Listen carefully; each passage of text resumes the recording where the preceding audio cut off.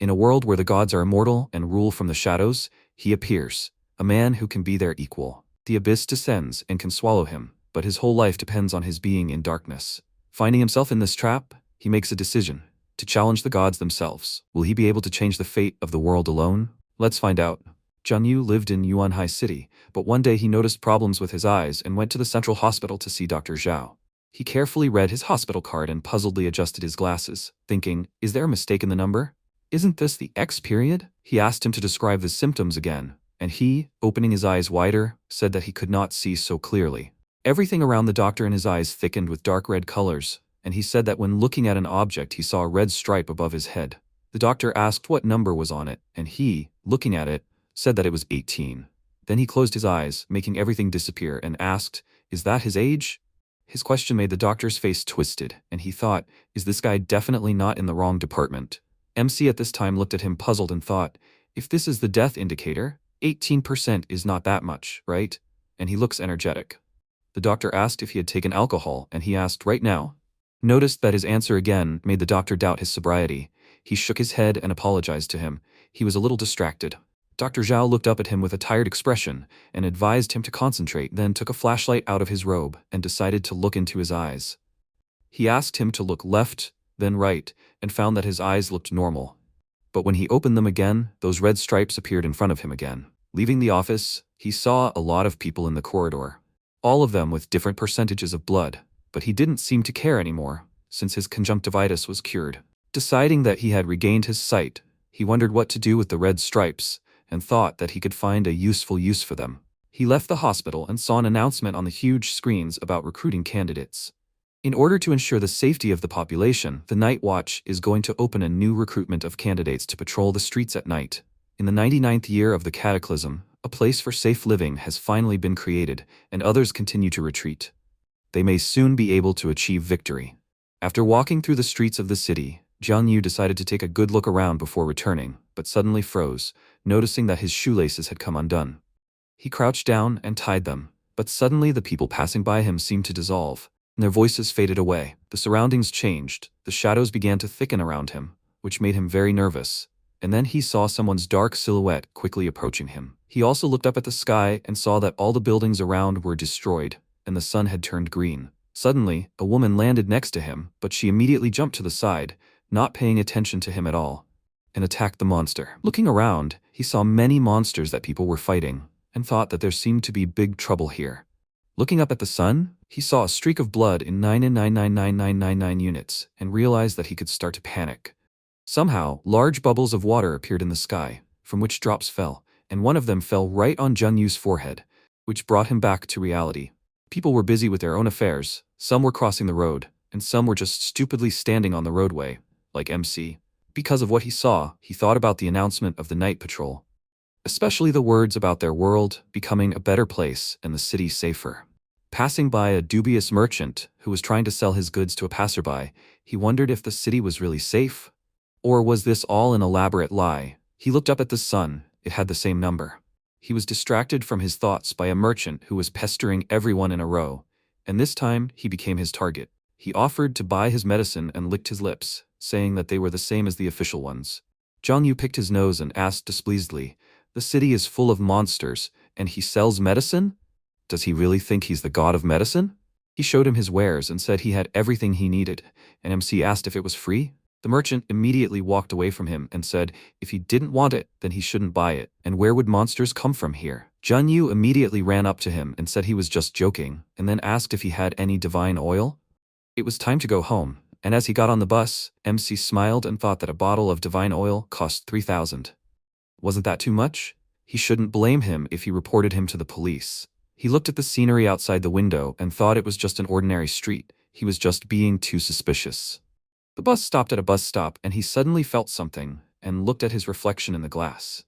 There was only him in the reflection. All the other people had disappeared and the surroundings had changed. Because of this, he froze in shock on the spot, and when everything disappeared, he looked around and thought, did this happen again? The second time already. He touched his chest out of excitement and thought that he would need to look around on the way home. The bus continued on its route, and closer to dusk, MC got to his apartment. The first thing he did was take a shower, but when he looked in the mirror, He saw a pattern on his chest that came from nowhere, but he had seen something like this somewhere before. He remembered how he was rummaging through the library on a dark night, and then a book with exactly the same pattern fell on him. The pattern on his chest suddenly activated, and bright flashes of energy appeared that pierced his entire body with pain. Because of this, he fell to his knees, and feeling how his chest was burning, he could not find a better solution than to pour cold water on himself. The pain immediately subsided, and the pattern stopped raging. But suddenly, in the reflection of the mirror, he noticed a streak of blood above his head. It was 100% full, which made him grin nervously. But the strangeness was not over yet. His shadow suddenly began to curve, and when he turned around, it had completely disappeared. He began to nervously run around the room, trying to find his shadow, and when he noticed it on the wall, he sighed with relief and said that he thought it had disappeared. So many strange things had happened.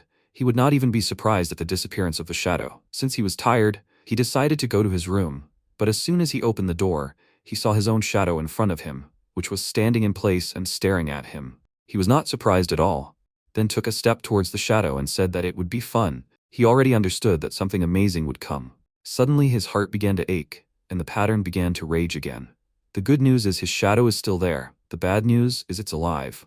When he came face to face with his shadow, he wasn't scared. He just started giving it instructions. First, he asked his shadow to raise his left hand, and once he did, he asked him to raise his right leg. After watching his shadow follow his instructions without question, he smirked, thinking of something evil, which made the shadow nervous. He ordered it to dance, and he looked at it in confusion, wondering why his head was hurting so much. Where did this even come from? When he touched his chest, he felt some kind of pearl, which immediately flew up and started spinning quickly. There were several hieroglyphs on this pearl, and it stopped on one of them. After that, the system showed him the characteristics of his shadow. He has the abilities Shadow Bite and Shadow Pupil. He opened a detailed description, which said that his shadow exists only thanks to him. He has the same memories and power, and can also perform simple tasks. But let him pay attention that he does not have consciousness. Maybe in the future, this will be possible to change. He paid attention to the shadow that was still dancing, and then tried to touch him, but his hand passed through his body, and he asked, "Can he not speak either?" The shadow was silent, and he asked, "Does he have all his memories?" He nodded, sat down at the table, and began to quickly write something on a piece of paper, after which he showed him a mathematical equation and told him to look. This is his assignment for the summer. He handed him a pen, and he, taking it, sat down at the table. While the shadow was solving the problem, he came closer and poked his finger at him, wondering, does this guy have some other ability? He is just in shock. Suddenly the shadow turned around and put the pen on the table, and he asked why he does not write. Instead of an answer, it was written on the piece of paper that he had already solved everything. He hit him with displeasure and exclaimed that he had all the memories. He would have solved this equation in 2 minutes. Was the task really that difficult? Remembering the description of the system, he asked him to draw a horse, and he immediately got down to business. Looking at how skillfully he drew, he thought that he could even write books with him and make money from it, and he does a good job. His eyes were already rounded in anticipation, like a coin, and he decided to look at other capabilities of his shadow. With his first ability, Shadow Bite, he can take shadow points from others, absorbing them and strengthening himself and his shadow. He was very interested in this and thought, should he touch the object from which the shadow emanates? He quickly looked around in search of a shadow, after which he went to the corner of the room and extended his hand forward. The shadow fell on his hand, but nothing happened, and he thought that this skill is not very good. There is not even a manual for use. Then he decided to test the second skill, Shadow Pupil. There was a change in his eyes. By activating this ability, he can open the dark side of this world in front of him.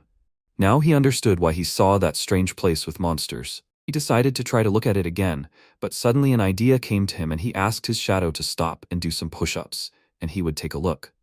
The shadow nodded and got up from the chair, after which he sank down, as if he was going to do push-ups.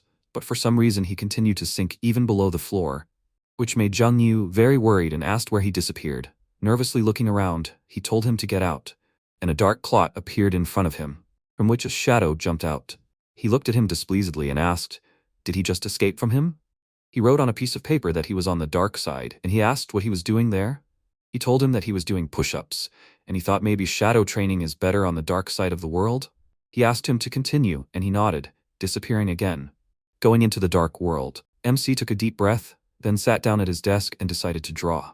Morning came, he fell asleep at the table, and now he was having very pleasant dreams about his classmate and his mother's fitness friends. Suddenly, someone rang the doorbell and he immediately woke up, but the position he was sleeping in made itself felt. His whole body crunched. From behind the door came the voice of his friend, who asked him to open the door, and he went to her, saying that she did not need to shout like that. After all, it was morning. As soon as he opened the door, he saw in front of him his childhood sweetheart, who always behaves hot-tempered, Lu Yao Yao. He noticed that the blood count above her head had decreased to 93%, and wondered what was the reason for that. He looked at the calendar and realized that it was those days, then asked why she came so early. She went into his room and told him to hurry up. What did he even do yesterday? He was talking about some business, but she didn't understand anything, so let him tell her more details. She still couldn't take her eyes off her phone, but a sharp bang behind her made her finally put it down, and she turned to her friend, exclaiming that if he didn't want to show it, he should have said so. Why was he slamming the door?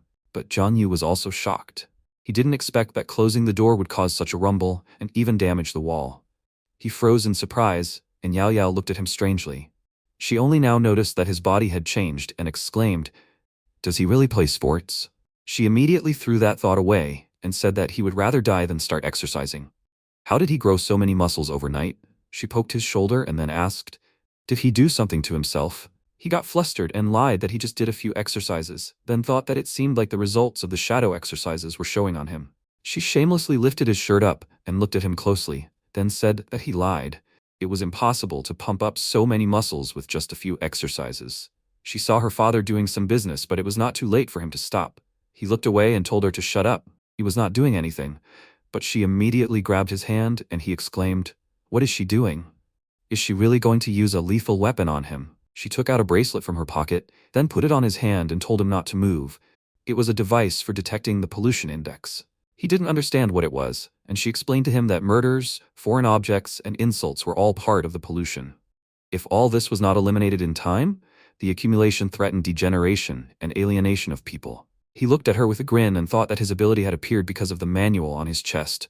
Would he find it useful? Suddenly, sparks began to emanate from the bracelet, which moved to his chest, which made him very worried. The pollution index began to increase sharply, and the girl took out a gun. Seeing this, he was shocked, and thought that he couldn't let her find out about everything. He needed to prevent this. He concentrated, and the pollution index dropped sharply, and she calmed down and said that it seemed like nothing had been found. He smiled nervously and asked if she was going to shoot him. He sighed with relief, and she said that her father taught her to be careful in everything. He decided to change the subject and offered her to look at some drawings he had made recently, and she, with delight in her eyes, impatiently asked him to show it to her.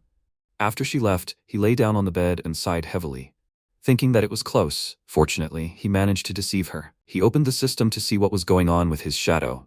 The journal said that his shadow had recently gone to the dark side and was still training. Now he had become many times stronger. As he performed the exercises, 1 unit was added to his strength, and when the shadow used a bite, shadow points were added.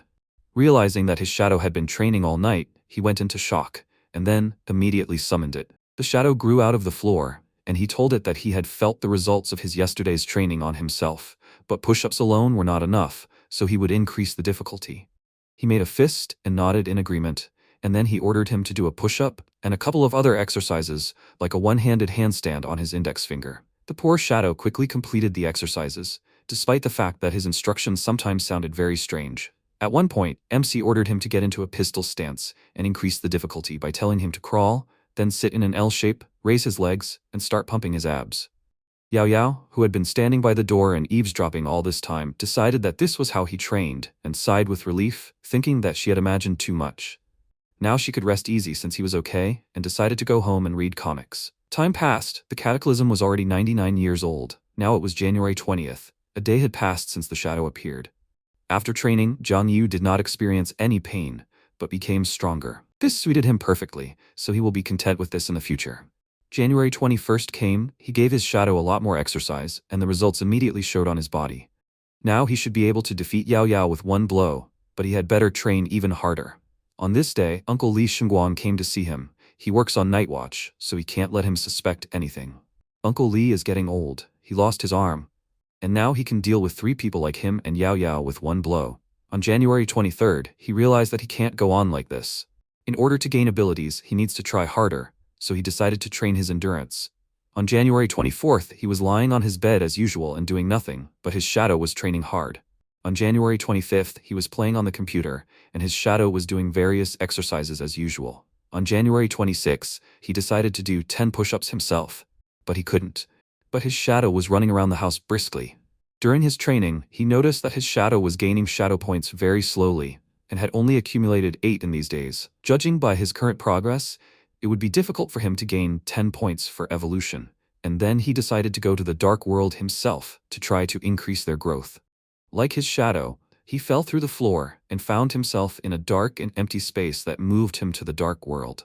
After that, he found himself in his room, but it was very dark and creepy. Going out onto a deserted street, he realized that he was in the dark world, and remembering how he had struggled to get out of his room, he smiled nervously and thought that the only way to get to the dark side was to leave the real world. He noticed that everything here was exactly the same as in his world, but only much darker. While he was slowly walking down the street, a silhouette appeared behind him, which suddenly disappeared, and he, thinking that it was his shadow, began to look around with a smile and call him. But when he turned around, instead of his shadow, he saw a huge toothy monster who pounced on him and swung his weapon. His face immediately acquired a frightened look, and a second before the blow, he managed to jump to the side. But the monster was not going to let him go so easily. He attacked him again, and he, miraculously dodging each of his blows, cursed loudly, after which he activated his ability, and an instant before the blow, dived into the portal, moving back to his room. He fell to the floor with a crash and, looking at his pants torn by the monster's weapon, smiled nervously and said that it was dangerous. After which he brought his hand to his rapidly beating heart and thought, "What was that? Who is he, and why did he attack him?" He looked at his minor wounds and thought with a smile that fortunately the exercises had made him much more mobile and he was unable to seriously hurt him. Taking a folding chair, he decided to take revenge on the monster for trying to kill him, after which he moved to the dark world. He tried to fight him, but unfortunately he lost. The next day, on January 29th, during a rematch, he lost again, receiving a strong blow to the chest that almost broke his bones. On January 30th, 3 bloody marks appeared on his buttocks, and although he had had a hard time over the past few days, he still managed to recover 6% of the blood. On January 31st, he decided to stay home and recuperate, and his friend kindly helped him treat his wounds. After finishing this, she noticed that he had been fighting a lot in the past few days, and he answered her with a smile that she did not understand this. Scars are an adornment for men. She pressed on his wounds with a smile and asked how scars on his buttocks can be an adornment for someone. Because of this, he screamed in pain, and she said that if he felt this way now, it meant that his body would get stronger very soon. He suddenly remembered that there was only a month left and asked what her plans were. She didn't understand what he was talking about, and he reminded her that there was a month left until the exam. She hadn't forgotten about it, had she? During the years of the disaster, most industries became less popular, including the cultural and artistic industries, and people involved in the arts became the bottom of society. No one cares about entertainment and holidays anymore. Now battles come first, and they take a place in people's hearts. To become part of the Night Watch, you need to pass the martial arts exam established at the state level. After passing the exam, a person's life changes dramatically. Yao Yao, with an upset expression on her face, said that she really didn't want to participate, which surprised her friend. Pursing her lips, she confidently declared that she wanted to study music. Zhang Yu didn't care about this. But what about her father? Wouldn't he mind? After all, Uncle Lu is a high-ranking person in the Night Watch, and she is equal to a second-generation official who failed the exams and became a freelancer. Her hand, which was treating his wound, froze, and she said sadly that he would not agree. He wondered what she would do then, and she continued to treat his wounds, asking him not to tell anyone about this. The policy had changed. Anyone can apply to take the martial arts exam. He asked, didn't she respect her principles before? She will definitely pass this exam. Blowing on his wound, she told him that the pressure on the Night Watch is constantly increasing, so almost everyone is accepted, so she will definitely pass the exam. He puzzledly raised his hand to his chin and thought that she had very strong abilities. On the day of the exam, a lot of different devices are used, and if there are guns, he will definitely not be able to handle it. He felt nervous and wondered if they were going to send him to some kind of correctional camp. An idea suddenly occurred to him, and he asked if he could use her detector. She smiled and asked why he needed it. He knew that this device could only be used to detect others. If he encountered one, it would be best to run away or call emergency services before the special one killed him. He didn't understand what special one she was talking about and met her questioning gaze. She decided not to answer this question and said that she had dealt with his wounds, so she needed to leave. But he was still curious about these special ones and asked if her family knew a lot about them, didn't they? She asked in response, If he was so interested in the special ones, did it mean he was planning to take the exam after all? He smiled nervously and reminded her that she herself said that they would definitely take the martial arts exam this year. If only he had the ability. She suddenly approached him and asked, "Is it true?" He nervously confirmed her words and added that he also plans to create some comics about the different and special. Her eyes lit up with delight, and she asked him to tell her, but since he made it up on the spot, he got nervous.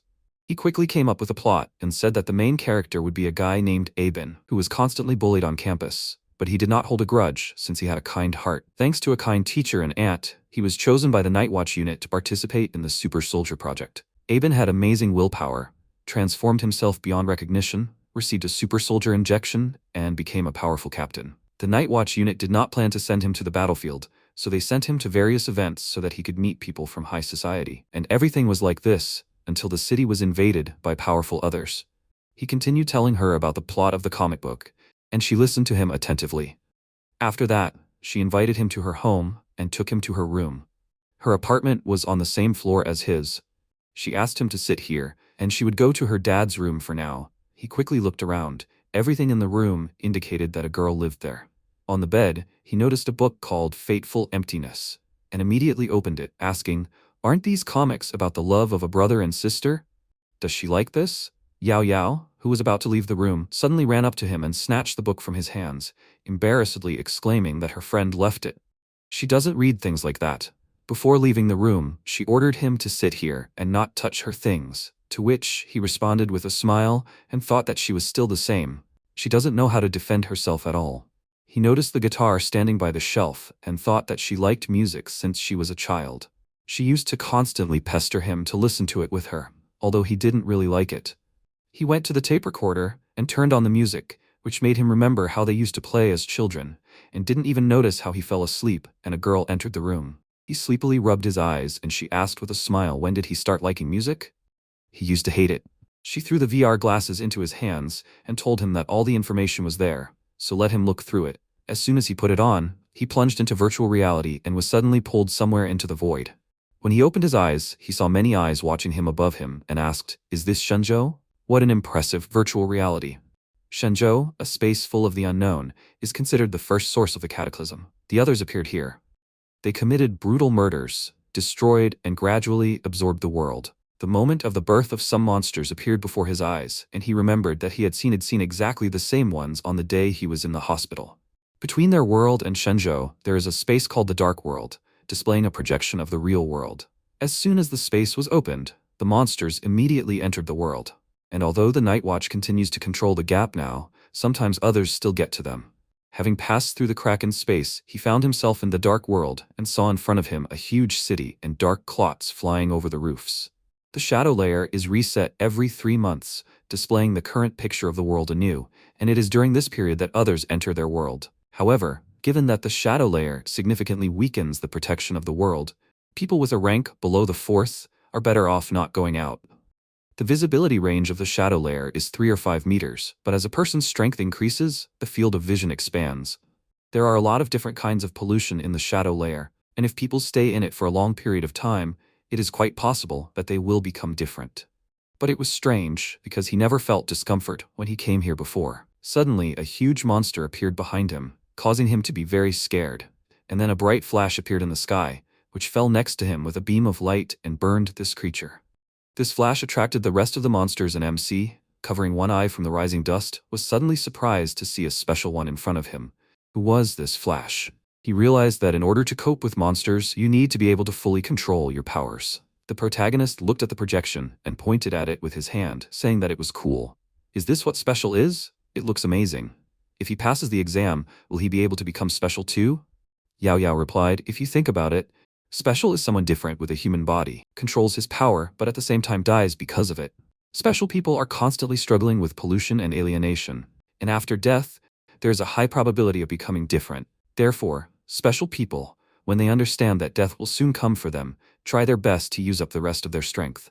At that moment, MC looked at the huge monster that had formed in front of him. Horrified by this picture, he took off his VR glasses and shouted, "Wow!" His girlfriend looked at him in surprise and asked, "So what?" He put his hand to his face and replied, "Nothing. Too much information. It takes time to digest. By the way, Could she stretch him out? She asked him to repeat it in an irritated tone, and he said, 3 original paintings, she can decide for herself about the content. The next second she was behind him and began to stretch her shoulders, agreeing. Then she asked what the problem was. He replied that he was constantly working out, that's why his neck was stiff. She asked, does he also pump up his abs? He replied, of course. Does she want to touch them? Then she lifted his t-shirt and touched his abs. At this moment, Lou entered the room, exuding a terrifying aura. They shouted in surprise, Uncle Lou? After some time, they were sitting in the establishment. The protagonist awkwardly looked at his friend's father while he was gnawing bones with particular fury. Yao Yao handed her father a piece of meat and said that he got it all wrong. He was surprised. Did he get it wrong? Did his own eyes deceive him? She tried to answer something, but the next second she pointed at the protagonist and shouted that he should say something. He coughed and said, no. Uncle Lou, he will drink 3 glasses as punishment. He then raised the glass of drink to his mouth and declared that he could. Lou said irritably, is there a reason? He raised his hands and shouted, man, you have become too insolent, where is his knife? Yao Yao asked him to calm down. MC, running in the opposite direction, shouted that he misunderstood. MC and Yao Yao are childhood friends, but their personalities are completely different. He is a bully boy, while she is a diligent daughter. He does not know why, but she liked to play with him since childhood. She tried to be near him. Maybe it was because he once helped her by protecting her from bullies.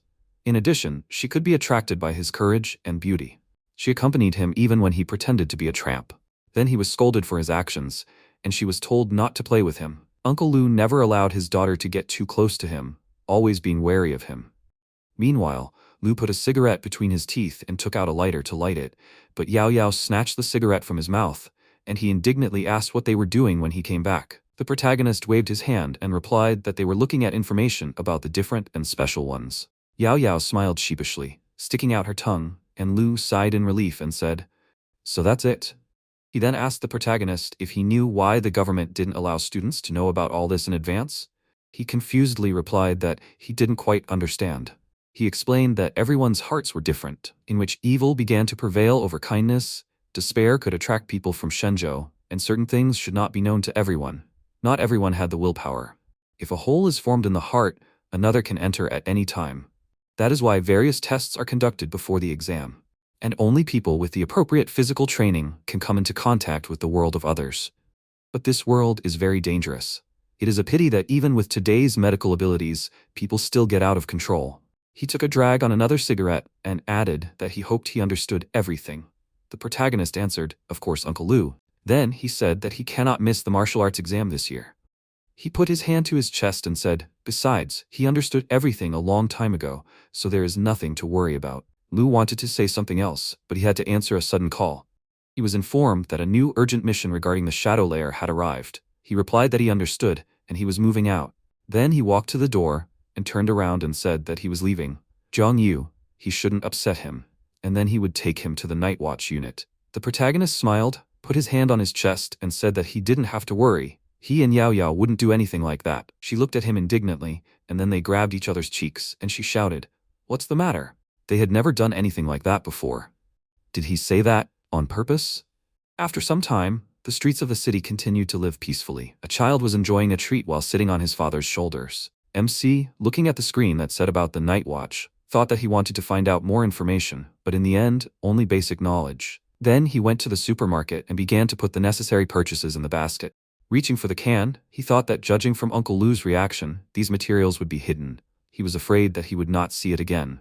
Then he sighed and put the bottle in the basket, answered Yao Yao's call, who was shouting, damn Zhang Yu, he must take a pack of eggs, a carton of milk. Although he should forget, that's all. Then he walked to the feminine hygiene products and thought that she wanted to ask him to take 2 packs of pads, but she was embarrassed. And then he did his shopping and thought about the fact that there was a month left before graduation. Now the effect of shadow training is gradually weakening. It seems that shadow training alone is not enough, you need to add real training. By the way, recently the propaganda about fighting others has intensified, and more people have signed up for the martial arts exam. Then the protagonist looked around as he entered the alley, and then looked at the sky, where the moon was rising. He felt like something terrible was about to happen. And then he waved his hand and thought, okay, I've imagined too much, I should stretch. Then he looked around the corner and found himself in a dark world. He saw a blood level of 14% in front of him and shouted in surprise, who? A wounded fighter, Lin Mo, was walking towards him. His face was covered in cracks, his eyes were distorted, and the protagonist said anxiously, "He seems to live in the same building, why is he here?" But the fighter was exhausted, he fell to the ground in front of him, and the protagonist again turned his attention to his blood level. Then he noticed two children hugging each other near the wall. At that moment, an other with a blood level of 24% approached the children. He looked at this in surprise and, clenching his fist, shouted, "What?" Just before, Linmo rubbed his neck and said that he was extremely tired. The night watch had been getting more and more work lately. He sighed and said that when he was a civilian, he thought this job was honorable, but in the end, he was always working overtime. If he had known earlier, he would not have taken the exam. Then he heard cries for help and saw children being sucked into the dark world. He thought, an alien decided to drag people into the dark world? No, an alien broke into their world to harm them? He had never seen people being dragged into the dark side so publicly. The children hiding in the gap desperately begged for help, and the next second he rushed towards them, stretching out his hands forward. He shouted that they should not be afraid, he would help. He would grab the children's hands, and then he himself was sucked in. After a while, the boy asked, "Where are they?" The girls sat on the ground and, crying, called her mother. Linmo grabbed his head and shouted that it was all over. He was sucked in too. He was already a civilian. He had already finished his shift. He didn't even have any weapons with him. Is this where he will meet his death? And then he got to his feet and saw the paw of an other with long claws approaching him. He clenched his teeth and kicked it sharply, thereby destroying it. He noticed that the gap had disappeared, so it seemed that he couldn't go back. He looked around and thought that there were others everywhere who could attack at any moment. Besides, he had been communicating with civilians almost all the time and had already lost all his fighting skills. Then he looked at the children and thought that this was the worst thing, helpless children. They continued to cry and call for their mother. The fighter said, "Damn, he can only send a distress signal and wait for rescue." He pressed the right button on his bracelet and then gave it to the children and told them not to cry. They should take this. It will help to resist the pollution here temporarily. As soon as he thinks of something, he will immediately take them home. He thought that it will not help him much. He will at least give it to the children. As for their survival, everything depends on fate. The boy asked desperately, "Really? Brother will take them home?" He confirmed it and said that they should be nearby. At this moment, another appeared from around the corner, and Linmo said that he would take care of this small problem and it would be over. He remembered that when he was 18 years old, he had passed the martial arts exam himself and entered the martial arts department of the university attached to the department. From the very beginning, he worked hard, laying a solid foundation, waiting for the time when he would become a full-fledged fighter. In his second year, he won first place in the battle with others. But this was not enough. In the world of others, diligence is far from the first place. He did not believe in fate, but no matter how hard he tried, he still could not overcome the barrier and step over his limit. In the end, he could only transfer from the martial arts department to the humanities, becoming an ordinary civilian employee of the Night Watch. In the present, he tied a special bandage around his fists and looked at the other. He noticed that it was in the shape of a half-human, moving on all fours. He thought that this one was of an intermediate level, and then the other one rushed to attack. The fighter swung his fist and hit the monster. Then he spun on the spot and added another punch from the other side. The other one opened his mouth, and Linmo, smiling, said that this is great. The familiar feeling is coming back. Then he looked in surprise at the hand of the other one approaching him, who threw him into the wall. The fighter frowned and thought, "Damn." He wanted to dodge, but his body was slower than his mind. He miscalculated a little. Then the other one was near him again and began to attack. Linmo dodged in different directions and thought that his body was getting heavier. It seemed like his body was being pierced by numerous needles. Then he ran around the side of the monster and, clenching his fist, thought that he can't run anymore. He needs to do something. After that, he swung his fist again and, concentrating his energy, used the power of the shadow, blinding. Powerful energy burst out of his fist, heading straight for the other one. The other fell to the ground from such a powerful attack. A drop of blood was dripping off the fighter. He frowned and felt the pollution growing. Every time he used his skills, the pollution increased. Low-skilled people like him could not use their abilities repeatedly. Fortunately, since he became a civilian, he did not use his abilities that often, so the pollution was at a low level. He looked at the other approaching him and knew that if he did not take a risk now, there might be no future. He pushed off the ground and aimed his hand at the other, but received a powerful blow to his chest, causing him to fall to the ground, flipping several times in the air. He spat out a clot of blood, coughing, and thought, "Damn." The other adapted to his skills so quickly. The monster came at him again, and he thought, "Only an intermediate level. Any student from the combat department will figure this out in no time." But he is having a hard time. Is it because of the difference in talent? He can't win, but he must not retreat. He rushed into battle again and knew that the only thing he could do was stall for time, wait for the other members of the Night Watch to come. The children watched in horror, and the other injured Linmo, causing him to fall to the ground. He thought, is he dying? When he was 15, his entire family was killed by others. That is why at 18 he decided to take the martial arts test. But at 20 he was expelled from the second year. At 21, he joined the Night Watch unit as a civilian. 4 years have passed since then.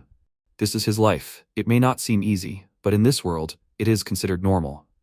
In 100 years of humans fighting others, they have never lived in peace, but sometimes even others retreat. However, once the clouds cover the sun, people no longer see hope. He remembered the words about death being the norm in their world, and he knew that he had to do something before he died. He filled his body with energy and stood up, thinking, so the second round begins. He clenched his fists again, preparing to attack the approaching other. Then he screamed, and pushing off the ground, dodged the other's attack, and then attacked himself, kicking him in the head. Energy enveloped him. With another scream, he delivered many blows to the other's head, thinking that he had to be stronger. More.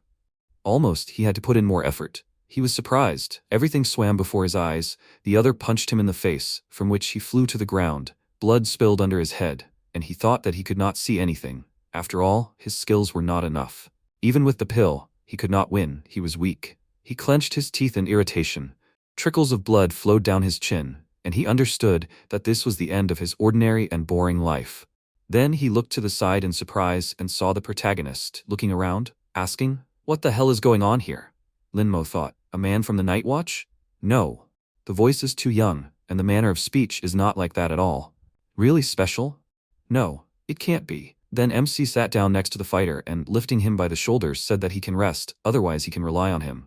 The fighter thought, besides, the entrance and exit from the dark side is strictly controlled.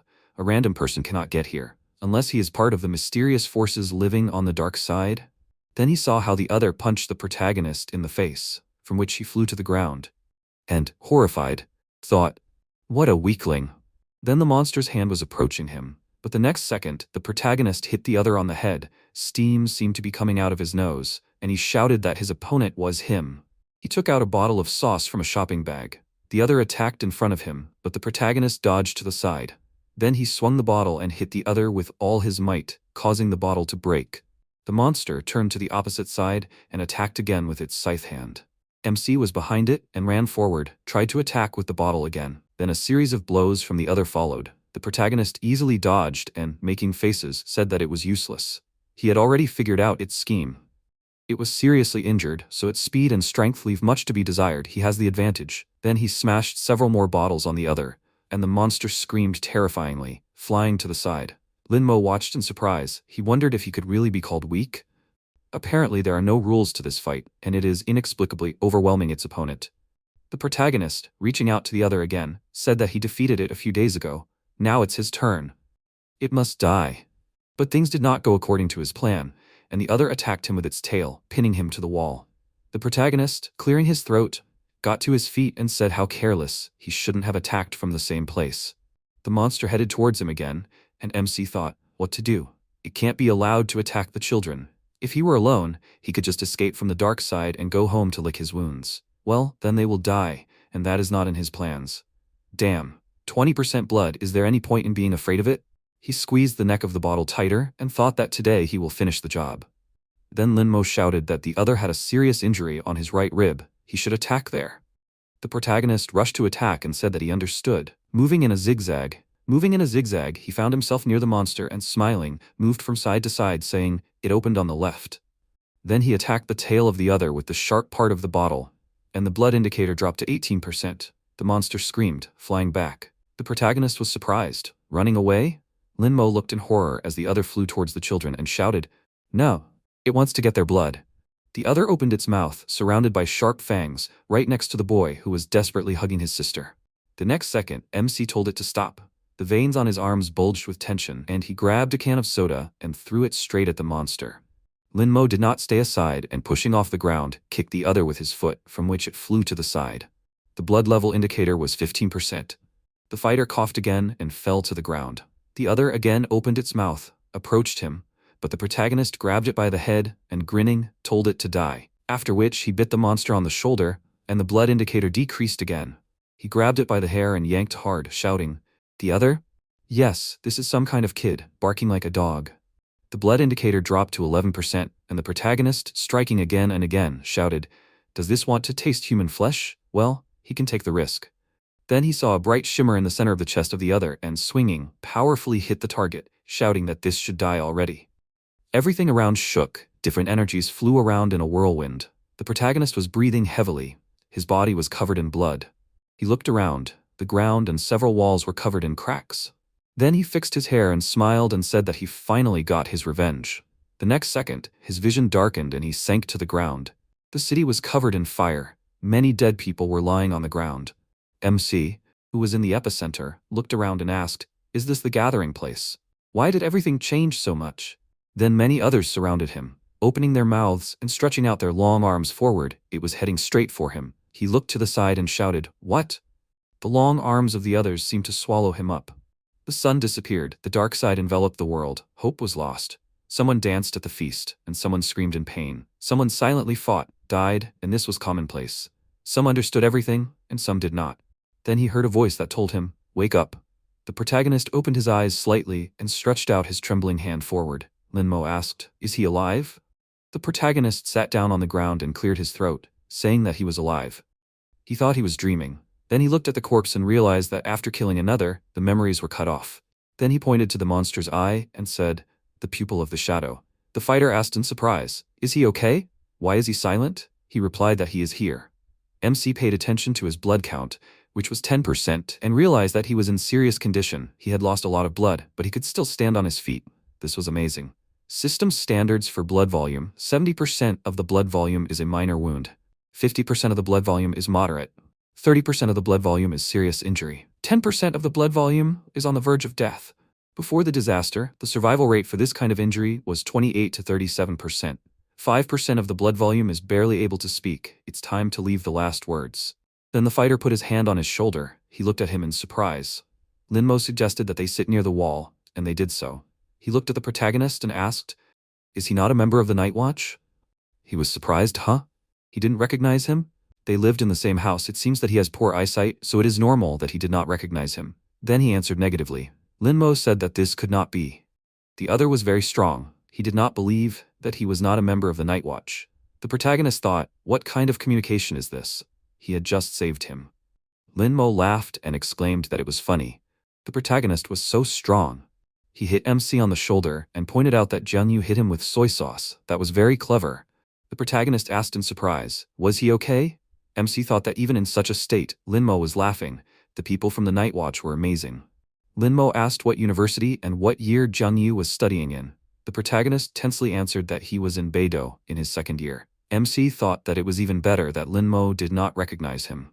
It was better for him not to tell the truth. Linmo happily noted that Jiangyu was younger. He asked what major, maybe humanities or martial arts. The protagonist remained silent and thought that it would be better for Linmo to stop asking questions. He was ruining everything.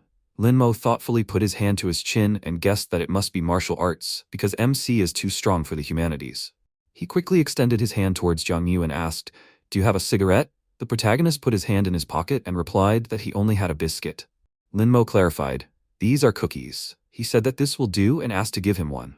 Suddenly, MC broke the cookie in half. He put one part in his mouth and offered the other to his comrade. Linmo noted with confusion that this is somehow not enough. Jiangyu pointed at the pack of cookies and said that he initially bought a lot, but during the battle, they all broke, but his comrade can take them. Linmo displeasedly asked him to eat this himself. They sit quietly chewing the cookies. Linmo clarified, "Is this the first time the protagonist single-handedly kills another?" MC replied that he thinks so. Linmo sighed and said that he always admired them, martial arts, combat sports and all that, so interesting. Unlike Jiangyu, he has lower qualifications, and his attack power is much weaker. He is hopeless. Even farsightedness, which seemed to be supposed to increase combat effectiveness, does not save at all. The protagonist replied that he thinks he needs to talk as little as possible to conserve energy until reinforcements arrive. Linmo looked to the side and clarified that everything is fine. He just wanted to talk to someone. It is not every day that a civilian gets the opportunity to fight another. But in any case, he is weak. Linmo looked at his hand shrouded in dark mana and noted that he could not even resist the wave of pollution. MC guessed that Linmo regrets it. Since he chose the direction of humanities, how could a civilian fall to the dark side? Linmo sternly clenched his hand into a fist and asked again, does he regret it? It was his choice. He quickly threw his head back and yelled that he was a civilian, went to work every day, talked to girls, worked on night watch. Isn't that a good life? Linmo himself transferred to this specialty because he was kicked out of martial arts. It would seem that everything was fine with him, but he didn't like anything. Linmo immediately stopped and coughed. Jiang Yu patted him on the shoulder and asked his brother to calm down, otherwise it would be hard later. Linmo pointed his finger at the children and clarified that he had sent a signal for help a long time ago. Rescuers would arrive soon. The protagonist exhaled and replied that he felt relieved, so he thought it was time for him to go. At the same time, the child pressed the button on his watch and squeezed it in his hand. Linmo smiled and grabbed MC's hand and asked him not to walk around. What if he bumped into another? He thinks that Jiang Yu's abilities are not yet enough to fight several others at once. Linmo suggested talking some more before the rescuers arrived. The protagonist remained silent with anxiety and thought that his brother should give him a break. He was already pretty tired of his conversations. After some time, under the night sky near the buildings, Linmo was happily sitting on the floor showing his biceps. He smiled and asked MC to take something to Director Huang from the Extraordinary Technology Specialty when he went to university again. It can be said that his teachings brought especially good results, and even another first ranker can be very strong. Jiang Yu smiled and put his hand to his head and said nothing. Linmo pointed at him and asked him to also thank the director from the cultural department. It must be said that her teaching is at the highest level. She was once advised not to be so gullible. They made an unsuccessful joke once, she immediately believed it, then she was embarrassed to death. The protagonist grinned tensely and noted that maybe he should take a notebook or let Linmo come himself later and tell these people everything. Linmo calmly turned his head and noted that he had been carrying everything inside for a long time. Wanted to find someone to talk to. It would be nice to come to Beidou Academy again. Linmo grinned maliciously and looked at MC and asked if there were any more chopsticks. He asked to give him a couple of them. Jiang Yu exclaimed that it looks like their comrade liked them. Linmo lowered his hand and asked to forget about it. Suddenly, dark mana appeared in the air, and Linmo looked at it and noted that it looked like the Night Watch had arrived. The protagonist smiled and said that this was very good, now the fighter would get help. He thought that they had finally arrived. MC took the package and walked away. Linmo sternly asked, would Jiang Yu not go with him? The protagonist disagreed and replied that he would get there on his own. Linmo happily pointed his finger at him and wished him a safe journey. MC was surprised and thanked him and moved on. He stopped and looked at the fighter. The Night Watch members approached the fighter and exclaimed that they had found a Night Watch member and 2 children. They asked to check his vital signs. Jiang Yu was watching them standing in the dark mana. The system window notified that the fighter's vital signs were 10%. Suddenly, his vitality became 9%. The Night Watch member asked, what's the matter? Why is the blood level dropping? The system window notified that the vitality was rapidly dropping. The protagonist worriedly wondered, why? He could be helped with their technology. Suddenly, the fighter's vitality disappeared. The Night Watch member raised his hand to his head and saluted the fighter. Linmo began to disappear with a smile and disappeared. The MC screamed in fear for them to wait. Instantly, the black mana disappeared and Jiang Yu appeared in another place. People walking down the street looked at the protagonist. The MC sadly lowered his head standing in the night city. A system window appeared, and a member of the Night Watch announced that the special ones must remember. One must not give up even at the last minute of one's life. When a person understands that the chances of survival are small, one must approach taking this pill with all care and caution. They must remember all the fallen boldly move forward until all others are destroyed. One must watch the earth and the sky, patrol day and night, think only of a happy future. They mortals have to observe inexplicable things, moreover, resist them. After all, they are the Night Watch. After some time, the board in the elevator shows that it has risen to the 8th floor. Jiang Yu, with a hood on his head, stands in the elevator holding a bag in his hand. He thought sadly, did that brother really die? The protagonist got out of the elevator and headed down the corridor, thinking that Linmo was constantly joking while speaking. It turns out that he just wanted to find an interlocutor before he died. No flowers, no applause, passed away quietly, just like an ordinary person. No matter how ordinary he is, MC will never forget him. He entered the apartment and closed the door. Jiang Yu tiredly put his hand on his head and thought that he was tired. He would wash himself and go to bed. He looked in the mirror and saw his blood level and thought, he walks with difficulty, but there is still half of the blood? He thought there was about 20% left. Jiang Yu went to the refrigerator and said that the fighter had 10%, so he thinks that he could still be helped. The protagonist took out the food and noted that it seems that training only your body is not enough. Willpower is also very important. Suddenly, MC dropped the food, hearing Yao Yao scream, "Where are the eggs?" She lay on the couch and clarified that her friend is not answering the phone. There is no one at home either. Did he go to the chicken coop for eggs? John Yu tensely squeezed his bloody sweater with his hand and replied that the new year was coming soon. The lines were huge. You could stand there for half a day. He quickly pointed his finger at her and asked where she got the keys to his house. Yao Yao jumped off the couch and replied that the protagonist didn't cook for himself, didn't order food, so his uncle asked her to take care of him. His girlfriend sternly crossed her arms, approached him and asked what had happened to him. Did he really get into a fight? MC smiled and noted that it was late. It was time for her to go home. Otherwise, Uncle Lu would get the wrong idea again. Yao Yao irritably grabbed his hand and ordered him to turn around. John Yu, trying to break free, exclaimed that he was hungry and wanted a bun. Suddenly his girlfriend noticed a torn piece on his sweater and asked him not to leave. She screamed, "How did a friend get hurt like that?" The protagonist clarified that he forgot to buy eggs. Yao Yao ordered him to go back and asked where he was going. The friend asked to let him go and replied that he was going nowhere. Yao Yao did not agree and asked him to answer first. The MC turned his head to the side and replied that he was attacked and robbed on the way home. But then he caught up with that guy and beat him up, so there's no need to feel sorry for him. When the police arrived, the attacker was barely recognizable as a human. John Yu thinks she can't even imagine how good his reflexes are. Left uppercut, then right, combination punches up and down. He thinks even his own mother doesn't recognize him. Suddenly, Yao Yao put her hand to his cheek, interrupting his story. She looks at him with a red face. The protagonist thought with fear that his girlfriend would never believe such a thing. Yao Yao asked if it hurt. MC smiled, put his hand on his head and without confirming this, replied that he just wanted to sleep. The girlfriend fell silent and quickly turned around, clarifying that she needed to tell her uncle everything. No need to fight at night. Zhang Yu instantly grabbed her hand, trying to stop her, and exclaimed that it was not a fight. He just stood up for himself. He asked to believe him, and Yao Yao confidently continued to walk and exclaimed that she could not be convinced. Suddenly the protagonist fell to the floor and screamed that he was too weak, he could not do it anymore. The girlfriend got scared and asked if he was okay. She sat down next to him and said that she thought he needed to go to the hospital. MC asked her not to worry, and replied that he thought he had everything he needed. The medicine was better than in any hospital. Yao Yao snorted with displeasure and asked if he thought she would give him medicine. Zhang Yu smiled and asked Dr. Yao Yao to cure him. After a while, the protagonist made a face in suffering and screamed that it was very painful. MC raised his hands with irritation and bandages on his body and exclaimed that he allowed her to give him medicine, not to turn him into a mummy. His friend hit him on the shoulder and asked if he would do that again. Zhang Yu refused in fear and exclaimed that such a thing would not happen again. Yao Yao asked him to swear and her friend replied that he would not. The girlfriend immediately grabbed his head and raised her fist. The protagonist noted that it was in their nature, they can't live without fighting. Yao Yao clarified what he said. Could he repeat it? MC, receiving many blows, said that he would just watch and was not going to get into fights. Yao Yao walked away dissatisfied and said that she was leaving. Zhang Yu clarified, was she already leaving? Would she like to stay the night? He had a big bed.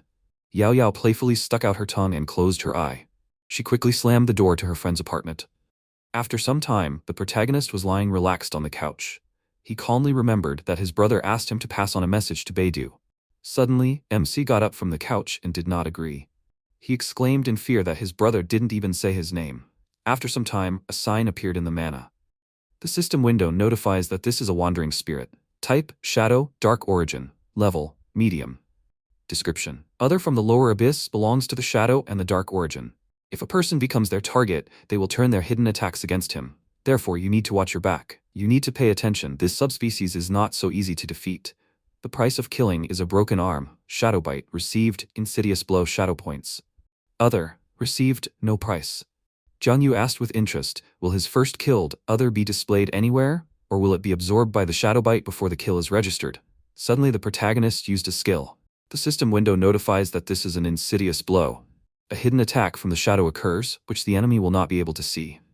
The first attack deals colossal damage. MC decided to look at the received skill first. He confidently raised his hands and yelled that this is an Insidious Blow. Jing Yu fell silent, realizing that nothing had happened.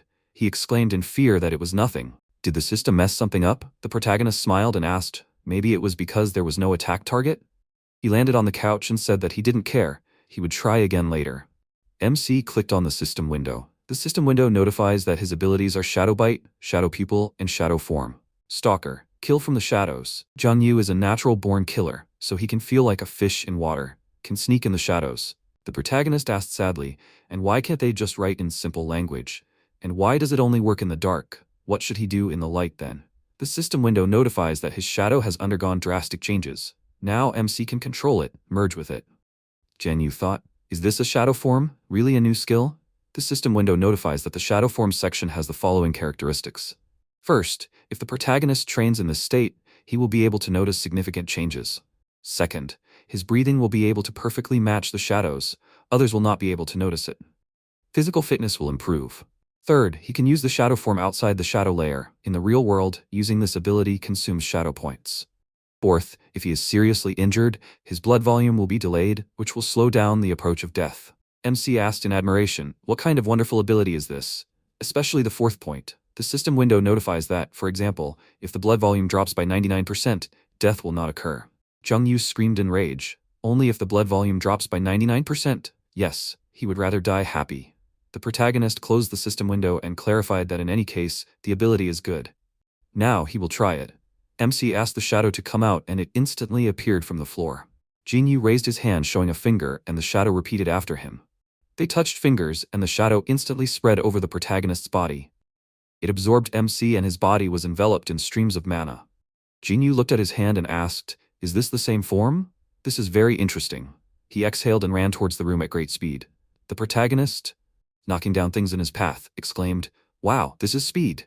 He easily lifted the bed and noted, wow, this is power. MC hit 100 kilograms in the face with a sledgehammer and exclaimed, wow, this is defense. Jianyu smiled happily and laughed, yelling that he was invincible. The neighbors yelled, who's up there? They asked him to calm down already. The protagonist with the dissolving shadow noted that it was not very visible, but at the same time, it justified itself well. The shape of the shadow was something. The system window notifies that the person, stalker, can be opened.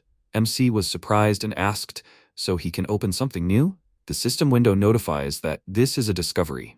He has some of the abilities of this skill, but has not yet received official full possession of it. After full acquisition, no one else will have this ability, but there are also risks. Does he want to try? It should be noted that sometimes risks can develop into opportunities. Jianyu thought about it. Should he try? Why not? The system marked the word risks in red. Maybe it is better to refuse? But risks can develop into opportunities. The protagonist thought for a while and agreed. Suddenly, dark mana erupted from the system window. MC was very scared and, disagreeing, exclaimed that he had not yet fully decided. Dark mana quickly enveloped him in a sphere. After some time, the light was on in his room. Jianyu lowered his black foot to the floor. The system window notifies that this is a killer. If the protagonist does not take risks, he will die. He is a natural-born killer whose attacks will always cause damage. Note 1. Guns, bows, poisons, and other foreign objects will not reproduce the effect. Note 2. As a shadow assassin, he should behave stealthily. The higher his reputation as an assassin, the more fruitful the results will be. Note 3. There is no escape. After a while, MC looked at his hand in confusion and noticed that the damage was done to God himself. The system window notifies that after activating the shadow form, his killing ability will be greatly increased, and the need for a certain balance of blood volume is reduced. Decapitation. When the victim's blood volume reaches a certain limit, the bar above his head will turn scarlet. Jianyu will be able to watch the gradual death of the victim. When attacking, he can activate the decapitation skill, which depends on the blood level, strength, abilities, and other factors of both parties. The protagonist wondered if this was the skill that was activated last time he killed another? Absolute damage and decapitation. MC confidently raised his finger and exclaimed that he seemed invincible. He suddenly remembered something and quickly began to remove the bandages from his body. Jianyu, in confusion, ran his hands over his chest and clarified, weren't there any wounds? It seems that everything has healed. Even the deepest wound disappeared. Medicine doesn't work that quickly, right? Suddenly the protagonist pulled out a piece of shadow from the wound. He looked at it enthusiastically and asked, is it because he activated the shadow form? The power of recovery is amazing. After a while, Jianyu's page was opened on the phone. Above his photo it says that yesterday he was hit by a series of blows. He was hit 88 times, but as everyone can see, he remained unharmed. Yuqian asked Yao Yao to look at the protagonist's photo from yesterday and clarified, is this true? Xiao Xiao replied that yesterday MC said that he met some merchant and fought with him. Only, he also had a knife for cutting watermelons with him. A friend asked if Jianyu was injured. Maybe she should visit him? Yaoyao calmly asked not to listen to the protagonist and noted that a dog had just chased him. The friends asked if this was true. Yaoyao thought that her friend was a fool and only did what he did, bragging. Sometime later, at MC's house, the friend took hold of the door handle and said that if they didn't believe it, they could see for themselves. Suddenly, Xiao asked where her friend got the key to his house. Yaoyao got scared and smirked and replied that Uncle Zhangyu gave it to her. She confidently opened the door and asked if her friend was home. Someone had come to visit him. The protagonist is sitting on the floor writhing in pain. He covered the wound with his hands in fear and noted that it was carelessness. He didn't even think that the wound could open. His friend asked if he was okay. Yaoyao ran up to him and asked if there were more bandages. How did this happen? MC replied that he thought the wound had healed, so he took off the bandages. Xiao noted with surprise that it seemed like he wasn't lying about being hurt. Yuqian agreed and added that he thought so too. He quickly grabbed Zhang Yu's hand and asked when the protagonist managed to get so pumped up. Now it's clear why he rushed into battle with the merchant. Xiao happily poked her fingers at MC's biceps and abs and exclaimed that it was really cool. Yaoyao discontentedly pushed her friends aside and asked them to step into the living room. They noted that they understood and asked not to push. Suddenly, Zhang Yu screamed in pain. Yuqian asked if it would make him feel better. The friend replied that it probably would. After some time, Yaoyao was smearing his friend's wound and he was screaming in pain. She asked him to stop already. The friend knew this ointment. It didn't hurt at all. Suddenly, the protagonist noticed Yaoyao's legs and became embarrassed. She said that she thought his wound needed to be treated well. The friend smeared his wound and he enjoyed it and said nothing. Yaoyao discontentedly noted that MC fought too much, so she asked her friend to give him some medicine. Zhang Yu sadly refused and clarified that he was a fool and clumsy. It would only make things worse. Yaoyao grabbed his cheek and exclaimed that Uncle Li wasn't there for him. The protagonist thought that he couldn't do anything anyway. The friend irritably asked what he was even doing yesterday. She asked him just not to brag and not to come up with any strange things. MC calmly replied that it was just a nightly act of justice. Yaoyao irritably noted that he was not telling the truth. Zhang Yu thought about it. What else could he say? Ran into the shadow lair, killed another there, and then came back? Would she believe it? The protagonist picked up the bandages and asked what time Lu returned yesterday. Yaoyao replied that he had not returned and asked, what was the matter? MC looked down and said that it seemed to him that the night watch worked rather cruelly. Main work during the day, extra hours in the evening. It was dangerous after all. The girlfriend sadly lowered her head without answering, and Zhang Yu thought that she was worried about her father. Most of the allies of the Night Watch put their lives in danger every day. Uncle Li was left without an arm. Lin Mo died at the age of 20-something. Even such a strong man as Uncle Lu was seriously injured, which radically affected his endurance. He will not have any further advancement. Yaoyao asked with interest, if a friend passes the martial arts exam, will he come to work on Night Watch? MC calmly lowered his head and began to think. Suddenly he answered that he did not know. He smiled sarcastically and asked, are there beautiful girls there? Yaoyao irritably ordered him to shut up and grabbed his cheek. Zhang Yu exclaimed that it hurt and asked just not to hit. The protagonist asked her to relax and asked, do such things exist? At the same time, friends eavesdrop on them standing behind the door. Yaoyao clarified, and he did not see. Well, now she will show. MC asked her to stop and not do it. Yuqian looked at his friend with confusion and asked, what is going on between them? Xiao clarified, is he still asking? After some time, the friends are silently standing in the room. Zhang Yu smilingly clarified, why did they come? Yuqian replied that they heard that he had a bad time yesterday, so they decided to visit. Xiao asked with a tense smile, is he feeling better? She looked at the red marks on the protagonist's body and wondered if these were hickeys. Yaoyao was so energetic. MC sat down on the couch and asked them not to worry, because he would live. Zhang Yu asked them to sit down. He raised his hand and lied that they didn't know anything yet. The protagonist went to buy soy sauce, and when he was leaving, a large man with a bag in his hands flashed past him. Yaoyao noted with displeasure that her friend was at it again. She, holding a sweater in her hand, said that she would go to the store and throw it away. It was torn anyway. Zhang Yu raised his hand and agreed that she should throw it away. He continued the story that then 80 more healthy men ran out of the forest. One of them had a large knife. Suddenly the protagonist remembered something and quickly jumped towards his girlfriend and asked her to wait. He still has things there. Suddenly, the thing fell out of his jacket pocket onto the floor. Yaoyao saw the pads on the floor. She asked ominously, why did he need them?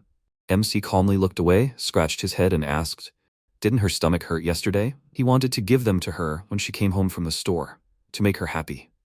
Yuchen, watching this with interest, thought that only people close to each other could share such things. Xiao Xiao, filming this on her phone, thought that she would show it to the whole class. Zhang Yu confidently put the pads in his friend's hands and asked her to take them, and if anything, not to be shy. Yao Yao angrily squeezed them in her hand and exclaimed that it was not necessary. She threw the pads at her friend's head. The protagonist put his hand on his head with displeasure and exclaimed that if she was angry, why shout like that? The friends said that they would also go and wished him luck. They noticed that the comrades looked good. The door slammed shut instantly, and MC said that everyone had left and that no one would bother them now. He quickly raised his hand and used Shadow Pupil. A magic circle with emitted mana appeared under his feet. Zhang Yu resolutely looked down and used shadow form. His body was enveloped in shadow, and he clarified that he would start with training. After a while, streams of mana surrounded him and the protagonist became a shadow, moving to another place. MC noticed that it was strange. There should be a lot of pollution here, but for some reason, only comfort was felt. He, standing under the bright sky, clarified that this feeling was as if he had lived in a polluted environment for a long time, and then suddenly found himself in an endless and clean space. His blood volume was 60%. Zhang Yu said that it was not bad, his stomach did not hurt, and the blood volume had increased. He looked at his hands enveloped in mana and decided to start. The protagonist fell quickly to the floor and, pushing off from it, flew up to the ceiling. Suddenly, MC fell to the floor, raising smoke underneath him. He laughed with a terrifying look and exclaimed that cool, inexhaustible energy.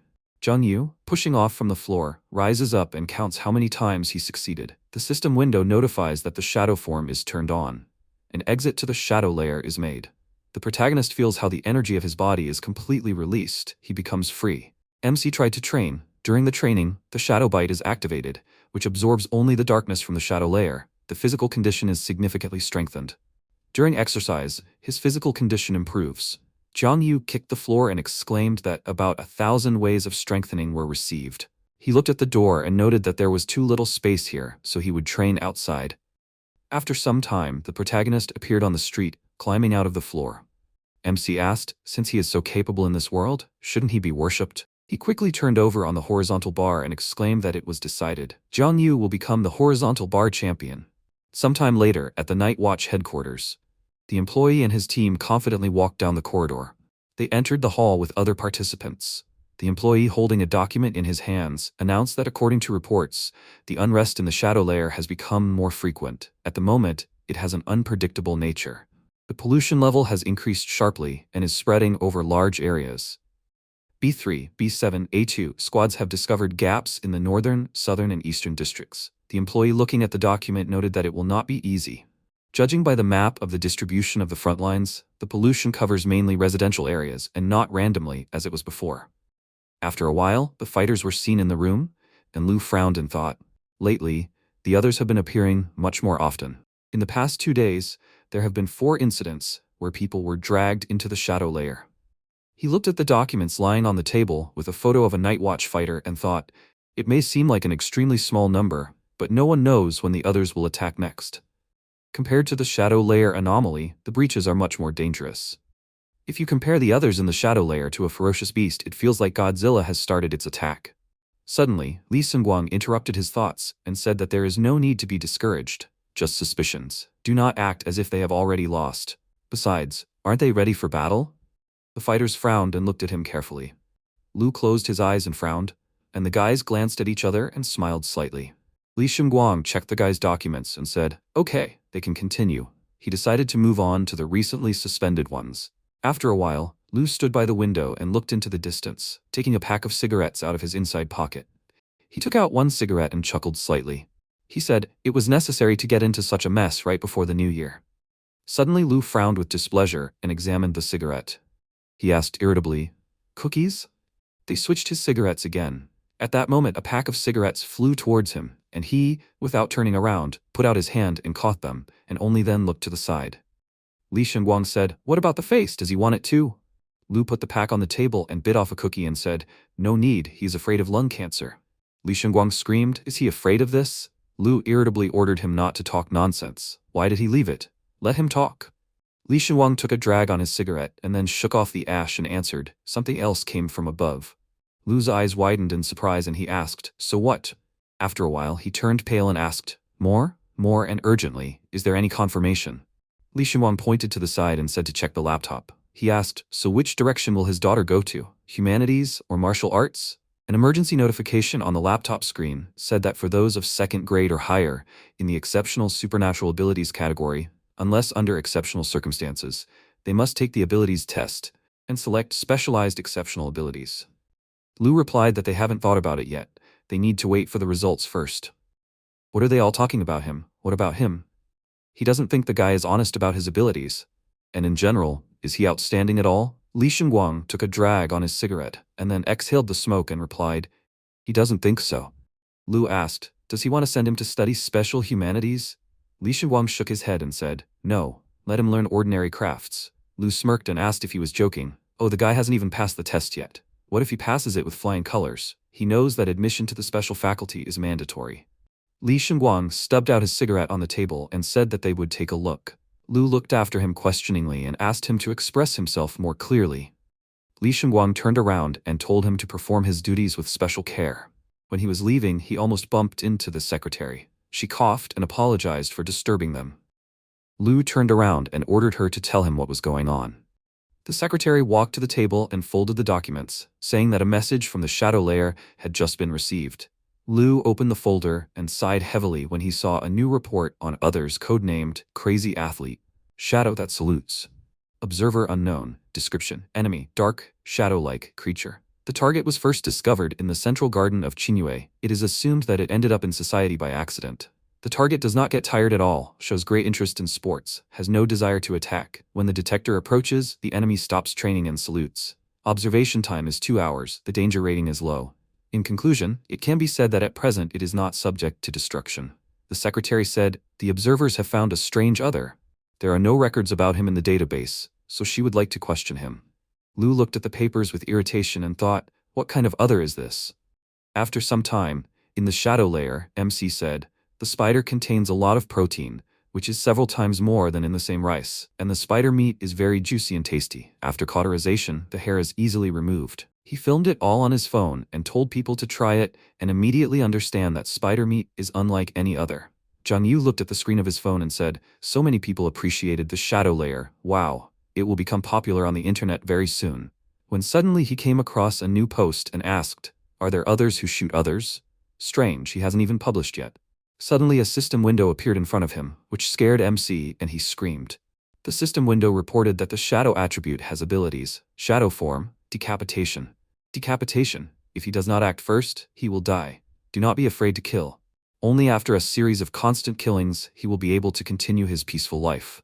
You need to enjoy the process of killing until he reaches the advanced level. Zhang Yu screamed in irritation. Did he decide to scare him? Suddenly he froze and saw a new system window with a time limit of 100 hours. MC asked, "Will his life end in 100 hours? This began to scroll through his head. 100 hours. 100 hours. How so? Why are there only 100 hours left? There will be certain risks when opening this skill." MC thought, so these are the certain risks that were mentioned earlier? Yes, this is a real disaster. He tried to calm down. The main thing is not to worry. He needs to think of something. Zhang Yu remembered the description and thought that from the description, he needs to fulfill the position of a hunter and hunt. In other words, he can live while killing others. The system window reported, a risky life and constant killing. This is an integral part of being a hunter. Perhaps he will gain eternal life by committing endless murders, or maybe. MC read this and said, "Judging by the text, immortality can be obtained through hunting." The second point, decapitation. It also has another personality. When the physical body dies, it will simply move to another shell. Zhang Yu asked, "What does another shell mean? And what does enjoy the process of killing mean?" He will not be able to be happy because of this. If he cannot kill another, then he will have to turn to Uncle Lee.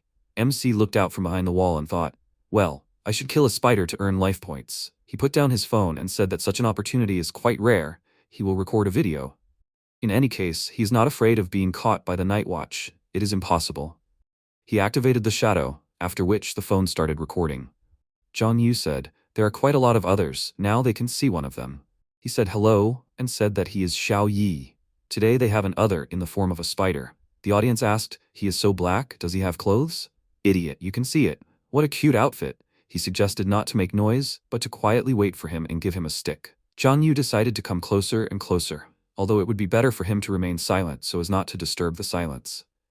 He thought that the steel, on which several thousand yuan were spent, was about to go into action. The spider saw the MC and began to activate. Zhang Yu began to run around him from all sides and swing the baton. His heart was beating hard and he thought that something went wrong. MC thought, even if he stands close, the spider will not be able to see him. He loves the form of shadow. Now he needs to learn about the creature's weaknesses. He activated his steel and thought, here, let him get it. Half an hour before that, the spider stood and spoke happily. He has been in this world for a long time. The atmosphere is very comfortable. There is no depressing atmosphere, and there are no terrifying and strong guys. You just need to be careful, then he can live in complete comfort. But literally just now he had to fight with one ugly guy. He got a little hurt, but got a full meal. You need to sleep a little, and then he will recover. Suddenly the spider's sensor turned on, after which he screamed, someone is watching. He thought, strange, from where? Definitely somewhere nearby. Oh well, this place always seemed unsafe, he will spend the night somewhere else. Suddenly the spider felt an attack and did not understand what was happening. MC killed the spider and said, amazing, he felt the shadow flowing out of him like a river. So by finding the right point to strike, he can release all his power? Great, only 40% of the blood remains, a couple more. At this moment, a large stream of mana was directed towards Zhang Yu, and he laughed and said, it doesn't hurt at all. The huge spider screamed loudly, his chrysanthemum. MC grinned and thought, great, he stabbed the stick straight into its weak spot, thereby causing bleeding. He used a shadow attack and disappeared, moving underground. He thought, is this a shadow attack? Skillfully attacks from the shadows, like a stalker. In the depths, MC saw a spider and said, there's no need to fight another face-to-face, you just need to wait for the right moment to attack, and then deliver a fatal blow to the victim. Another special hunter, prey? The hunt has begun. After a while, Xiao Di was scrolling through the broadcasts, where the guy said that the Night Watch is on guard for their safety. Hi everyone, and this is a member of the Night Watch at work. Today he will explain the formation of low-ranking others. The next broadcast was La La La, who said that today they will go with them to a small restaurant in the alley. The next streamer greeted everyone, and said that he is helping his family. This lighter, his family, if he can't understand this, she is finished. Xiao Di was lying on the bed and saying what nonsense, lately there is nothing interesting, boredom. Suddenly she came across an MC broadcasting and he said his name was Yo, and he was from Beidou. Xiao Di screamed. What kind of place is this? She saw monsters and screamed. Were they other? Oh my god, really? Is this not a setup? The MC said that this creature was called a shadow spider, an ancient kind of ghost, the first rank, the lowest other.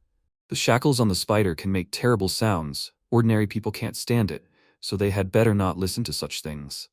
Xiao Di frowned in annoyance and said, a herd of sheep. All they do is post their disgusting and made-up comments on the internet.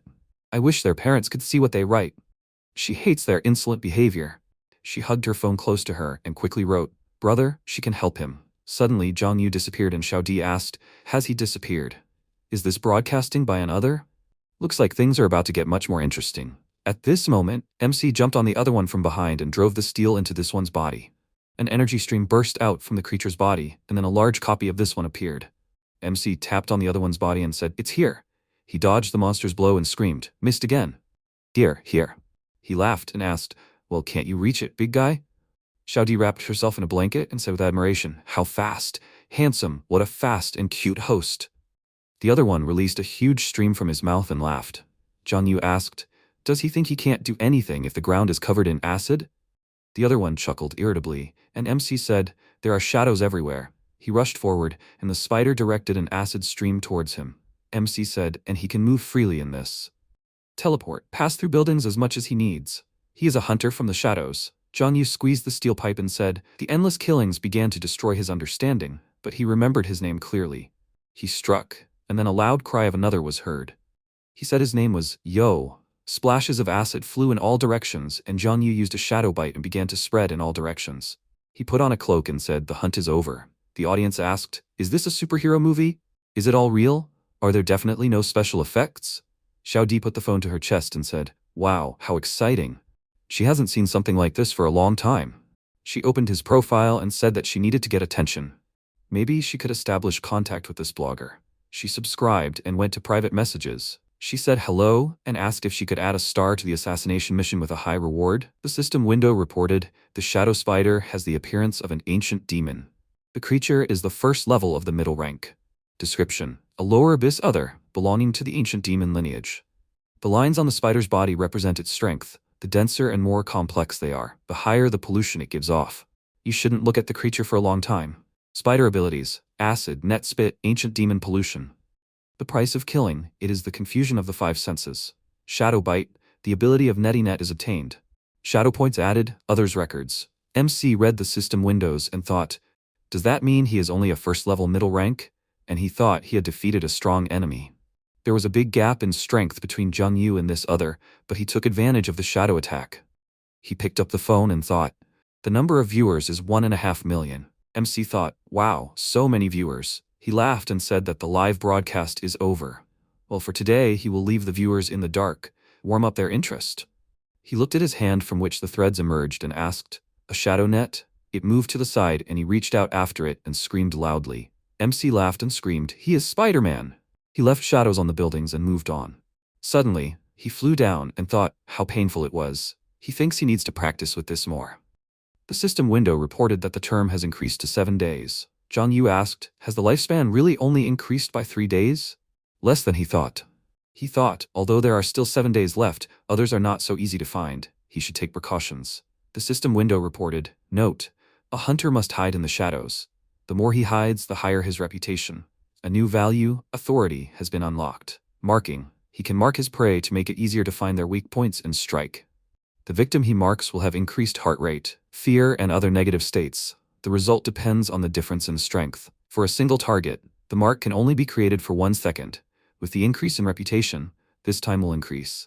It is necessary to pay attention that a certain amount of energy is charged for each mark. This ability reveals his location. You need to use it with all caution. Hunting. When MC hunts the marked prey, he will gain agility, strength.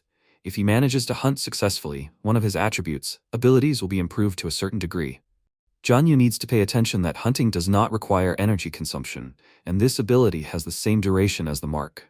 Please let him kill the prey within the hunting time, and the increase in reputation will strengthen his ability. MC ruffled his hair and asked, authority unlocked. When did he become famous? Is it because of the live broadcast? He will hunt others, gain subscribers, and unlock new abilities. With this set, both strength and ability will increase. Jung Yu smiled and said, okay, today we need to try a little harder. Suddenly he saw a red mark and looked at it puzzledly. He saw another other and screamed, found and used decapitation. After a while, MC screamed, it hurts. Yahello asked displeasedly, what's going on? Who did he fight with again? She reached out to touch Jung Yu's cheek, and he asked her to calm down. He was going to become a hero. She wouldn't understand. Yahello asked, really? And many heroes whine every day. How much pain do they have? No need to interfere if you don't have the right skills. She treated MC's wounds, and he replied that he could heal his injuries in seconds with the help of shadow form, and he doesn't turn it on at all for her to help him. Yahello asked, what is he talking about? Jung Yu clarified, what? Maybe they should watch a movie? He would love to. Yahello replied that there wasn't much to watch, but recently, a new blogger had appeared that had everyone interested. MC asked, interested? She handed over the phone and said to watch. A shadow-shaped MC appeared on the phone screen and said, his name was Yo, and he was a shadow killer. MC choked and spat out water, and Yahello snatched the phone from his hands and asked, what's wrong with him? So stunned? Jung Yu replied, nothing. Has she been watching him lately? Yahello replied, sure, 2 days for sure. This Yo has become the most popular and unusual blogger. MC asked, really? Very cool, but isn't publishing others punishable by law? He thought that he had become famous too quickly, so the Night Watch might catch him. Yahello smiled and replied, you shouldn't divulge your knowledge of them. His current shows don't really affect people's minds, so everything is fine. She grabbed MC by the arm and ordered to watch a real fight with another.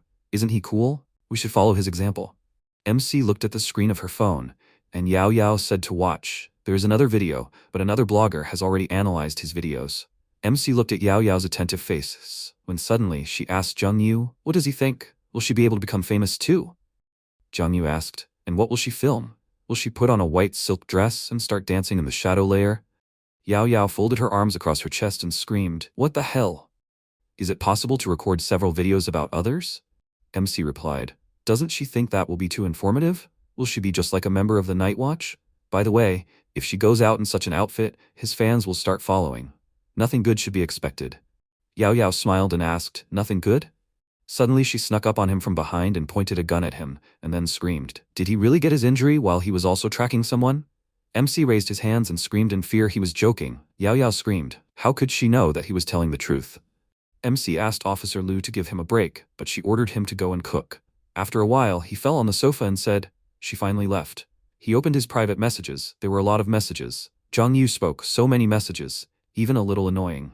The viewers asked, is he really okay? Is this real? How cool, they will continue to watch him.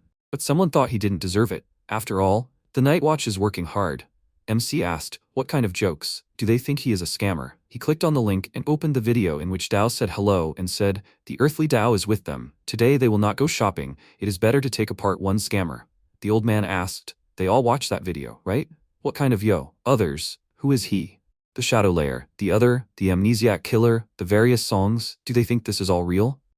He will show them the video and they will analyze it carefully. First, they will look at these two frames. You can see that there is no smooth transition between them. Conclusion. The video is stitched together. You also need to look at the background again. It is quite obvious that the video was edited after it was filmed. MC got angry at these words and asked, isn't this an ordinary food blogger hanging out at various restaurants? Why make a semblance of an expose video on him? Besides, Jiang Yu just cropped a few photos of himself. Does this also count as Photoshop? Bao asked why he decided to review him. It's simple, he is a freelance night watchman. When he was young, he killed countless others, so he can recognize a fake at a glance. Well, now he wanted to discuss something else. MC clicked on the comments and saw that half of the commenters were defending him, while the others thought he had no power. He grabbed his head and said, what fools, they don't understand anything. Someday they will know the truth. Zhang Yu stood up and stretched, and then said, oh well, since his video is fake, it's time to start hunting others. But before that, we need to teach this earthly Dao a lesson. The viewers continued to write various comments, and the MC said, well, let's go. A born hunter, a man who terrifies enemies. He moved to the shadow space and installed a mini camera on himself. He sat down and thought, it seems that the number of others is less than yesterday. The shadow layer is reset from time to time. Suddenly, the MC saw a huge other and said, it looks like a 6th rank other. It's time to get started. He laughed and decided to see what a 6th rank other is capable of. He waved the pipe and shouted, the hunt has begun. Zhang Yu walked to the edge of the house and looked down, and then still walked up the stairs, holding on to the railing. He said calmly, without any sudden movements, a powerful killer hunting others, a cute special one walking on the stairs. He went down and sighed, seeing a high-ranking monster. He said, Mark? The other looked at him with a puzzled expression, and Zhang Yu said, yes. The marked one immediately felt an inexplicable fear. By the way, it looks a lot like the other one with blades that he had encountered before. Evolved? MC swung and thought, so what? It had also undergone changes. He used the 6 strikes technique and the blade, surprising the other one. Zhang Yu rushed towards the other one and shouted, now, the chase has begun. The system window reported that the mark has been activated. The chase has been activated. Strength and agility have been increased for 1 second. Additional buffs can be obtained by killing the target within a certain period of time. He dodged the creature's attack, and then turned around and saw tentacles heading towards him. Zhang Yu bounced off the wall and landed, then swung the pipe and blocked the monster's attack. The huge tentacles spread waves and MC thought, my head is spinning. Another is mentally attacking? He was hit and then blood came out of his mouth. Zhang Yu fell to his knees and held on with the pipe he was holding. He said, powerful. In one blow he consumed 34% of the blood. He looked at another and thought, this guy has very powerful attacks. We need to stick to some strategy. He dodged the monster's attack and laughed at him for not hitting him, after which his opponent released several bright purple flashes again, and he deftly avoided all the attacks. But the monster continued to chase him, and then MC just disappeared into the alley, and when the monster approached him, he suddenly stopped abruptly. Because of his size, he could not squeeze through. Then Zhang Yu had a chance to hit him. He called him an idiot, and laughingly said that he was on top, after which he began to quickly move around him and deliver multiple blows, saying that despite the fact that he evolved, the skills remained the same. This is his territory, and today he is clearly not in the black. But even under so many blows from the monster, he did not give up and decided to do something, but he noticed this in time and hit him on the head, exclaiming that he would not succeed. He continued to beat the monster, and when it was completely weakened, he clasped his hands together and was about to smash his skull, but suddenly stopped. He frowned and began to breathe heavily. It turns out that a member of the Night Watch was hiding under the mask all this time. Because of this, he was confused and thought, what's the matter? Wasn't he taken away? Why did he become like this, and why is he here again? The monster took advantage of his confusion and immediately threw him away, after which he began to run. MC ran after him and shouted that he wanted to talk, but unfortunately he lost sight of him. Having stopped, he caught his breath and looked around, after which he switched to a walk. The system reported that he had found his prey. He is a man passionate about his business, so he is looking forward to the next successful hunt. He headed forward along the street and the system reported that the hunt was almost successful, but at the last moment the victim disappeared. Unfortunately, this is how his hunt failed. Let him pay attention. Prolonged failure will weaken him and shorten his lifespan. Deep down, he knows that only constant hunting will increase his authority and he will gain power over death. But at the moment he wonders, what does it mean to live? Is it hunting or something else? His face became upset and the system began to inform him non-stop about the constant expectation of death, and then he could not stand it and hit it with his fist, ordering it to stop. Having calmed down, he took a deep breath, then grabbed his head and thought that a hero who sacrifices himself to save people becomes like this.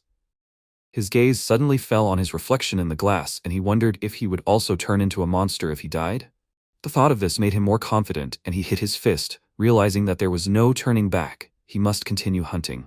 Soon he reached the Eastern District No. 1, the gathering place, a wasteland. He looked around and thought that it was here. The news said that others were constantly gathering here, so he had nothing to worry about. Using the pupil of the shadow, he moved to the roof of the building and got to the very edge to observe everything from above. Seeing silhouettes in the windows, he thought that of course the number of others here is much greater, but they are not very brave, so they will not come out of the building. Looking up, he suddenly discovered that there was another monster on the roof, but unlike them, judging by its appearance, it was incredibly strong. The monster was sitting and devouring someone's corpse. Its leg was seriously injured, and therefore Jiang Yu saw that the volume of its blood had dropped. Seeing this as an opportunity, he smiled and decided to act. Using his shadow abilities, he quietly moved to the roof to the monster and ended up behind it, but it immediately suspected its presence and turned around, getting ready to attack, but it managed to hide under the floor. Looking at him, he was surprised that he was so vigilant and thought that the others here were much more careful than in his territory. It seemed that this guy was very sensitive, and the red dots on his body had weakened. Was it because of his attentiveness? He decided to calm him down, but he would have to be patient, wait for him to calm down. The monster was still looking around in search of him, and when he turned his back to him, he used the mark with a smile. Time passed and morning came. Yaoyao was preparing food and heard the sound of a door slamming and thought that it was her friend and wondered where he was. But imagine her surprise when she turned around and instead of Jiang Yu, she saw Uncle Li and her father. Sungguang asked, was she cooking for Jiang Yu again? Her father shrugged and said that apparently he was raising his daughter for their family. She went back to cooking and said sheepishly that he was talking nonsense again, and then asked why they were back so early. Her father told her that the office was done, so they decided to leave. It was rare that they could get together and have a good meal. Maybe they should go to a restaurant? She said that there was no need since she was almost finished, and he scratched his head in confusion. Uncle Li sat down at the table and suggested that they go to a restaurant another day and eat her cooking today.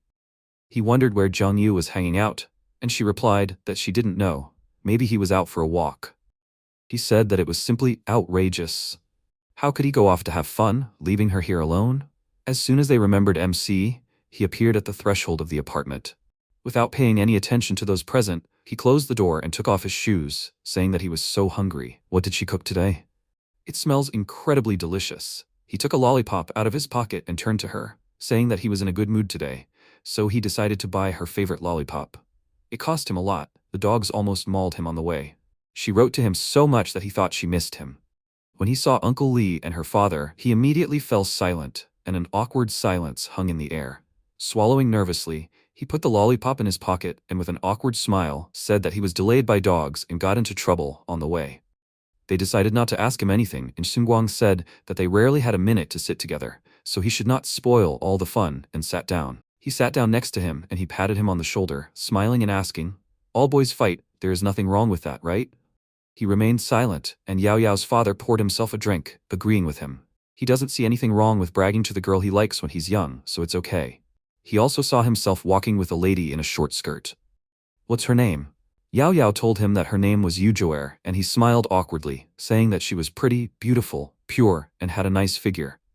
If he were young, he would give everything for a girl like that. He and Shunguang decided to have a drink, and MC nervously looked at the girl who was angrily swallowing her food and thought, how can he talk like that in front of his daughter? Her face turned red. Uncle Lee invited the young people to raise their glasses, and Zhang Yu said that his glass was dedicated to Uncle Lu, after which he drank it in one gulp and thought that these two would leave no trace of him. After watching him drink the soft drink in one gulp, Yao Yao's father smirked and thought it was pretty good. Then MC handed him some vegetables and said that he was away from home all day long, so he didn't think he often got to eat his daughter's cooking. He agreed with him, and she said with a smile that he thought Yao Yao often cooked at home, so it was no wonder her skills were so good. As soon as Lu took a bite, he looked at his daughter in surprise and thought, why is he eating takeout then? Apparently, she puts a lot of effort into taking care of Zhang Yu, cooking such a variety of dishes. He washed down the food and MC looked at him with a smile. Then they decided to drink to Uncle Lu again and wished him success in his work affairs. Soon it was time to say goodbye. Yao Yao was unhappy, as was her father. As soon as Zhang Yu entered his apartment, he offered Uncle Lee some water, but he refused and sat down on the sofa. He drank every drop of water himself, and suddenly Shunguang wanted to ask him something. He looked at him with a serious expression and asked, do you think he has abilities? This question made him stupefied, and he pretended not to understand anything, sucking on the bottle of water again. And Uncle Lee said that he had been serving in the night watch for 20 years, so he shouldn't think that he couldn't recognize his injuries. Let him say when his abilities appeared. He laughed nervously, and then sat down on the sofa next to him and replied that it was half a month ago. Then the man asked how exactly his abilities awakened, and he asked with a smile, is this an interrogation? He told him not to worry and just talk, after which he thought about it and told him that he himself didn't really understand. They appeared so suddenly. Uncle Lee asked doubtfully, did they appear on their own? This kind of situation happens very rarely, about once a year. MC turned a puzzled look at him and suggested that it could be due to his talent, but the man's face immediately darkened and he became nervous. After that, he smiled and silently put his hand on his shoulder, and he thought, did he activate his ability? Sun Guang changed the topic and said that there was a test this year. Everyone had to pass the martial arts exam. MC replied that he and Yao Yao already knew about it, and he said that the night watch units had been under extreme pressure in recent years and the number of casualties was constantly increasing. He could give him a backup plan if he couldn't pass the martial arts exam. He became worried and thought, is this even possible? Sun Guang said that he could choose from several universities to enroll in. Doesn't he like comics? He could enroll in the art department or something else. No problem. Zhang Yu thought that Uncle Lee was really cool from these words and asked if he didn't want to enroll, could he just take his diploma? The man immediately hit him, and he exclaimed that such a thing couldn't happen, after which he said that he would go to Lindong University. The atmosphere there was very favorable. When he finishes training, he will arrange for him to have a stable job, then he will live happily with Yao Yao. MC immediately became serious and gritted his teeth, saying that he wants to try to become special, which made the man jump up from the couch and exclaim in anger that he should listen to him. After catching his breath, he calmed down, and Zhang Yu objected to him, saying that if he did not allow it, he would go to the night watch and report him, which made him nervous. After a short pause, he said with a serious expression that he was not joking. The world of specials is much more dangerous than he could imagine. Let him study with peace of mind, and he will take care of everything. But MC was also serious. Danger lurks everywhere. Besides, he will not be able to take care of him forever. The man remained silent, after which he sighed, unable to argue with him anymore, and said that he will regret his decision. Anyway, if he wanted to transfer, he could contact him at any time. Jiang Yu asked him not to disturb him, and he headed towards the exit with a dissatisfied expression, waving goodbye to him, but the guy asked him to wait and said that last time he looked through the information that Yao Yao shared. It said that special ones must use up all their powers before dying so as not to turn into another one. Is there a chance that a person will still turn into another one even if he has exhausted all his powers? Uncle Lee frowned, then nodded and confirmed this, saying that such a situation could arise if a person has special abilities, or there were external interference. Why is he asking? He nervously scratched the back of his head and told him that he was just curious, after which Uncle Lee put on his shoes and said that if he chose martial arts, sooner or later he would have to face all of this. Let him take a break and stop fighting already. He agreed, and the man suddenly remembered that this year the test will take place before the new year, and warned Zhang Yu about it, which surprised him greatly. As a farewell, Uncle Lee told him to prepare well for this, and then left. Finally, MC was left alone. He sat down on the couch and thought about that guy from the night watch and thought, did he become different because of his abilities or the interaction of something external? The night watch is supposed to take all people, regardless of what abilities they have. Maybe he made a mistake in something? Or does the other have an ability that causes hallucinations? Time passed, he decided to publish a new video and his fan Xiaodi was very happy about it. She immediately began to read the comments. But there, basically, everyone was unhappy and thought that this was a deception, due to the fact that the night watch kills others with weapons. She really didn't like this and exclaimed that lately the number of haters has increased significantly, but they are just jealous of him. She'll see how long they can last. She furiously wrote a comment that they just don't understand anything. That's why they write that it's all a montage. And then she suddenly got upset and said that Brother Yo is definitely not a liar, otherwise he wouldn't release such videos. She opened it and saw the dark world through his eyes and thought that there was a wonderful view from this roof. She was completely immersed in the video, and it was as if she herself was there now. Zhang Yu jumped off the roof, thereby scaring the girl, and she screamed loudly. When she opened her eyes, she saw that they were not hurt and, looking at his tense face, she thought with a smile, is this the power of the special? Suddenly, someone struck him, pinning him to the ground with a crash. The monster pressed him so hard that he could not move, and the girl, looking up, realized that it was another. After that, MC used his abilities and easily freed himself from the monster with a few hits and stopped nearby to catch his breath. She looked at him and thought he was so handsome, then began to watch his battle from the side. He kicked the other in the face, and he responded with a punch, which made the girl worried and thought it looked exciting. Is this a real battle with a special other? Everything is so real it is impossible to fake it, so there can be no mistake. Meanwhile, Zhang Yu jumped high in the air, dodging the monster's attack, which caught him off guard, then approached and delivered a sharp blow, finally finishing off the enemy. After that, he reached out to the corpse and, using the bite of the shadow, absorbed it. The girl was surprised by this and thought, is it all because he previously absorbed the spider other? Did he really get new abilities?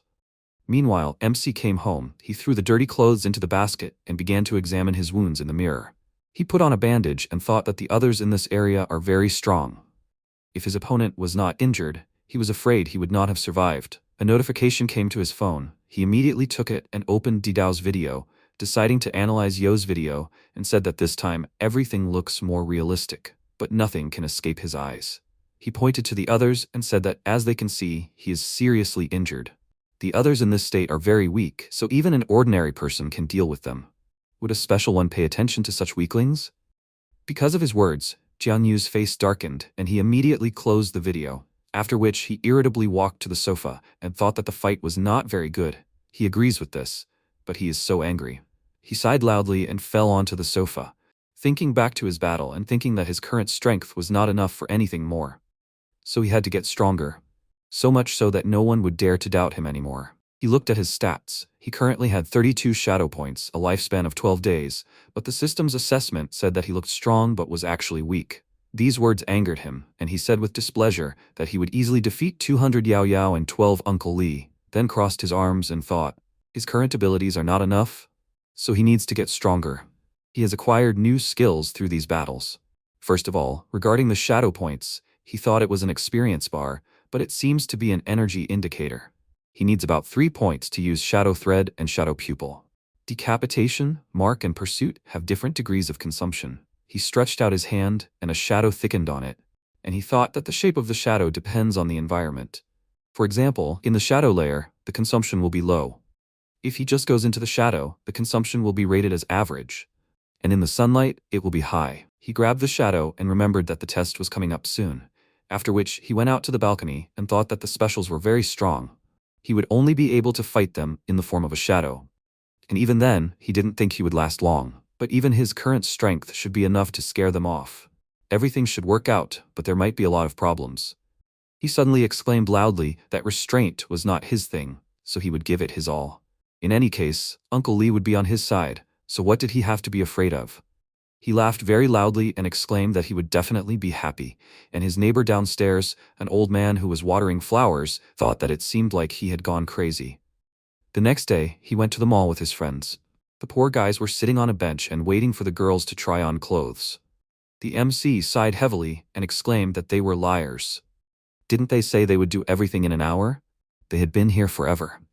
He lay on his friend's shoulder and said that if he continued to waste his life like this, he wouldn't last even a few days. Yuqian asked him not to joke like that on the eve of the new year. It would bring bad luck. He told him that he wasn't joking. If he didn't kill, he would die himself. His friend looked at him with a scared look and asked what he was talking about. The girls appeared just in time, and Zhang Yu decided not to answer him and invited him to come to them. They decided to eat something, and Xiao Xiao offered to buy a salad, and MC asked what could be tasty in the grass. He suggested that they go to a cafe that students really like, and at that very moment a dark clot appeared behind them, heading to another part of the shopping center. After some time, they came to the cafe they had talked about earlier.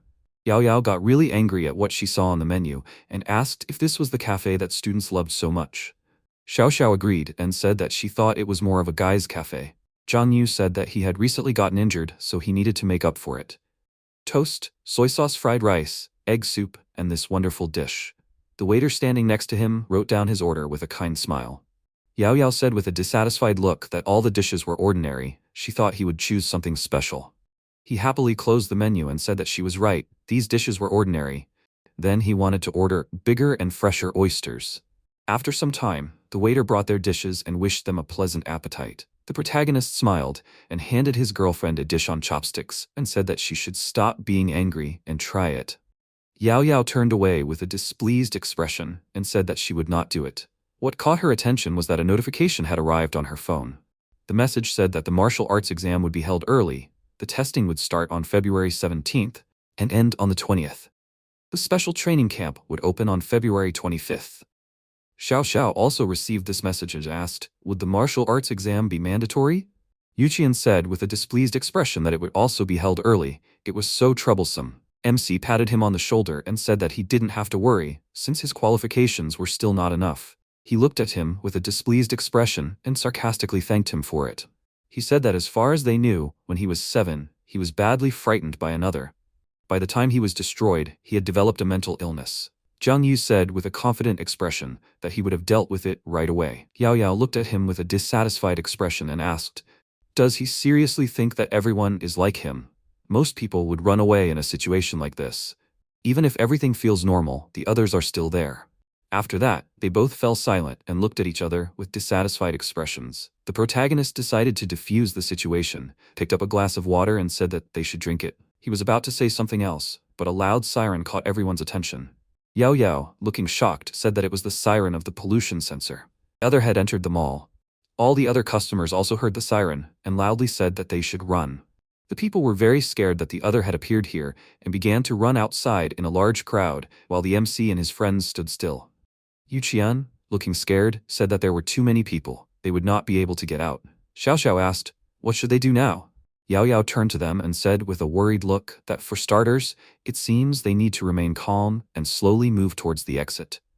Unexpectedly for her, Zhang Yu broke the wall of his cafe with a punch. Immediately after that, he waved his hand and said that they should run from here.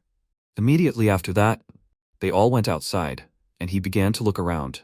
He noticed dark energy and a man who was running away and loudly said that there was an alien here. He looked at what was happening with a displeased look and thought that there were too many people. If he reincarnated, then everyone would see it. He grabbed Yao Yao's hand and they all began to run away together with the crowd of people. She looked back and said that there should be barriers near the shopping center. It is unclear where the alien could have appeared from. He said with a serious expression that it seemed to be too late to talk about it. They just needed to run. Fortunately, he was discovered relatively in time. He pointed his finger forward and said that they should quickly run there. This is the exit. They heard loud sounds, and the protagonist said loudly, with a worried look, that they should all be careful and hold on to him. Suddenly the ground beneath them collapsed, and they, along with the others, began to fall down. They all fell to the ground. After which the protagonist got up and asked if they were okay. The girls also stood up, and Yao Yao said that they were okay. They only got scratches. A large stone fell on Yuqian's leg, and he said loudly that it really hurt. MC immediately ran up to him, grabbed a rod sticking out of the stone and said that he didn't have to worry. He would help him now. He picked up the large stone that fell on his friend, and they all saw that his leg was broken. He threw the stone aside, and Yao Yao took out 2 pills and said that he should eat them. It should help. Yuqian ate the pills and asked what kind of place this was and why it became so dark. She said that she didn't know and she had never been in such situations. Zhang Yu touched the floor and said that they seemed to be on some floor of the mall. They needed to deal with this. He felt energy with that hand and thought that this couldn't be it. It felt familiar. Was the entire floor transferred to the shadow layer? They looked around and noticed several people who had also entered this place and were talking about what was happening. The protagonist looked at them with a worried look and thought that there were too many people here. There were no means of transportation in the shadow layer, so it would take a long time for the night watch to get here. If they stayed here for a long time, they would be exposed to a fair amount of pollution, unless they were caught by others. They needed to get everyone out of here as soon as possible. He called Yao Yao and asked if she wasn't wearing the watch her uncle gave her. She looked at her hand, agreed, and said that she almost forgot about it. She pressed the button and said that this watch could transmit a signal for help, so the people from the night watch would arrive faster. Xiao Xiao called her name and said that thanks to her, they would be saved. MC thought that he didn't know how it could speed up the squad's arrival, but this watch was definitely capable of resisting pollution. Another could attack at any moment. He couldn't let his guard down. The people were very scared when they saw the monster and loudly warned the others about it. He and Yao Yao took a fighting stance and waited with serious faces for what would happen next. Suddenly, she was transported to another place and loudly called her friends by name. Xiao Xiao walked up to her and said that she was here. Yu Qian was sitting next to them and asked in a frightened voice, "Where are they? You can't see them." Yao Yao started calling Zhang Yu and asked where he is. Her friend noticed something, called her with a worried look, and said that she should take a look at it. They looked at a large crack in the ground and she asked he couldn't have fallen in there, could he? At the same time. On the street of a darkened city, Xiaodi came to her senses, sat up and asked, what happened here? She remembered what happened earlier and thought, by the way, she was leaving with Xiaoya. Then the alarm sounded and everyone suddenly started running. She started looking around, called her friend and asked, where is she? She touched the wounded hand lying next to her. She turned around with a frightened look and saw her dead friend. Xiaodi began to tremble with horror and with tears in her eyes loudly called her name. Right after that, she turned around, saw the monster who was about to attack her, and asked, is she really going to die? She thought that she would never have thought that she would get into the plot of one of the movies. However, usually at this time the hero of the film comes to save the heroine. She closed her eyes and thought that in real life this is impossible. No one will save her, because in reality there are no heroes.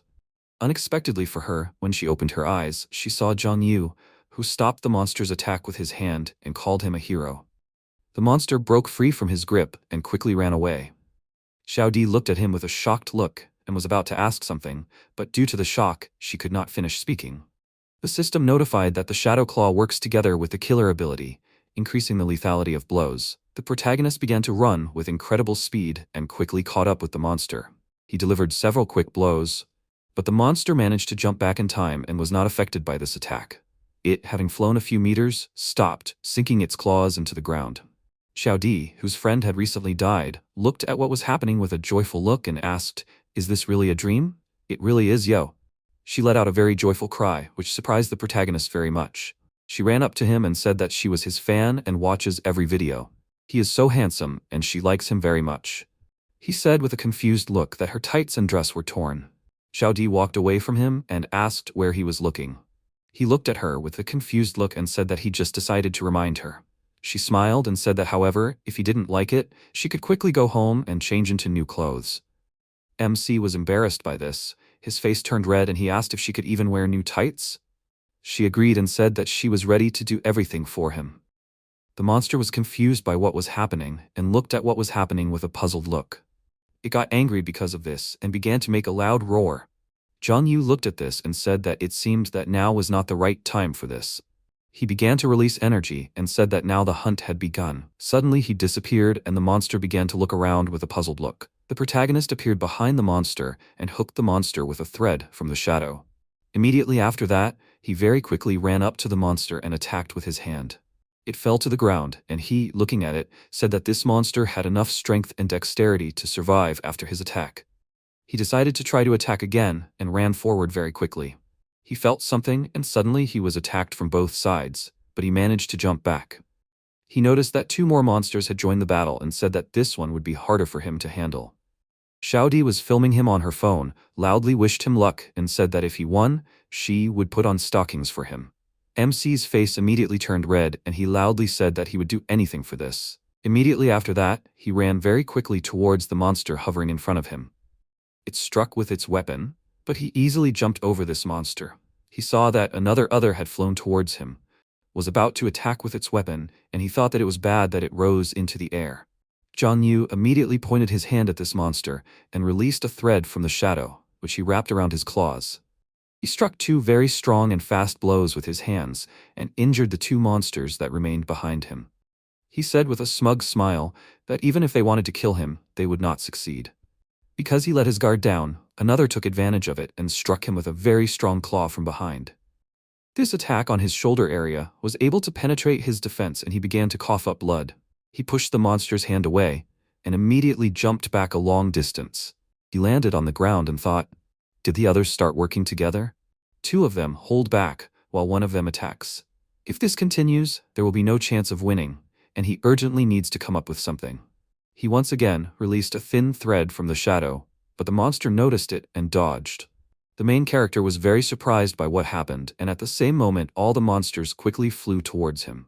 They began to attack him at the same time in different parts of the body, and he thought that they were not letting him go into the shadows. Because of all these attacks, his health points were quickly decreasing, and he thought that he could not continue in the same spirit. He continued to take damage and thought that he needed to lure the enemies. He was attacked by a monster in the back, and because of this, he had 35% health points left. MC turned around, used his skill on another, and thought that after the last video, his bad reputation had increased, and his mark ability had increased to 3 seconds. During this time, the target temporarily loses the ability to think due to the fear effect.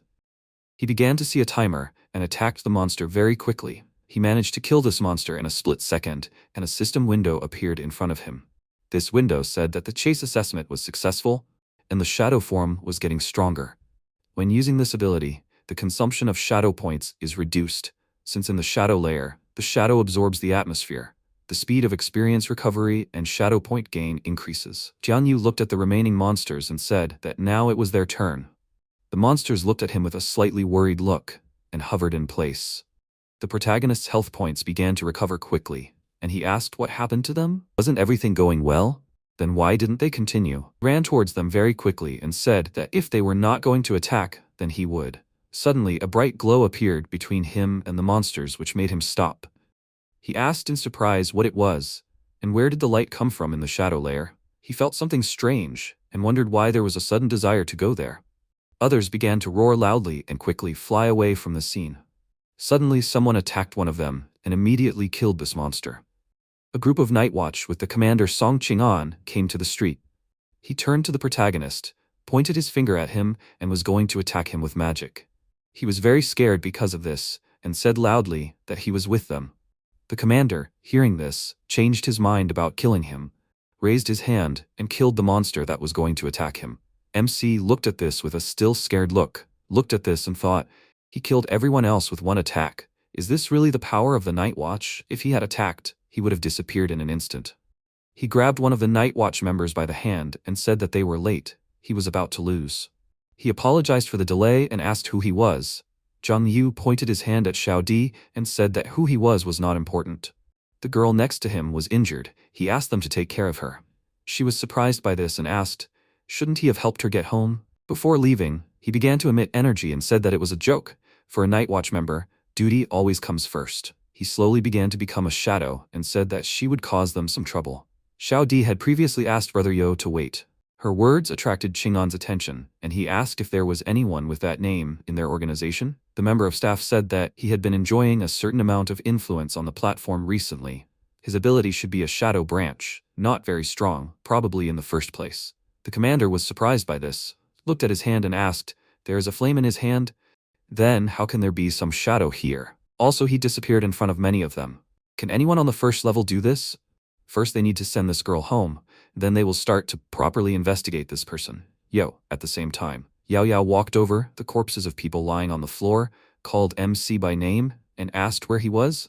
She looked at the floor and said that she hoped that he did not get into any trouble.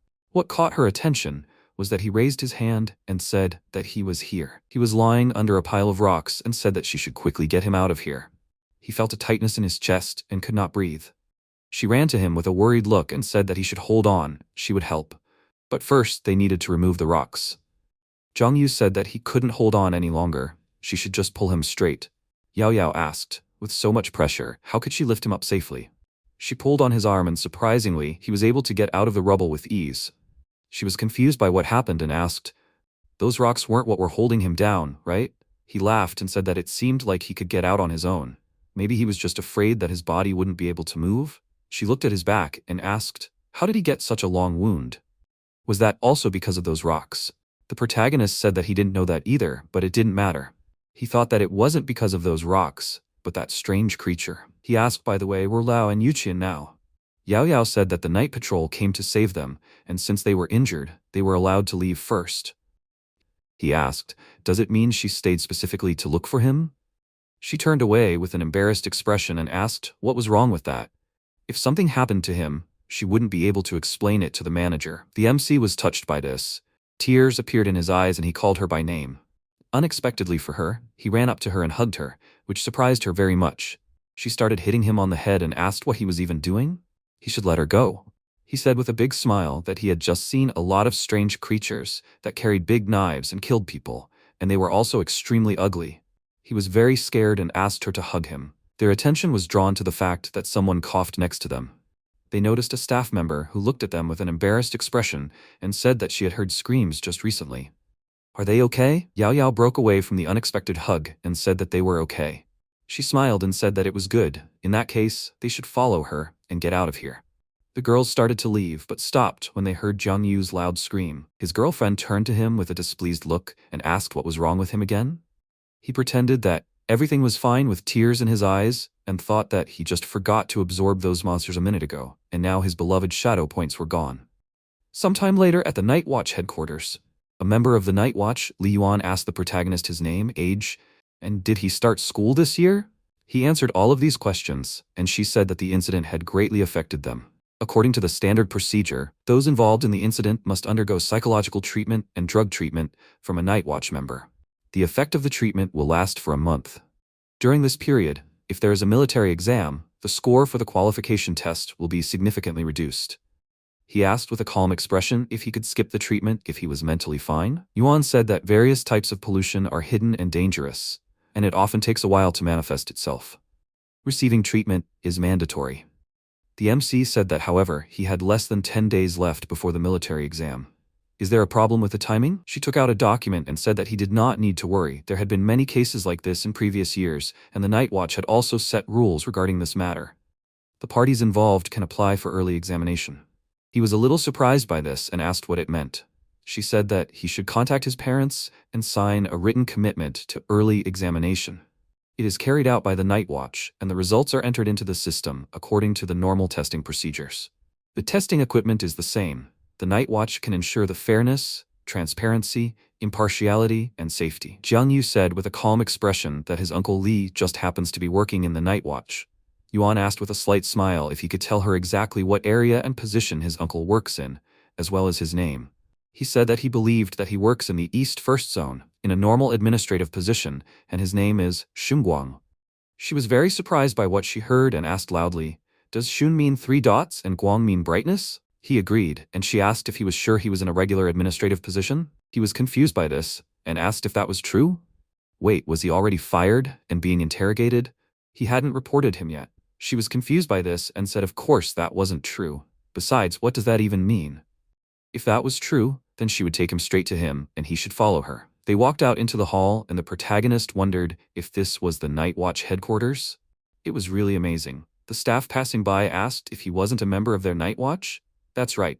All the personnel files were checked, and there was no relevant record of him being on duty. MC was very surprised when he heard this. Yuan noticed his reaction and asked what was wrong.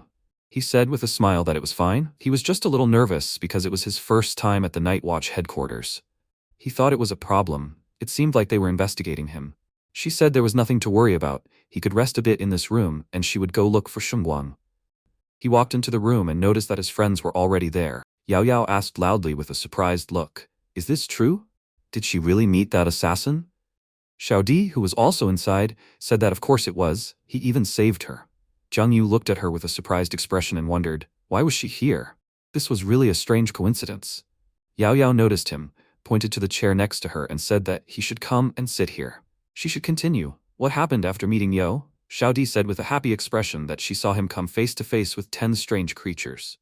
He was calm and serious, and in 1 second, when the shadow sword appeared, he beheaded those strange creatures. When he was fighting the strange creatures and couldn't hold back any longer, the Night Watch department arrived. He then disappeared into the shadows, leaving behind a magnificent performance of his deeds.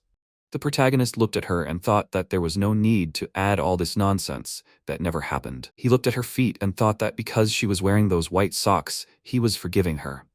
Yaoyao thought about the story she heard and asked, "By the way, who is this person Yo?" From what she said, he doesn't seem like a member of the Night Watch. Xiao Di said that she felt like he was a student from their generation. Of course, she deduced this from his mannerisms, behavior, and way of speaking.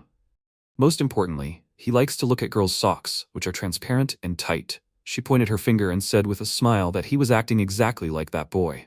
MC was very surprised by this and pointed at himself with a confused expression. Yao Yao grabbed his head with a dissatisfied expression, was about to hit him, and said loudly that her profile had not changed at all. She stopped because Lu entered the room. She was surprised when she saw her father, and he asked with a worried expression, "Is she okay?" He heard about her being sucked into the shadow layer. She pulled Zhang Yu's cheek with a dissatisfied expression and said that they were okay. Nothing happened to them, and this boy was also okay, but his body seemed to be a little itchy.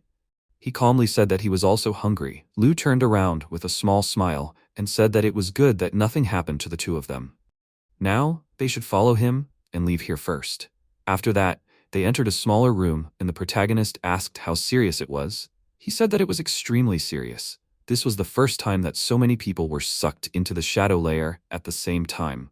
The body count is still being counted, but that has nothing to do with the two of them. They need to realize how much this incident has affected them and take the pre-qualification test. Yao Yao looked at the cigarette he just took out with a displeased expression and coughed demonstratively. Lu understood her, put the cigarette on the table and said that they should let him briefly explain the test. It is divided into 2 stages.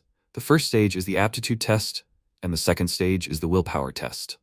The aptitude test is also called the initial awakening test, in which students are exposed to infection to awaken their abilities. This test is relatively low risk because it determines a student's major based on their ability characteristics.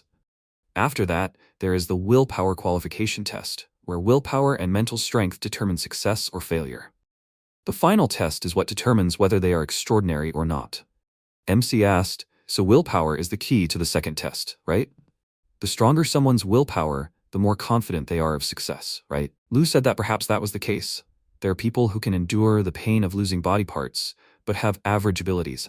There are also weak individuals who don't take things seriously, but their abilities are exceptional. Willpower is not only measured by endurance, but also includes faith in goodness, resistance to evil, and adaptation to environmental pollution. So it's a somewhat complex indicator. Jiang Yu raised his hand and asked if the 3 opinions affect willpower. Lu looked at him blankly and asked why he was asking that. Yao Yao said that it might be because there was someone whose mind was only filled with thoughts of women's legs. He looked at her with a confused expression and asked, "Is she still angry about it?" Her father said that there was an effect, even if it was slight. However, the 3 opinions regarding honesty did not have a significant effect on positive results. On the contrary, if someone has a negative opinion and their heart is filled with evil, the test results will only be bad. Evil and negative thoughts are what lead people to the abyss, as these thoughts are also a form of pollution. They accumulate over a long period of time, and thus can be more terrifying and serious than the pollution caused by strange creatures. If someone has any of these thoughts or negative feelings, it is always recommended to let it out. Suppressing it inside will only lead to confusion, and there is nothing worse than that. The main character thought about the girls and thought about it, but aren't negative feelings a normal thing? He needs to go to the club to clear his dirty mind. Lu got up from the table and said that they should go back now. Someone else will come later to give them a test. That's right, his Uncle Lee might not come for him. After all, he was assigned the task and signed all his test papers for him. MC looked at him and said he was sorry for bothering him with this. He said that they shouldn't burden themselves with things they can't handle, let things be as they are. Zhang Yu said with a smile that he could rest assured of that. Yao Yao looked at him with a calm expression and said that she understood him. After that, they returned to the office and Xiao Di asked, "Are they finally back?" Yao Yao sat next to her and asked, "Where did everyone else go?" She pointed to the side with a smile and said that they went with their families to complete the formalities. She turned to her and asked, "Has her family not arrived here yet?" Xiao Di said that her parents had some business to take care of, and they left Yunhai City a few days ago. She had just talked to them on the phone, and they managed to complete the formalities remotely. Their attention was drawn to Yuqian, who called out his name and said, meaning they were all here now. He was sitting on a wheelchair and said it was amazing. They sprayed something on his leg, and all the pain went away.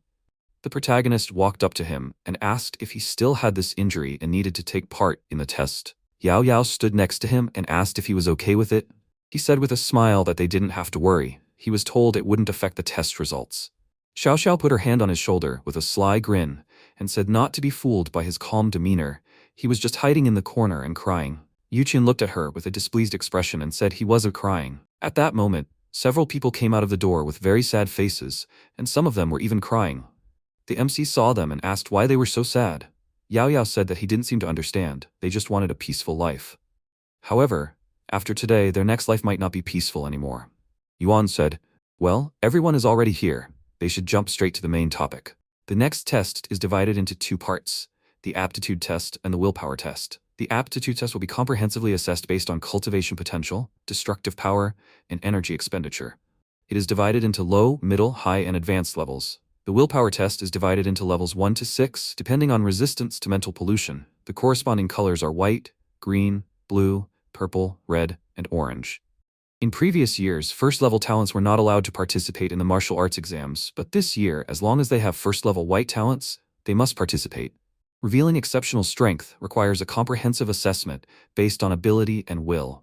With enough willpower, even if the ability is weak, there may be a chance of acceptance. On the contrary, even if the ability assessment is high, if the will and qualifications do not meet the requirements, they can only work in the civil service. That's all. If there are no problems, they should go after it. After a while, they all came to the waiting room together. They looked out the big window, behind which stood a guy and something covered with a cloth. A voice on the loudspeaker said that they should step forward when they heard their name. The first one was Xiao Xiao. She was very scared because of this, but the big gate opened and the voice said that she should go forward and did not need to be nervous. She looked at her friend standing behind her, plucked up her courage, and said that she would go first. She walked down the corridor and found herself in a room where there was a man conducting the exam and an object covered with a cloth. Everyone else stood by the window and watched the test intently. The examiner removed the cloth, under which there was a large crystal, and said that now they could begin. Immediately after, the light in the other room went out, and the lamp that was green changed to red. Yuqian continued to watch what was happening, and asked what they were doing, and if they needed to turn off the light for the test. Yao Yao stood next to him and said that it seemed like a test of willpower. Zhang Yu looked at it with a calm expression and thought that he had become accustomed to this level of darkness since he had been in the shadow layer for a while. He looked at Xiao Xiao and thought that it seemed like she had a glowing stone on her foot, and it was still glowing. Looking at her, it seemed like she had encountered some intense resistance. Is this the work of that glowing stone? Suddenly, a bright light appeared in the room, which surprised everyone who was watching it. Xiao Xiao walked out of the testing room. Her friends immediately came up to her and asked how it went. Did they give her any results? She shook her head and said that it was unfortunate that she didn't have any talent for willpower. She really regretted all the training she had done for this. Yuqian asked loudly, did she plan to become extraordinary, and on top of that, did she train for it? She agreed with a dissatisfied look and asked, is he happy that he now knows about it? Immediately after that, his name was called over the loudspeaker. He rode into the room with a worried look and said that he really hoped that he would not become extraordinary. Xiao Xiao looked at him with a dissatisfied look and said that he did not need to pray, because he definitely would not become one. After that, Yuqian entered the room, took the test, and immediately after that rode out of the room with a confused look. He still could not believe what had happened and asked, did he pass? Xiao Xiao was very surprised by what had happened and asked loudly, what did he just say? In despair, she fell to the ground and said that she did not think that he would succeed. He fell to the ground next to her and said that he didn't expect this to happen, but it still happened. Yao Yao looked at them and said that events in life can be unexpected. At that moment, her name was called over the loudspeaker. She plucked up her courage, and before leaving, she turned around and said that it was time for her to go. They would see each other later. After that, she entered the room. They put a blindfold on her and she began to walk towards the large crystal. The protagonist looked at her and thought that her stone was emitting red, before it emitted green because of this earlier. He remembers that willpower is divided into certain colors from the 1st to the 6th level, and red is the 5th level. The test ended. Yao Yao with a red face left the room, and Xiao Xiao asked, is something wrong? Is it over? She agreed, and MC asked, is she that exhausted? She can't even breathe. She said that he would understand when he got there. He started reaching for her, pursing his lips, and said that she had scared him by talking about it. Now she had to give him some motivation. She got really angry about it, pushed him away, and told him that he should get away from her. Immediately after that, Jianyu was called. He left, waved his hand, and said that it was time for him to go now. His turn had come. Yao Yao continued to be angry at him, but quickly calmed down and wished him luck. He thanked her for that and entered the testing room. The examiner called his name to make sure that it was really him. After that, he handed over his document and asked if he had awakened his abilities. He agreed, and the examiner said that he should eat these pills then.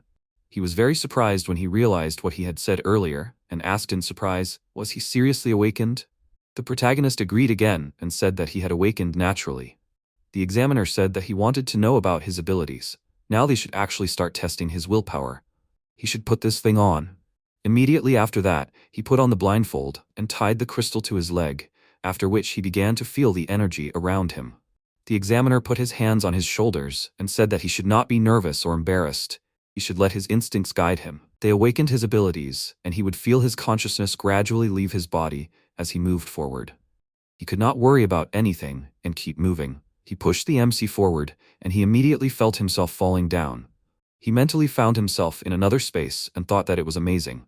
He did not feel the presence of his body. However, he still felt a connection with his body. He began to move strangely and said that it was amazing and really fun. The examiner was unhappy with this and said that he should stop messing around and act faster.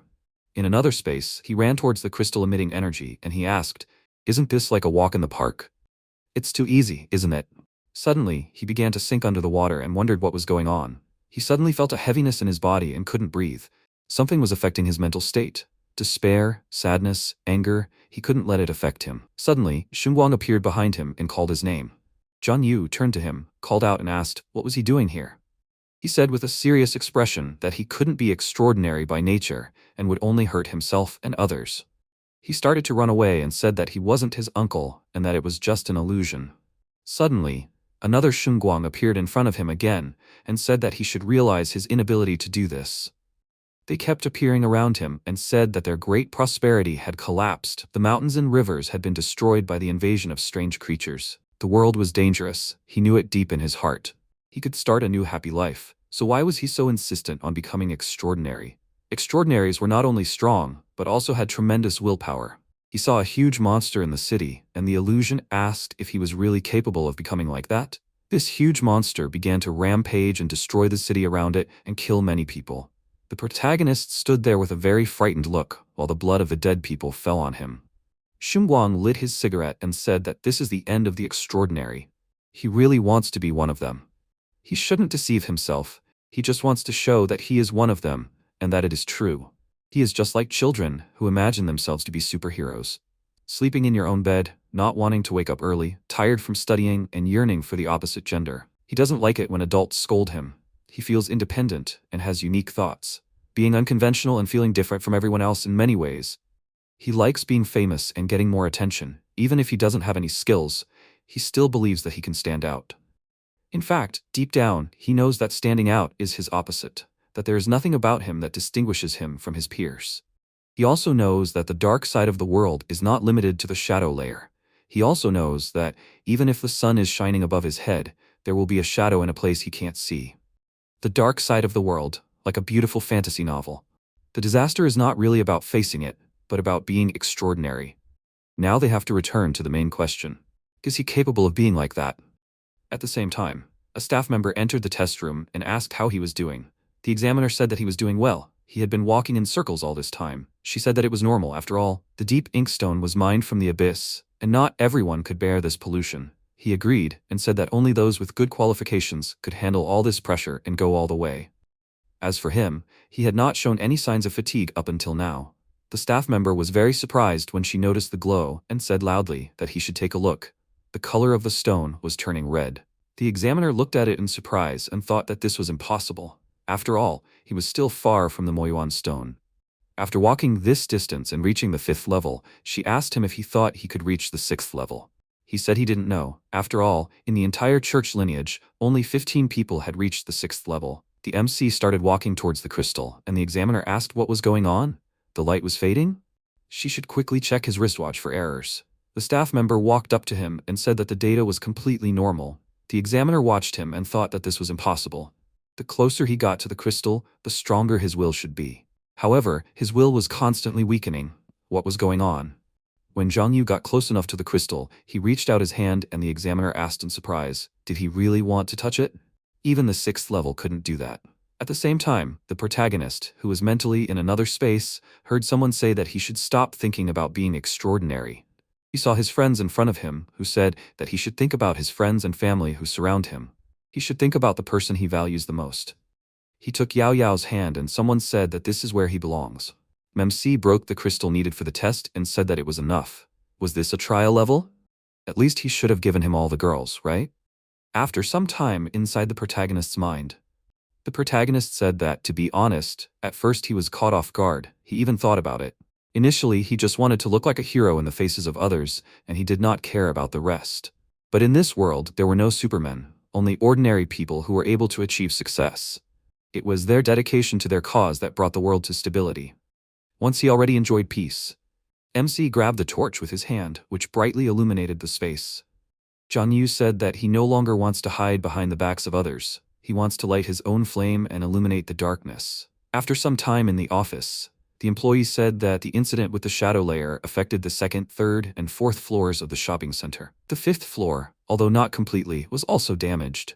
Regarding people, about 850 people were involved. Among them, about 700 were trapped in the shadow layer. More than 650 were rescued. But the search is still ongoing at the scene. A total of 30 students are going to participate in the martial arts exam. Several groups have been selected for early testing, and a pollution check will be conducted. Lu asked what the pollution department said. The employee of the pollution department said that he had already sent a report to him. Shadow species, codename Wandering Spirit, pollution level 1. The 3 spirits are very similar in terms of morphology, bones, and tissue. Traces of human products were also found. The employee shouted that this is impossible. After all, each has its own individual traits. They change greatly during mutation. And these traits cannot be distributed among 3 others at once. Lu noticed after walking to the window that something was happening in Beidou. Some creatures hiding in the dark can no longer sit still. Suddenly, a bright light blinded him. He shouted in shock that there is a test room over there. After a while in the corridor, Lu hurried to the testing room and shouted that he was in a hurry and they should give way to him. He thought that the best result of the willpower test was an orange light. There was no question of a gold one. What happened?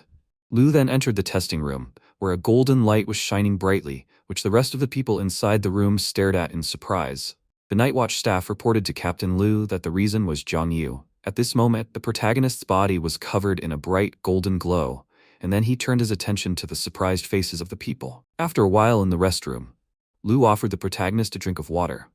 MC thanked him, taking the water bottle, and asked what about Yao Yao and the others.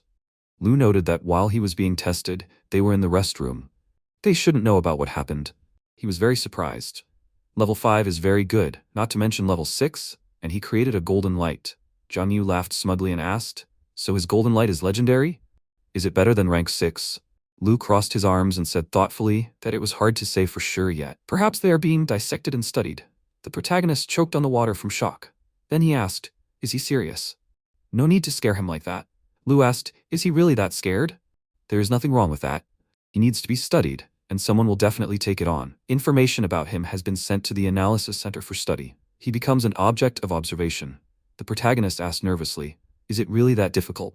He said, putting his hand on his shoulder, that everything is fine. He will personally accompany him. He only needs to go through a few procedures. MC smiled and thought that this was a great opportunity. After a while, in the hall, the Night Watch staff asked his name and age. Zhang Yu introduced himself and said that he was 18 years old. They asked what he did in his free time. The protagonist remarked that he read and exercised. At this time, other people were watching this through the broadcast. They asked if he was the one who created the golden light during the test. He looked ordinary. They couldn't believe that he was the best. However, golden light doesn't always mean genius. Could it be a bug in the system? The Night Watch asked what he saw during the willpower test. At this time, other people were already plotting their evil plans. The protagonist awkwardly said that he fought with others. MC thought it was boring. Lu had prepared everything for him. Why did he have to be here? Lu asked when he saw others. What did he think? Zhang Yu said that he was very excited. He thought that he would soon become special. He felt a sense of responsibility on his shoulders. The protagonist thought, looking down. Lu said that he could continue his story. Suddenly the protagonist asked Lu, "Does he have a map on the wall, right?" He replied that it is true. Suddenly the protagonist jumped up on a chair and said that out of their 10 places, only 5 remained. He thinks they are in a rather difficult situation. It is not that simple, they need to find out the truth. Lu wondered what kind of game he was starting and what he was doing. MC colorfully told how he then saw how people in that world suddenly became cold and then hot. It was terrible. And he tried his best to light a torch. After this failed, he became the only source of light. Lu's face changed and asked for forgiveness for his behavior, because he sometimes likes to fool around. The Night Watch staff were touched by his story to tears. They did not expect the story to be so touching. They believed that a happy future awaits him in the Night Watch. Lu was very shocked by their reaction. They said it was no wonder he recreated the golden light. Was it an epiphany? He was very talented, they had no doubt. The audience was also fascinated by his story and had high hopes for him. At this time, Jiang Yu thought that he should be allowed to go home very soon. He wanted to go for a massage. After a while, Lu said that he could go and wait for the notification. The protagonist asked puzzledly, what was this about? He remained silent, closing his laptop, and then said that it was about the special training camp. After a while, on the street of the city, the shadow of the protagonist sat on the roof and watched from the side. Lu asked displeasedly, didn't he ask him to keep a low profile? Now everyone in the Night Watch knows about him. MC scratched the back of his head with his hand and said that he apologized for the inconvenience. He exhaled and said that he no longer knew how to react to this. There was a person who would not want him to become special. He would probably get angry. In any case, nothing can be changed. It is time for him to go back, and he must not forget to come to the training camp on March 25th. Jiang Yu asked what he was talking about. Lu said that people like him will undergo special training for several months. After completing the training, he will take the martial arts exam. When he returns, he must not mention what happened at Yahello. He can go, and most importantly, he must remember March 25th. After a while, the protagonist in the form of a shadow nervously noted that his remaining life, 20 days. His few months starting from the next will be gone from life. He must prepare for this. He must hunt as much as possible to prolong his life. Suddenly, he noticed another with low HP. The protagonist jumped off the roof and used the skill shadow walking, saying that this is a great opportunity for him. MC thought that this skill allows you to move on any surface. The monster ran away in panic, and the protagonist put a mark on it and then used the decapitation ability. The system window reported that it was a seriously wounded other. The monster was running away, trying to save its life. The other did not even expect more. However, the life of this creature was cut short. The other will not be able to meet tomorrow. The pursuit of the wounded prey was successful. Remaining life increased. Current knowledge 22 days. Combat skills improved, received 4 shadow points. The protagonist noted that, fortunately, he noticed this other in time. Suddenly, Denka turned to him, addressing him rudely. He asked where his other was. MC became nervous, using his shadow abilities. He shouted, tightly clutching the baseball bat, that he was a thief. He will answer for this. The protagonist asked, does he look like a thief? Denka shouted, rushing at him, that he should stop pretending. He stole what belonged to him. The protagonist anxiously prepared to defend himself, but suddenly Denka recognized him and stopped abruptly, taking off his helmet. The MC blushed and asked, while he was studying him carefully, what was he doing? Denka happily exclaimed, calling him Yo, that he saw him online. He admitted that he was his fan. He watches his every broadcast. Then he decided to take a selfie with him and asked him to smile.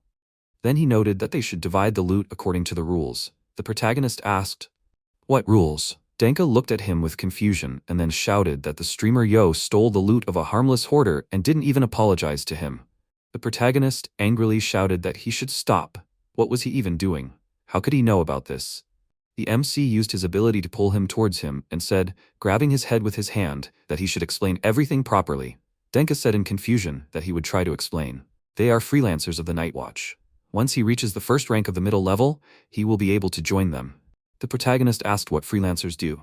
He noted that they do not earn much, about 7,000 yuan.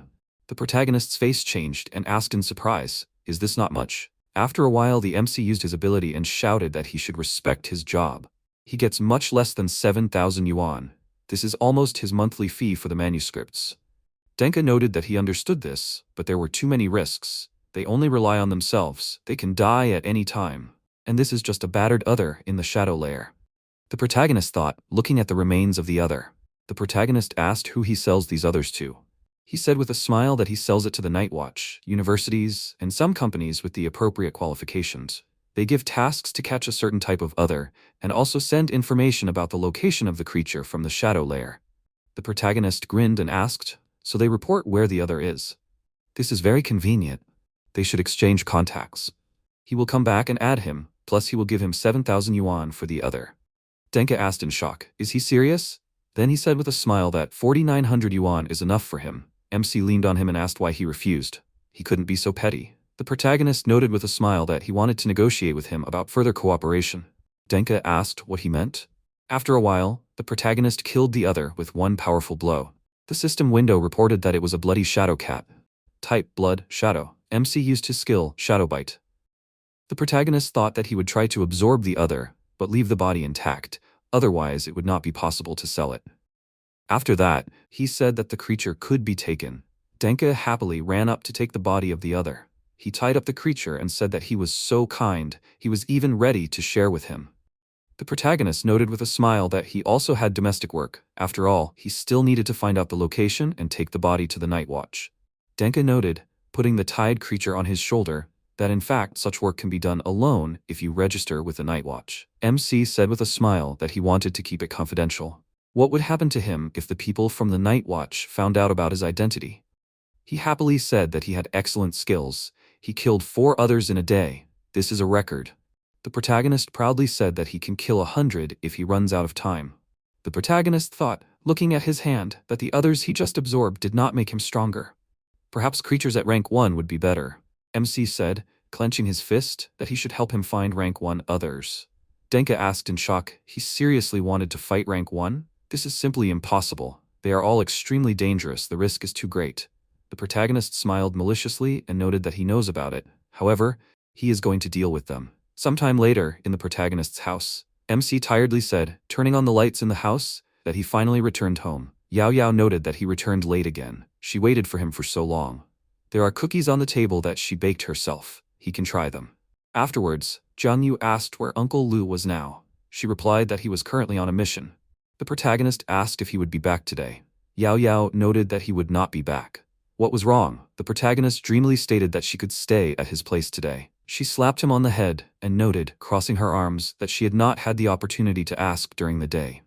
How did his test go? The MC said with a childish expression that he passed it successfully. What was the matter? Yao Yao asked what his level was. Jiang Yu ruffled his hair with his hand and said that he seemed to be level 3. The protagonist thought that he was actually gold, but she should not know that. She demanded, approaching him, what were his abilities. The protagonist revealed, slightly embarrassed, that he had shadow abilities. She should have heard of something like that. Yao Yao exhaled and noted that it was quite good. He has good potential. The ability is auxiliary. Therefore, he should not climb to the front lines. MC looked at her carefully and thought, embarrassed, was she really worried about him? Is that why she waited for him for so long? Jiang Yu asked. What are her abilities? She smiled and noted that she has the ability of the spirit. This is assessed as the strongest, which has high potential. At the early stage, the combat power is not very strong, but at the late stage, it is a completely different matter. The protagonist thought that this was a curse. After all, she just came to show off in front of him. The protagonist flicked her on the nose and said that she should keep her words and become strong. Yao Yao indignantly shouted, covering his mouth with her hand, that he should shut up. MC looked at her embarrassedly, and they abruptly sat apart. Jiang Yu asked, so they are a shadow and a guardian of the soul? She noted that she did not quite understand it either. She only knows that the others have the same names. For example, his ability, shadow, corresponds to the shadow of the other, and her soul guardian corresponds to the spirit of the other. Yao Yao said that they need to hunt others, but not be polluted in order to become stronger. If he hunts the right other, his cultivation efficiency will increase. The protagonist said that this is interesting. Her skill also sounds good. Why doesn't she demonstrate her abilities? She asked how she can do it. There are no others here. The protagonist said with a smile that she can try her abilities on him. She shouldn't worry, everything will be fine. Yao Yao indignantly shouted, why is he suggesting this?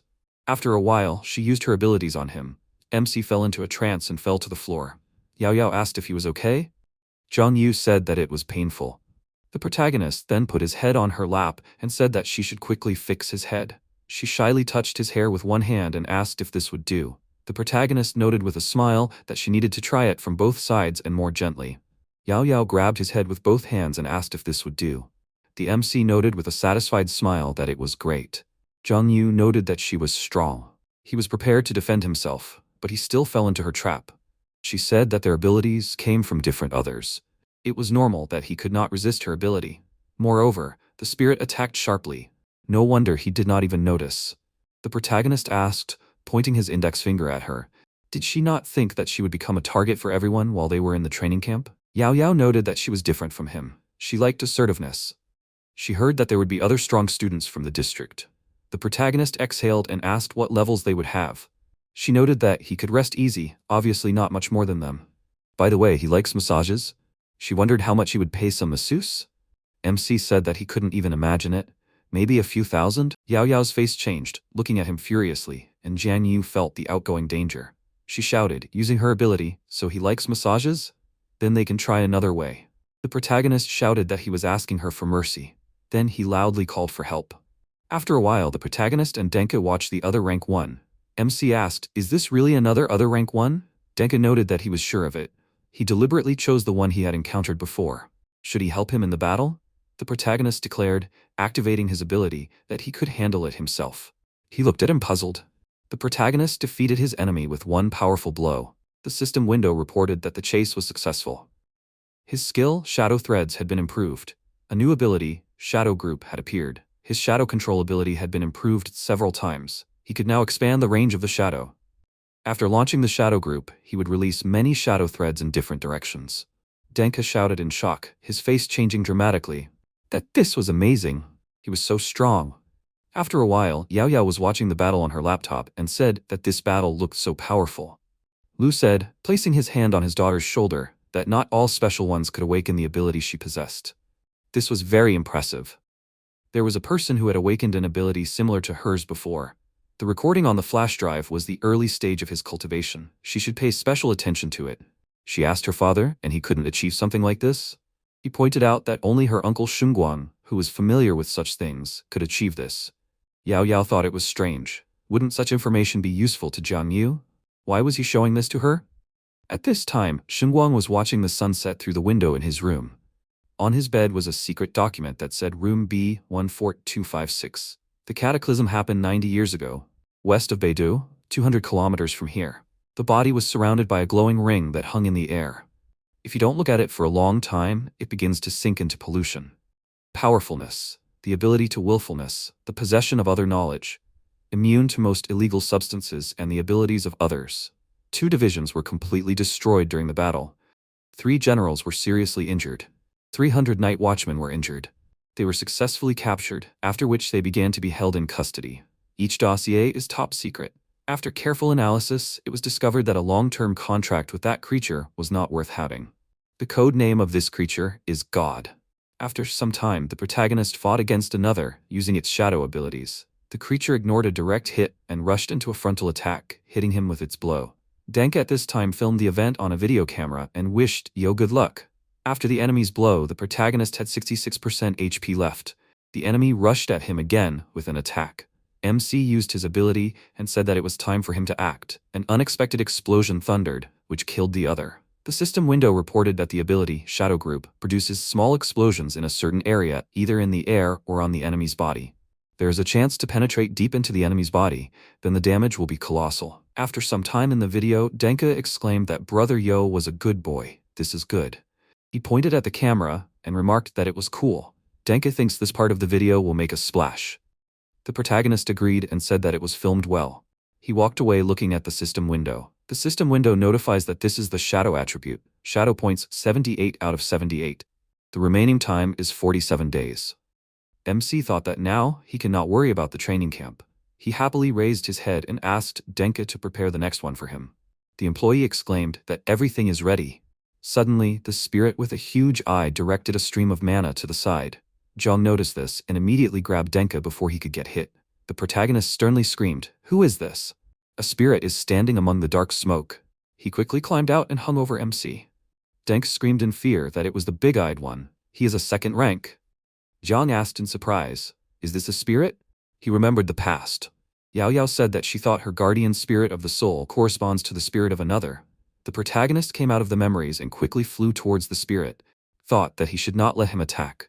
Suddenly, a bright arrow shrouded in lightning flew towards the spirit and pierced his eye. The spirit instantly fell to the ground, raising streams of air. Suddenly, a foot stepped on the spirit's body. MC was very surprised to see an employee of the Chuyan group standing on the spirit. The employee instantly jumped off the body and flew up. John raised his hand and grabbed the falling piece of paper. It says on it, "Is he really not worried enough about his exams? Still wants to be special in the family and stand out?" Well, the Chuyan group invites him to join them. John asked what kind of group is Chuyan group? After a while, in the Chuyan group office, the protagonist looks at the statue of an employee standing far from people. He remembered the past. Denka explained that Chuyan Group is the largest pharmaceutical company in Yunhai. He pointed at MC and noted that if John becomes their employee, there will be nothing to worry about anymore. The future is secured. The protagonist clarified, "Is this person an employee of Chuyan Group?" Denka agreed with a smile and noted that it was obvious from the uniform. MC sternly said that the employee said that people like him are at the first rank, and this one easily dealt with another second rank. Denka clarified, "And John did not know?" Chuyan Group produces doping that increases their abilities. They cooperate with the Night Watch, helped in the development of one product. If the protagonist wants to become stronger in the shortest time, Chuyan Group is the best solution. MC looked at him and asked, "What about Denki?" The employee confidently asked to forget about it and replied that he is on his own. At this moment, the host pointed at the screen and introduced a new drug codenamed T1928. It was developed by a doctor from Beidou and an unknown gentleman who had been heading the company for 10 years. The drug helps to increase brain activity, thereby accelerating the development of abilities. John crossed his arms and thought that it sounded tempting. But does this drug work? The host extended her hand to the people and asked for a volunteer to come out. Denka quickly jumped up, raising his hand, and yelled that he would go. He drank the drug at great speed. The protagonist thought irritably, didn't the employee say that he would take it on his own? Denka opened his mouth wide and exclaimed that he felt like his brain was working. The host announced that the original price was 8,888 yuan. But today they had a discount, with which the price was reduced to 1,888 yuan. The people instantly raised their hands and yelled that they wanted some too. The MC, stepping aside, thought that they could no longer be helped. After a while, there are various things on the display cases. John looks at a painting of the Chuyan Group dedicated to the founder Zhao Ziyang. The protagonist noted with amazement that this is Zhao, who founded the Chuyan Group. Was he a member of the Night Watch? Qing'an unexpectedly agreed and answered that everything was correct. Unfortunately, few people remember this now. MC thought with admiration that he was the man from the Night Watch. Qing'an said that in the 50th year of the disaster, the others completely penetrated Danzhou. Mr. Zhao decided to fight this seemingly hopeless situation alone and led a mass evacuation from the captured territory. In order to protect the people, he did not hesitate to set himself on fire to destroy all the others. In the end, he burned to the ground, leaving behind not even his bones. Fortunately, his descendants increased the number of Chuyan Group, continuing to make huge contributions to the business. Qing'an noted that, frankly speaking, the protagonist is very similar to Zhao. MC pointed at himself in confusion and asked again, "Him?" Qing'an grinned, looked at him and confirmed it and asked, that day in the Night Watch department, Jiang said that he wanted to become the only light in the pitch darkness. Remember? The protagonist smiled, scratched the back of his head, and said that he remembered. He thought that he just said it, and the commander believed him. Qing'an crossed his arms and agreed, noting that MC is worthy of being a relative of General Li. Jiang asked in confusion, "Who is it?" The commander seriously explained that General Li is Li Shengguang. The protagonist, remembering funny moments with him, yelled, "Li is a general?" MC made a face, opening his mouth wide in surprise and asked, "The strongest?" Qing'an scratched the back of his head and clarified, "Li did not tell him?" Zhang did not agree and exclaimed that he thought he was an ordinary worker. The commander noted that Li was also a representative of the citizens, but his power was much higher than theirs. The protagonist smiled and thought that now Li's words about another way out did not seem strange to him. And MC thought that he knew some cool people. It turns out that Li himself is. Qing'an suddenly put his hand on Zhang's shoulder and said that it seemed that General Li was not watching the protagonist directly for his own good. He introduced himself and clarified that he was an instructor at the training camp. Qing'an raised his hand with a smile and wished MC good luck. He clarified that he liked Jiang, so he hoped that their training would go smoothly. The protagonist exhaled heavily and the commander headed to the counter. MC calmly scratched the back of his head and thought that he had some kind of bad feeling. Suddenly, many dark looks looked at Jiang from the picture. The protagonist turned his head to the side in confusion and yelled, "Who is this?" He looked at the picture with confusion and suddenly a spirit flew out of it. After some time, MC quickly runs after the spirit through the building. Zhang tiredly thought that it was a wandering spirit. How did it even get here? How did it get inside when there are so many guards outside?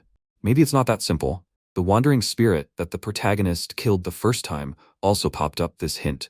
It turns out that something is wrong here. MC quickly catching up with the spirit thought, maybe the increased appearance of others in their world is connected with something? Suddenly Zhang was surprised to see a dark corridor. He thought with confusion, is this the basement of the Chuyan Group company? But why is there no one here? Suddenly someone noticed that number 9 had returned and asked to come in. The protagonist screamed, "Is someone here?" He turned around and saw no one. MC calmly thought, maybe he should hide in the shadow layer? What's wrong with this company?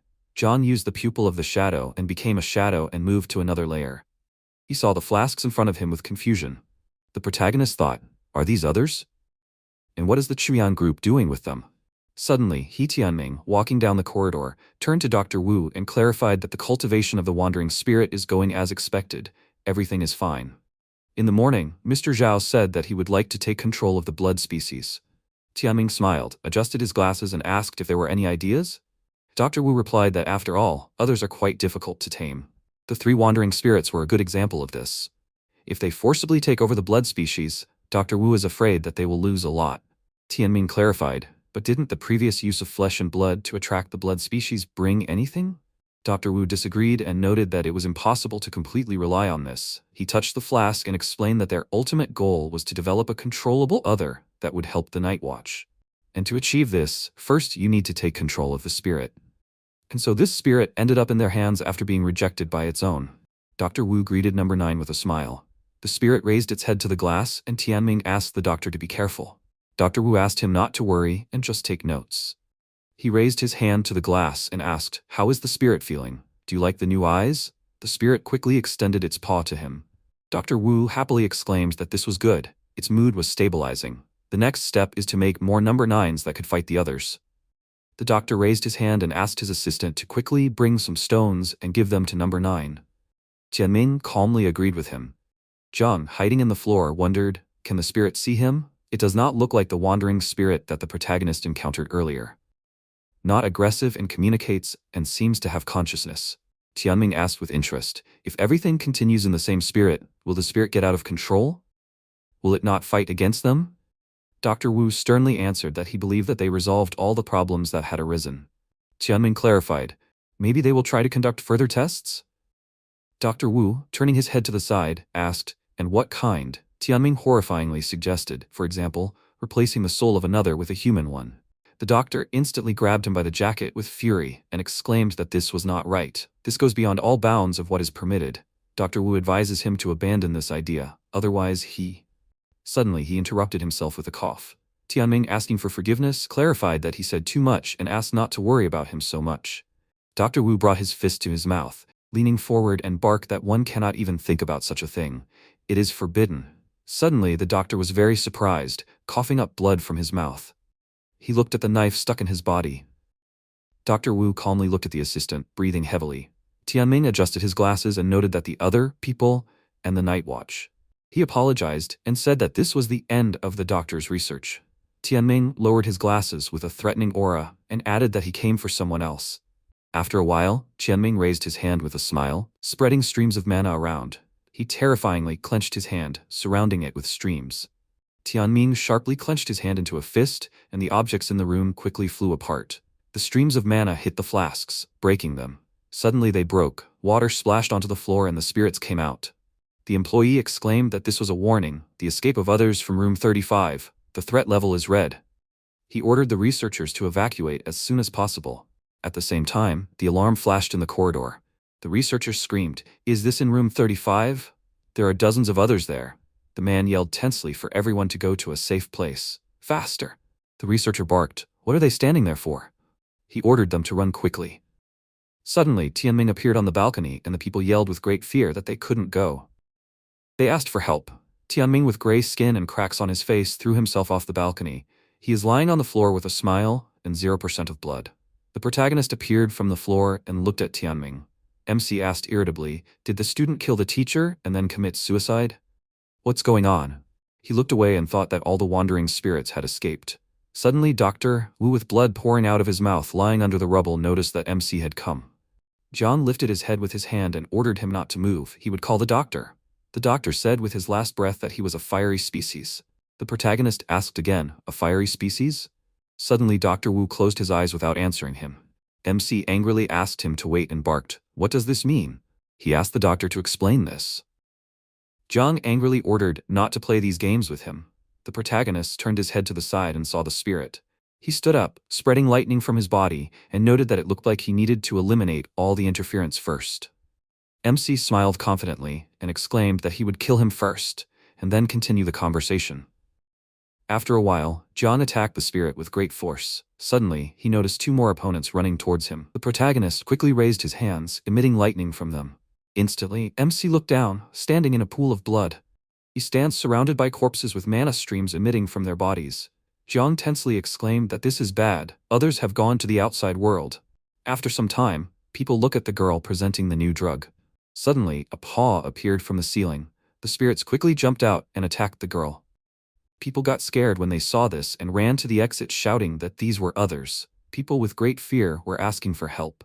Denka confidently put his hands to his mouth and yelled that it was a bloody sight. He asked people not to worry because they don't just attack like that. Denka asked people to stick together. He barked at them not to run away. A spirit was emitting dark energy and was looking at Denka. Suddenly, a spirit appeared behind him with the intention of attacking. The protagonist instantly punched the spirit in the face with all his might. Denka happily exclaimed that Brother Yo had come. MC, standing among the streams of mana and smoke, asked to talk about this later, but now the employee should help people better. Denka disappointedly disagreed and noted that it wasn't working. No one was listening because everyone was in a panic. A man, quickly running away from the spirit, asked for help. Zhang instantly struck the attacking spirit, throwing it aside. He raised his fists in rage and ordered everyone to stop behaving like that. If they don't want to die, they must dodge. People must pay attention to the shadows around them. They must not give others a chance to capture. People happily raised their phones and asked, is he Yo's brother? Is he an amnesiac killer? It's true, they are saved now. People listened to him and exclaimed that they will fight together. The employee raised his hand and ordered them to look around. If they notice anything, they must report it. He asked people not to worry and said that women and children are the first to go out. Jiang breathed a sigh of relief. Suddenly, people asked for help and yelled that they were in trouble. Is anyone here? The protagonist thought that everything was fine here. He would go further. MC quickly flew up and ordered Denka to help them get out, and he would look up while he was there. The employee raised his hand to his head and agreed with him. After a while, the mother, crying, hugged her child while sitting in the fire and coughing, asked her to help them. The daughter yelled that she was hot and wanted to get out. Instantly, the door to the room flew to the side. Mom happily exclaimed that they were here. Suddenly, she was surprised, and the spirit quickly rushed towards her, letting out a roar. Mom closed her eyes, hugged her daughter and asked not to do this. Suddenly, a beam of mana grabbed the spirit and threw it aside. MC confidently looked up and pierced the enemy's body with his fist. He calmly pulled his hand out of his body, enveloping it in mana. The spirit's head fell to the floor among the fire. Mom gratefully thanked Jiang. The protagonist, enveloped in fire, jumped and screamed that it was very hot. His body is fireproof. Why then is it so hot? MC smiled sarcastically and showed a thumb, asking them not to be afraid. He will help them. The girl looked at him and noted that this was even scarier than that monster. Mom asked her not to be afraid and clarified that Jiang was special. He came to help them, even if he didn't look good a little. After some time, the protagonist, hugging the mother and child, asked them to hold on. He quickly flew out of the window, breaking through it and grabbed the mana thread attached to the roof. MC sternly looked down at the standing fire engine. John landed on the ground with the saved people, and the firefighters instantly poured water on the fire in the building. Mom, wiping the tears flowing from her eyes with her hand, thanked him. The girl thanked the strange gentleman in surprise. People happily pointed at the protagonist and asked to look at this. This is Yo's brother. He saved the mother and daughter. MC quickly grabbed the mana thread and flew up. People raised their hands and exclaimed that Yo went to save people again. They wished him good luck in this. Jiang thought that he needed to speed up. Shadow points are spent very quickly. He doesn't know where the other people from the Night Watch are now, but he thinks that they will not come anytime soon. Suddenly, a bright explosion occurred in the building. The protagonist turned his attention to the employees fighting the spirits and thought that the people from the Night Watch were already here. Was everything planned this time? After a while, Ching'an raised his hand and created a mana ball. The spirits quickly ran towards him with the intention of attacking. Ching'an pointed his hand towards them and emitted 3 powerful beams of mana. At the same time, the employees of the Night Watch were fighting the spirits among the dark smoke. The defeated opponents were lying on the floor. The spirits quickly ran among the corpses of their comrades with the intention of attacking. Powerful explosions thundered in the industrial zone, destroying it. At the same time, Jiang thought that the industrial zone of the Chuyan Group Company seemed to be the main target for the others to attack. The situation is not the best. The people from the Night Watch are not here. He can only rely on himself. The protagonist descended to the ground holding the old woman behind his back. The employees happily pointed at him and shouted that Brother Yo helped the people again. Suddenly, mana cocoons appeared with people sitting in them. The employees exclaimed with smiles that even 3 at once. Suddenly, MC knelt down holding a dog in his mouth. People saw this and wished him luck. Suddenly, Ching'an noticed this with surprise. People exclaimed that it was him again, that mysterious killer. John landed on the ground and looked at the guy he had saved. People noticed that this was the last one. They asked if Yo was okay. The protagonist put the guy on the ground. The employees looked at the guy and said that this was bad. He was injured and they needed to call an ambulance. MC, breathing heavily, lowered his head and thought that he was tired. It was very difficult to be a hero. He would like to dress up to look better, but he doesn't even have the strength to get up. Zhang smiled, looking at the happy people, and thought that it was worth it. Suddenly, a grandmother burst into tears standing in the crowd and asked if anyone had seen her granddaughter. It was so high. The man asked excitedly. His son had also disappeared. Had anyone seen him? The people in the crowd exclaimed that their daughter had disappeared too, and their son, he was only 7 years old. The protagonist tensed up and replied that he hadn't seen him. He clarified, and they were all children? Suddenly, MC looked at the building from which powerful streams of darkness were emanating. The spirit held a child by the tail while climbing the building. The girl he had grabbed called out to her dad and said that she wanted to go home. Watching the others drag the children to the roof of the building, he became worried and wondered what they were thinking. Suddenly, Yao Yao called him on the phone and he answered her right away. She worriedly asked if he was at Chuan's company now. He wondered how she knew about it, and she told him not to ask and just go back. He smiled and told her not to worry. He would be back when she finished making the beef and tomato salad and egg soup. She asked him to wait, but he had already ended the call and ran on. She worriedly looked at the phone screen and sighed, while he crawled out from underground and thought that his blood volume and shadow points were not that high, so he needed to hurry. Suddenly, the loudspeaker in front of him crackled. Yao Yao's father ordered him to stop and said that according to Law 113, people who are not on the Night Watch are prohibited from using their abilities in public. Let him stop, or they will take action. He gave him a final warning and ordered him to immediately deactivate his abilities. And Zhang Yu, watching as they pointed their guns at him, immediately raised his hands and thought that it would be better for him to leave everything to the Night Watch. They were more qualified, so they could help. Suddenly, the old woman behind him fell to the ground out of worry for her granddaughter Gonggen and extended her hand to him. And he gritted his teeth and decided to continue acting, telling the man to follow him.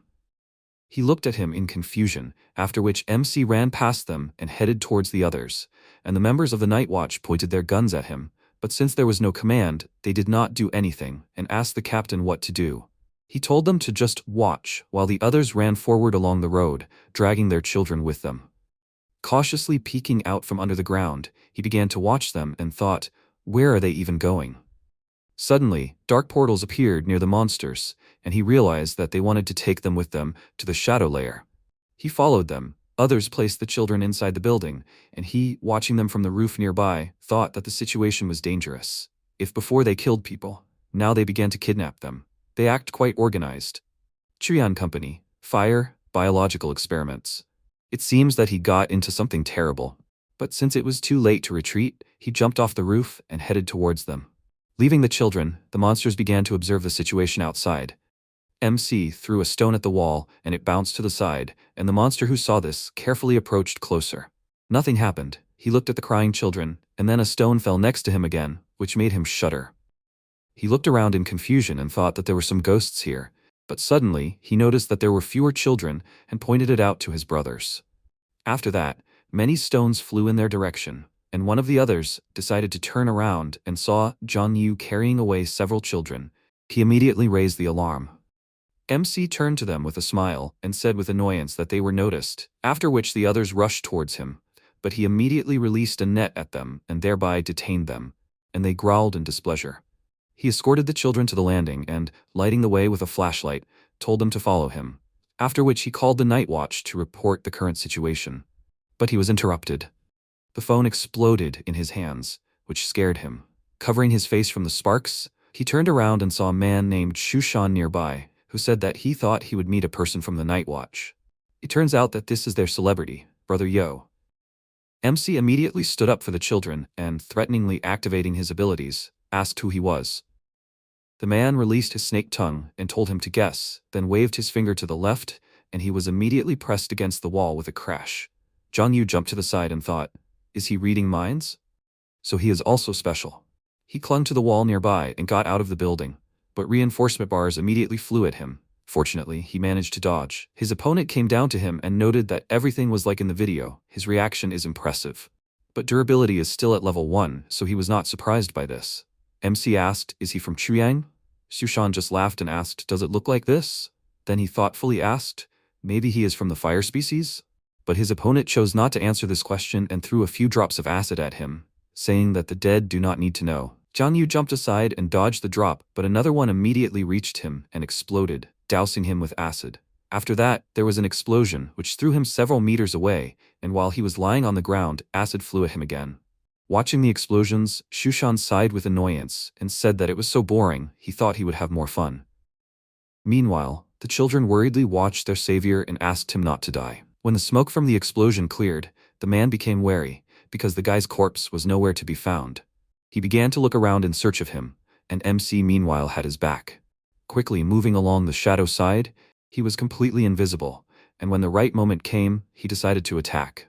His opponent noticed this and immediately dodged the blow, after which Zhang Yu found himself behind him. Thinking that he caught him by surprise, he smirked and then struck, but Shushan easily dodged it and threw acid at him, but he immediately dived back into the shadows. Enraged, the man called him a rat, and before MC had time to completely hide underground, he threw a shadow clot towards his opponent, after which it suddenly grew in size and began to sparkle. After watching this, the man realized that it was dangerous and immediately covered his face with his hands. The shadow began to hit him with whips, and as soon as the attack ended, he licked his lips and said that he was hiding in the shadows and attacking him from behind. But now, he will show him his powers. Having created a huge clot of acid, he threw it at the building behind him. It turns out, he was aiming right at the children. Noticing the acid drop flying, the girl called out to Zhang Yu in fear, and he immediately appeared in front of her and took the entire blow, causing him to take a lot of damage.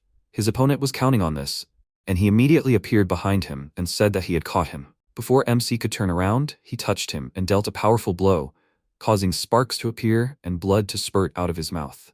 He fell off the building into a dirty alley with a crash, and before he could recover from the blow, Shushan came down to him and asked with a smile, did he think he could hide in the shadows? But he didn't have a single chance to begin with.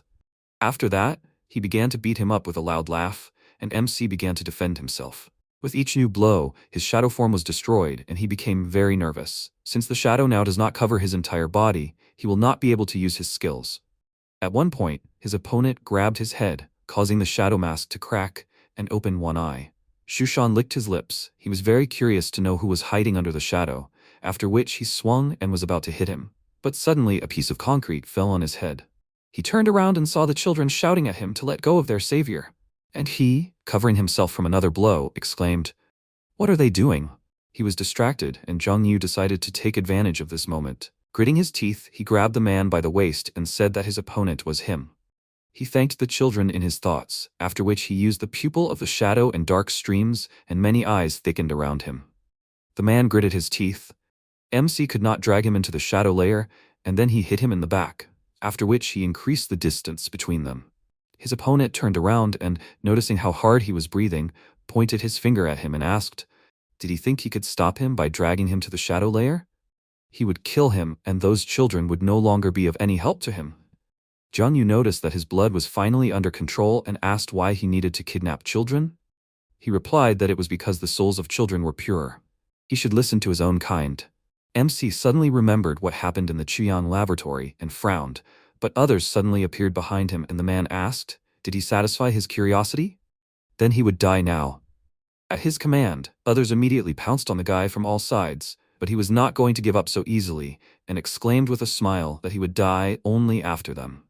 Bringing his hands together, he sharply spread them out to the sides and grabbed the others nearby, thanking his opponent for the gift.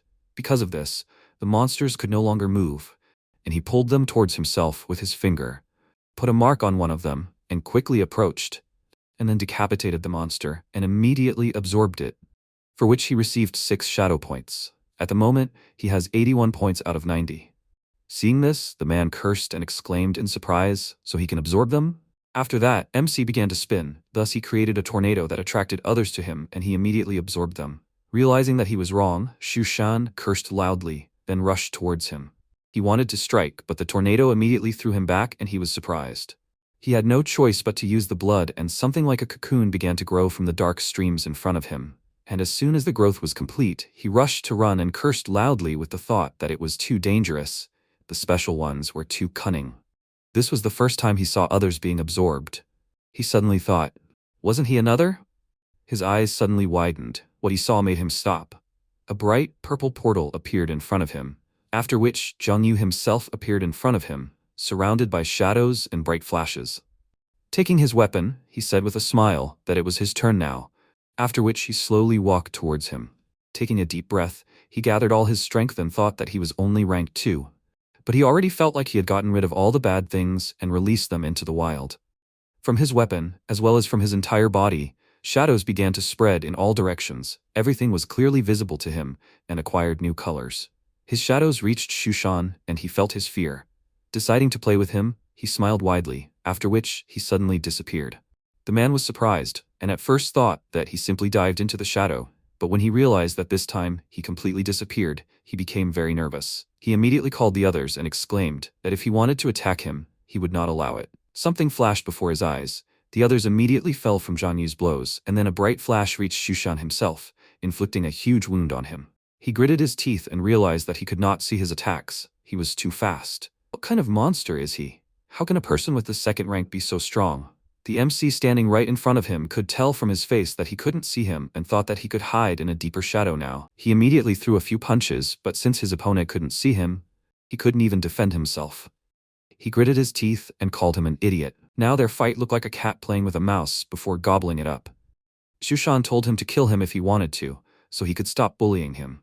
He ordered him to come here, and the MC who appeared behind him brought his blade to his neck and said that he would do as he said. The man became very nervous. He was afraid to even move so that the blade wouldn't hurt his neck. But suddenly a brick flew at Zhang Yu, and he immediately defended himself from it, but missed his enemy. The blow was so strong that his feet slipped on the ground, and when he saw the brick caught on his blade, he was very surprised. Shushan's ally Zhao Yongcheng appeared. He scratched his head with a smile and asked his friend what the hell he was doing here. They had been waiting for him for half a day, and their boss was downright angry. The man was very happy to see him and asked if the boss had sent him here.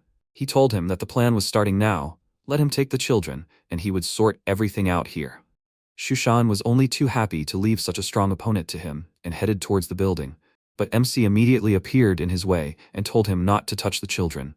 He wanted to strike, but a brick hit his blade, preventing this, and Yongcheng immediately rushed towards him. Zhang Yu changed his target, and Yongcheng clenched his hand into a fist and struck, but fortunately, he managed to dodge.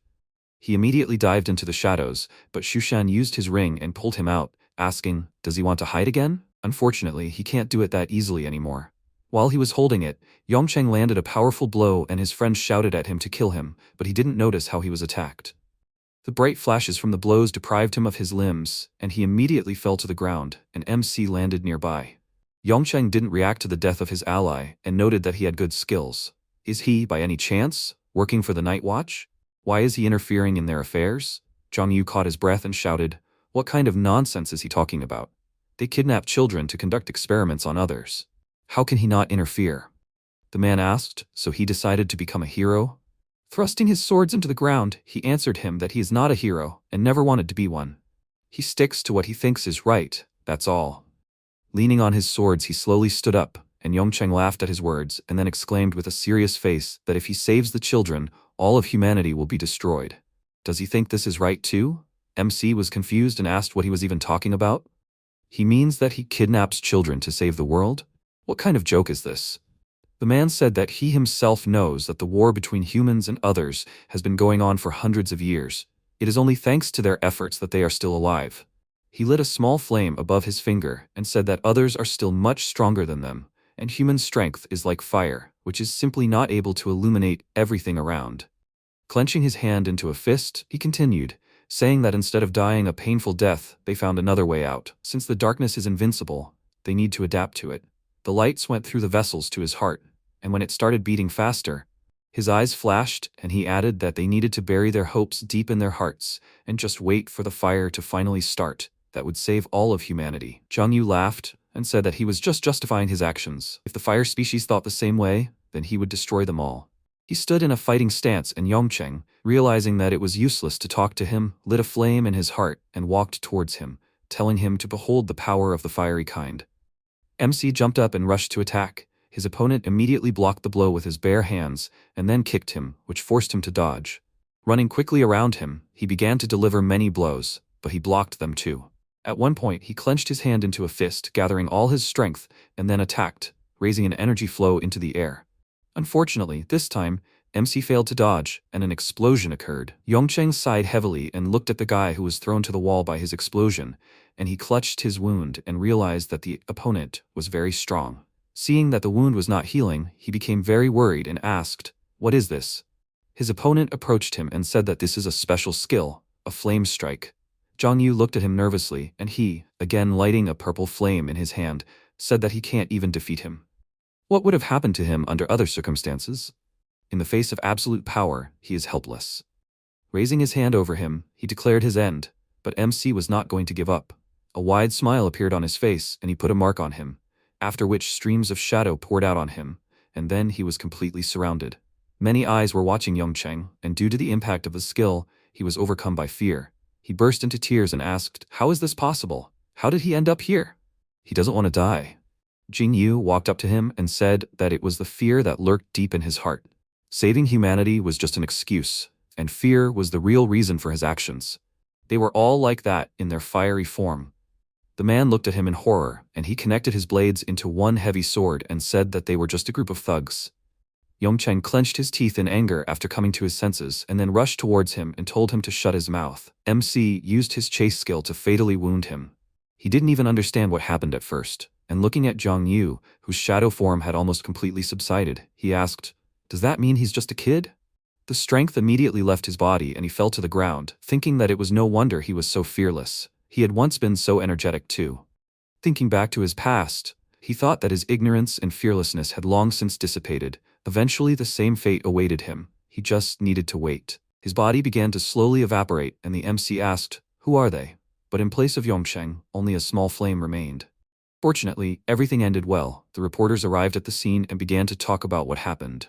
The reporters showed the aftermath of the others' escape and said that just an hour ago, a fire broke out in the building and several others escaped to freedom. The building was completely charred. Traces of a battle between specials and others were also found. She approached one of the victims, and she said that her brother Yo saved her. The reporter said that it became known that many of the victims were saved thanks to the streamer Yo. Learning that several children were kidnapped at the scene, he immediately rushed to look for them. There is no news yet, so they can only pray that the children return safely. Suddenly, a man pointed to the side and joyfully exclaimed that he had returned, after which people ran to meet him. The rescued children happily waved to their families and waited for Zhang Yu to go to them together. But since he did not want to reveal himself, he told them to go alone. They hugged him goodbye and thanked him, and then returned to their families. That was how the Chuyan incident ended happily. Soon MC came home all beaten up and noticed Yao Yao on his couch, who had been waiting for him all this time and was worried. Seeing the prepared food on the table, he looked at her guiltily, then took out some broken eggs from his backpack and apologized to her for being so late. He decided to run to the store, but something happened on the way, so he was late. Of course, she didn't believe him and burst into tears, saying that he was deceiving her like a child. He smiled slightly and asked, "Did she think he was dead?" She jumped up from the couch and exclaimed that it would be better if he really died, and even wanted to hit him, but he grabbed her fist. She asked him to let her go, but he immediately pulled her towards him and, getting closer to her face, asked, "Has she tried this yet?" She embarrassedly looked away and asked, "What is he talking about?" He told her not to be afraid, they are not children anymore.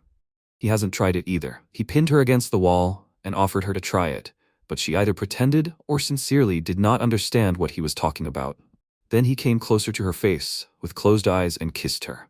At first she did not even understand what happened, but after a few seconds had passed, she realized what they were doing and pushed him away, exclaiming, "What is he doing?"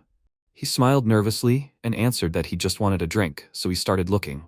Covering her mouth with her hand, she looked at him embarrassedly, and he, pretending as if nothing had happened, took a few plates and rushed to the kitchen to heat up the food. Putting the plate in the microwave, he sighed and thought that he was on the verge of life and death.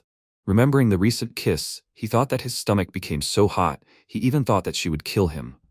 What soft lips she has. He accepted it as a reward for his battle and began to dance happily, and Yao Yao, embarrassedly watching him from the corner, thought he was an idiot. After that, they sat down at the table. The atmosphere was awkward, but only for Yao Yao. Still embarrassed by their kiss, she watched him eat her cooking, and he decided to test how much his abilities had grown after the battle. He currently has 105 shadow points, and the description of the hidden shadow skills says that he can dive into the shadows to freely move between them. Shadow Claw turns his hands into sharp blades with extremely traumatic force, while flexibility is important. Continuous Kill constantly accumulates the number of his attacks, at the end forming a very powerful shockwave. The kill skill comes into effect after Continuous Kill.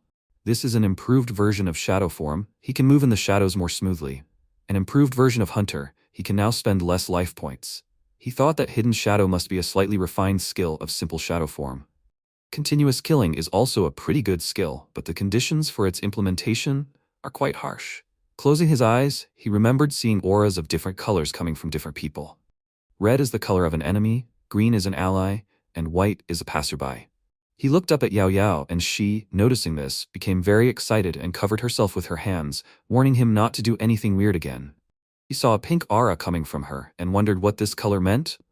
Realizing that pink was a sign that she loved him, he smiled and began to drool, and she said that he was so weird. Suddenly, loud bangs were heard from the street.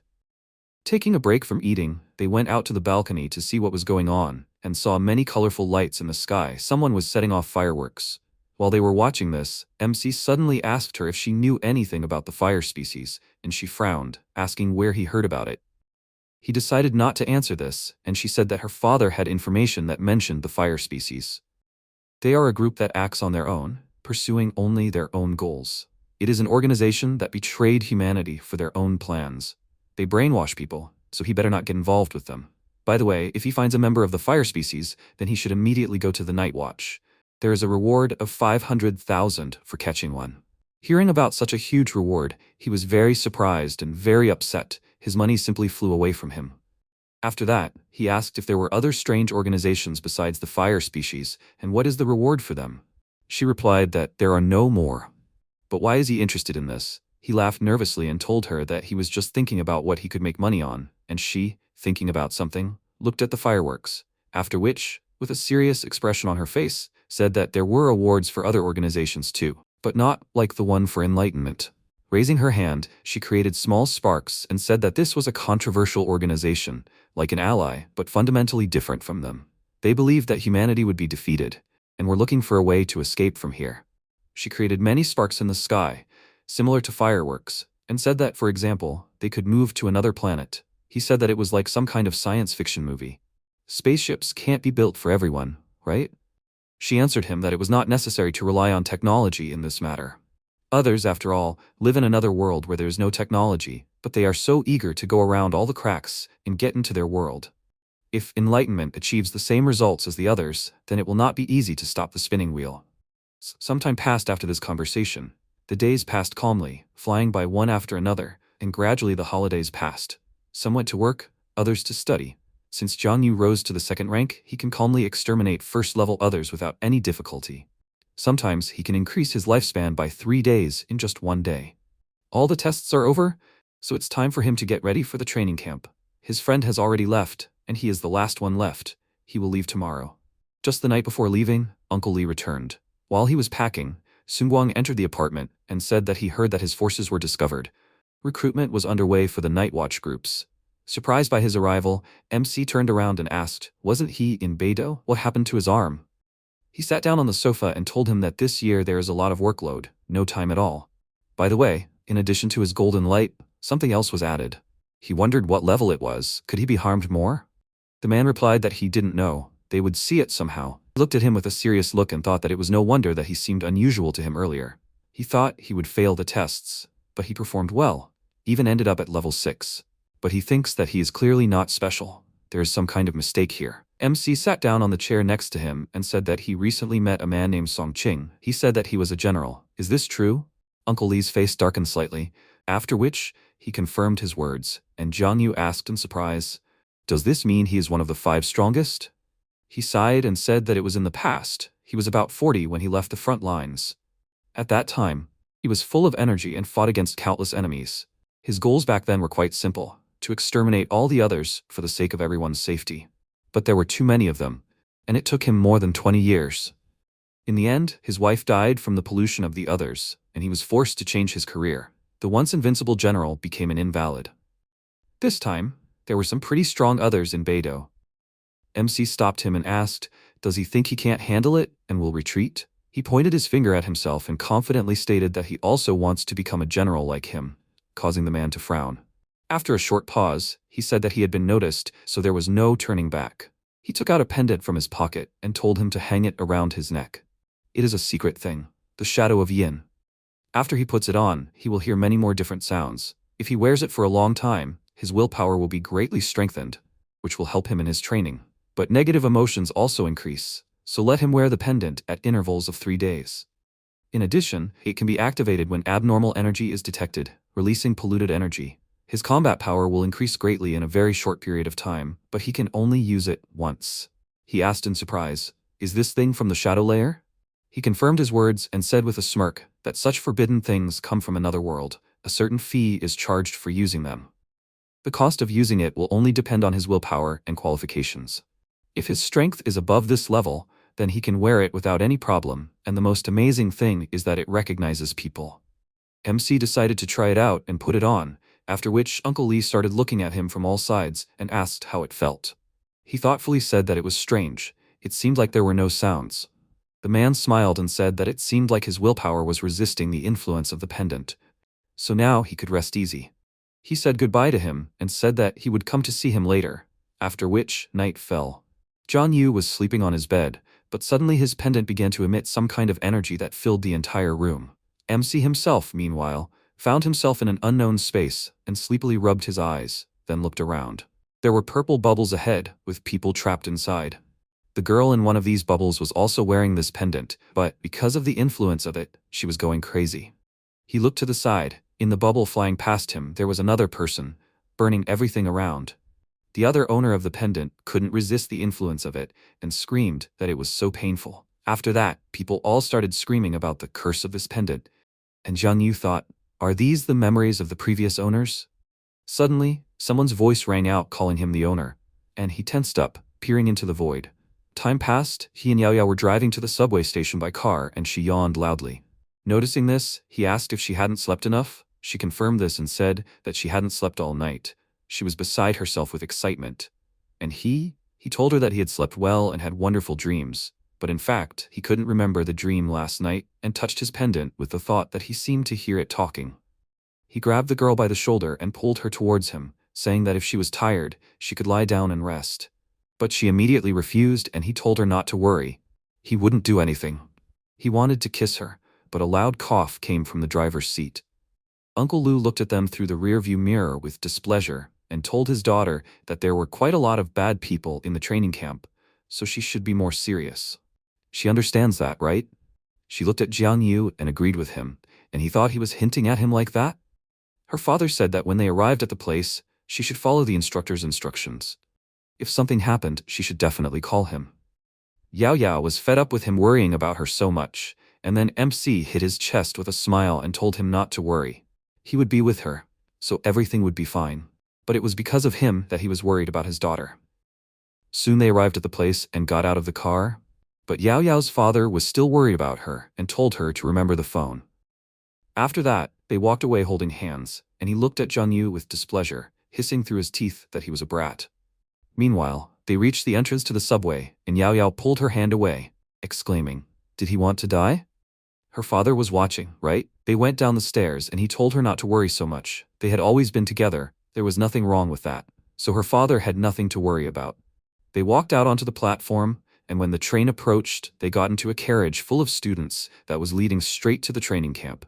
An announcement was heard on the train, saying that the train heading from Beidou to the special training camp was moving non-stop at medium speed, with an estimated arrival time of 20 minutes. Zhang Yu and Yao Yao took their seats, and he noted that there were so many people here. She agreed with him, and added that all the students here were from different gathering points. Everyone in the carriage had pretty high test results, either they had a high willpower level or outstanding abilities. They only needed training to easily deal with first-rank others. He pretended to be surprised and asked, "Are they that strong? Now they don't have to be afraid of the others' advance?"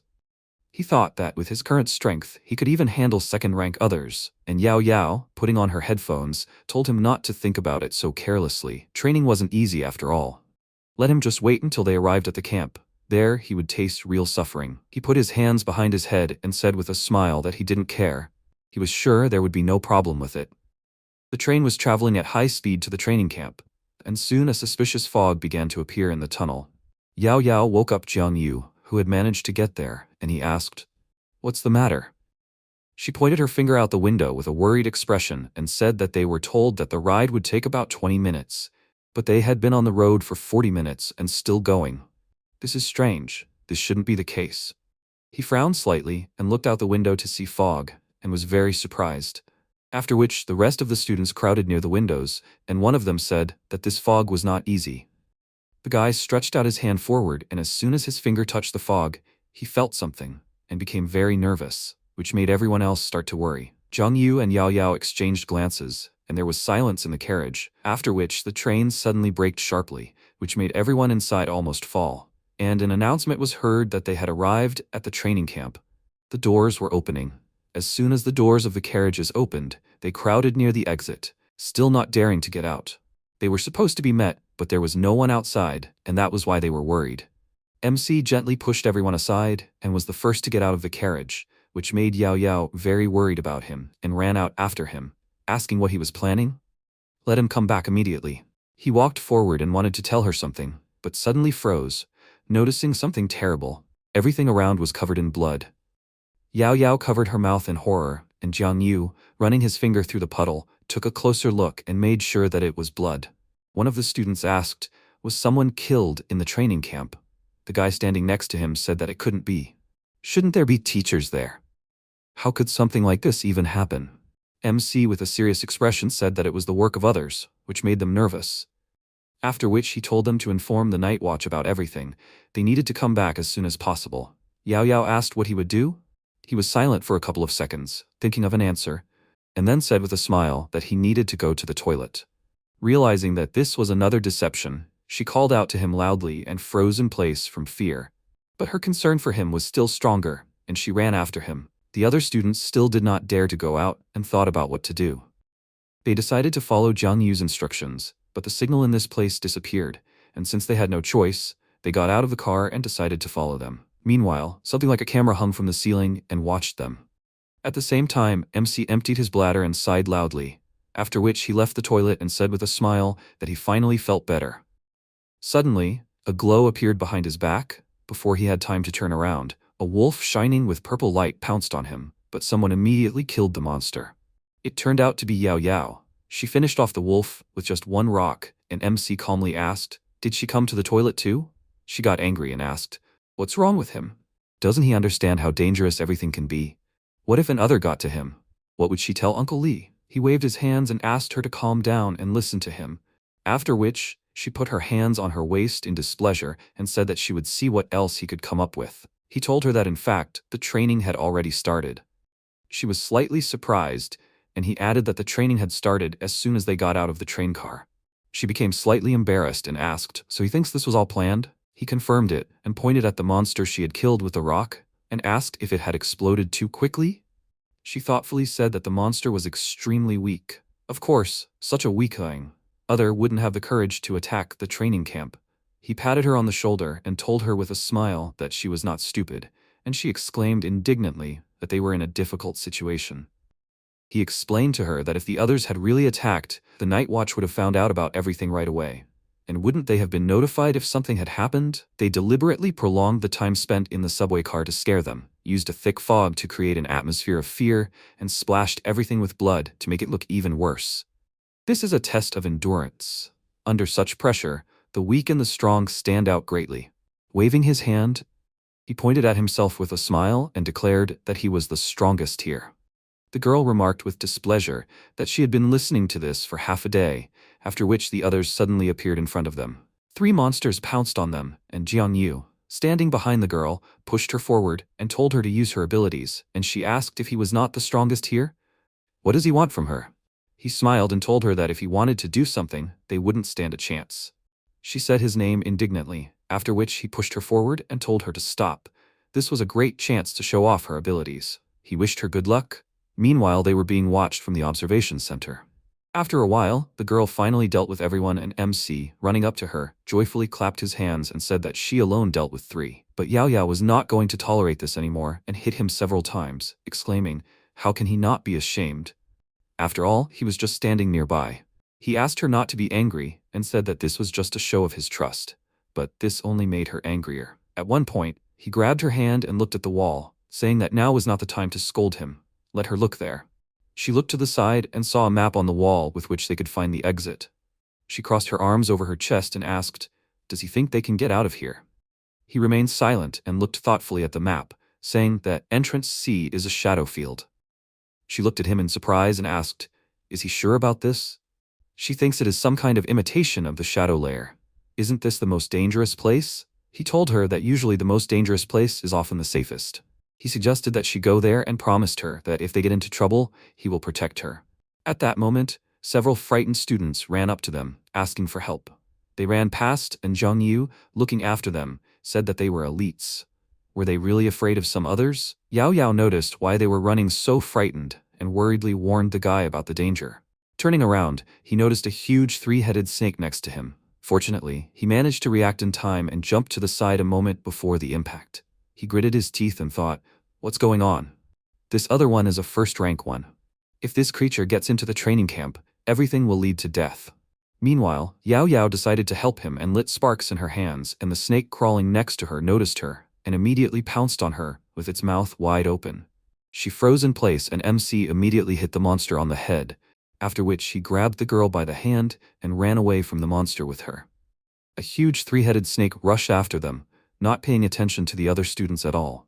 They managed to run to entrance C, and he, throwing open the door with a running start, suddenly discovered that no one was holding his hand anymore and turned around in horror. There was no Yao Yao behind him, only a closed door. Meanwhile, in the observation center, they noticed the strange activity of the snake and asked, shouldn't its combat power be suppressed by crystals? It turns out they've lost control of it, and now all they have to do is go out and subdue the snake themselves. But Instructor Song Qing decided to wait and leave things as they were to see what this guy's abilities were. He looked at the screen that was displaying Zhang Yu, and in the meantime, he discovered that there was some problem with the door. The glass was made of materials that let in sunlight, but there were still some differences. He opened the door, thinking that if he opened it a few more times, he might be able to meet Yao Yao. But a snake immediately appeared in front of him and pounced on him. Its 2 heads grabbed his legs, and the center head was about to devour him. Gritting his teeth, he grabbed the monster by the mouth, preventing its jaws from closing, and then began to deliver many quick blows, due to which the monster was thrown back, and he managed to free himself. He sighed heavily and thought that he almost lost control of himself, but he guessed it wasn't that noticeable. Suddenly, streams of shadows reached out from behind him and then covered his entire body. He looked at his hands in surprise and exclaimed, "What's wrong?" He didn't activate the shadow form. Why did this happen by itself? While he was confused, something landed next to him with a crash, and he looked to the side, seeing another with many eyes on his body. He immediately recognized that he was the upper limit of the first rank. The situation was heating up. Meanwhile, in the observation center, everyone was shocked by what they saw on the screen, and Song Qing asked, "What's going on?" The protagonist encountered a mysterious creature whose eyes glowed with an ominous light. It pointed a finger at him, and powerful waves of energy rushed towards the protagonist's shadow.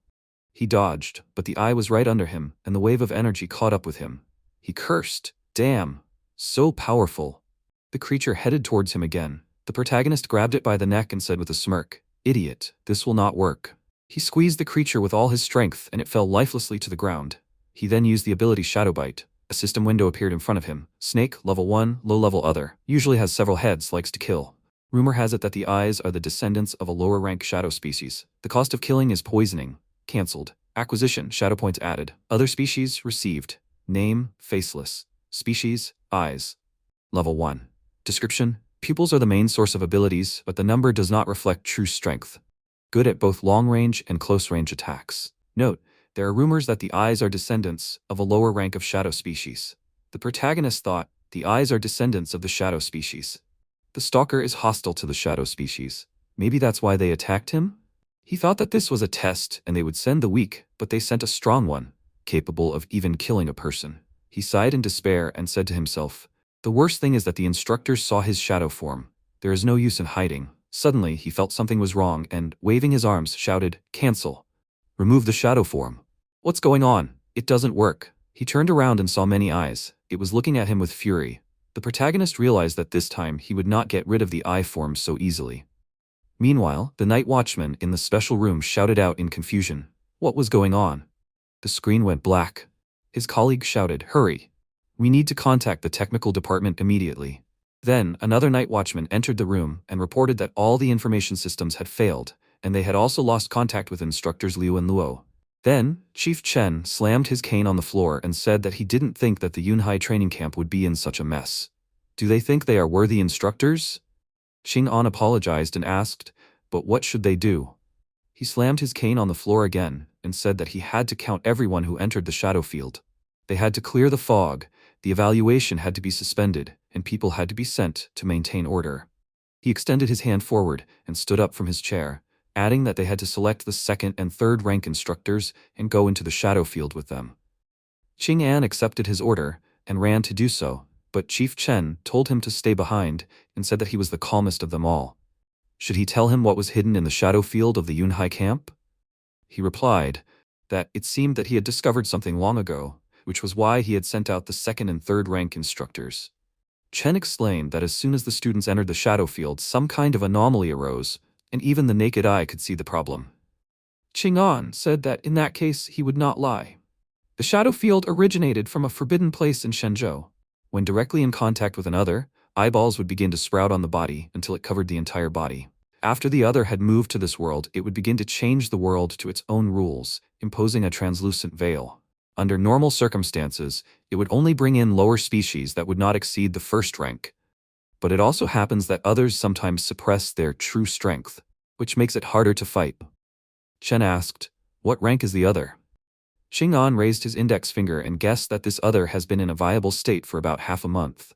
The leader, lowering his gaze, said that in that case, only a person of the fourth rank will be able to compare with him after that.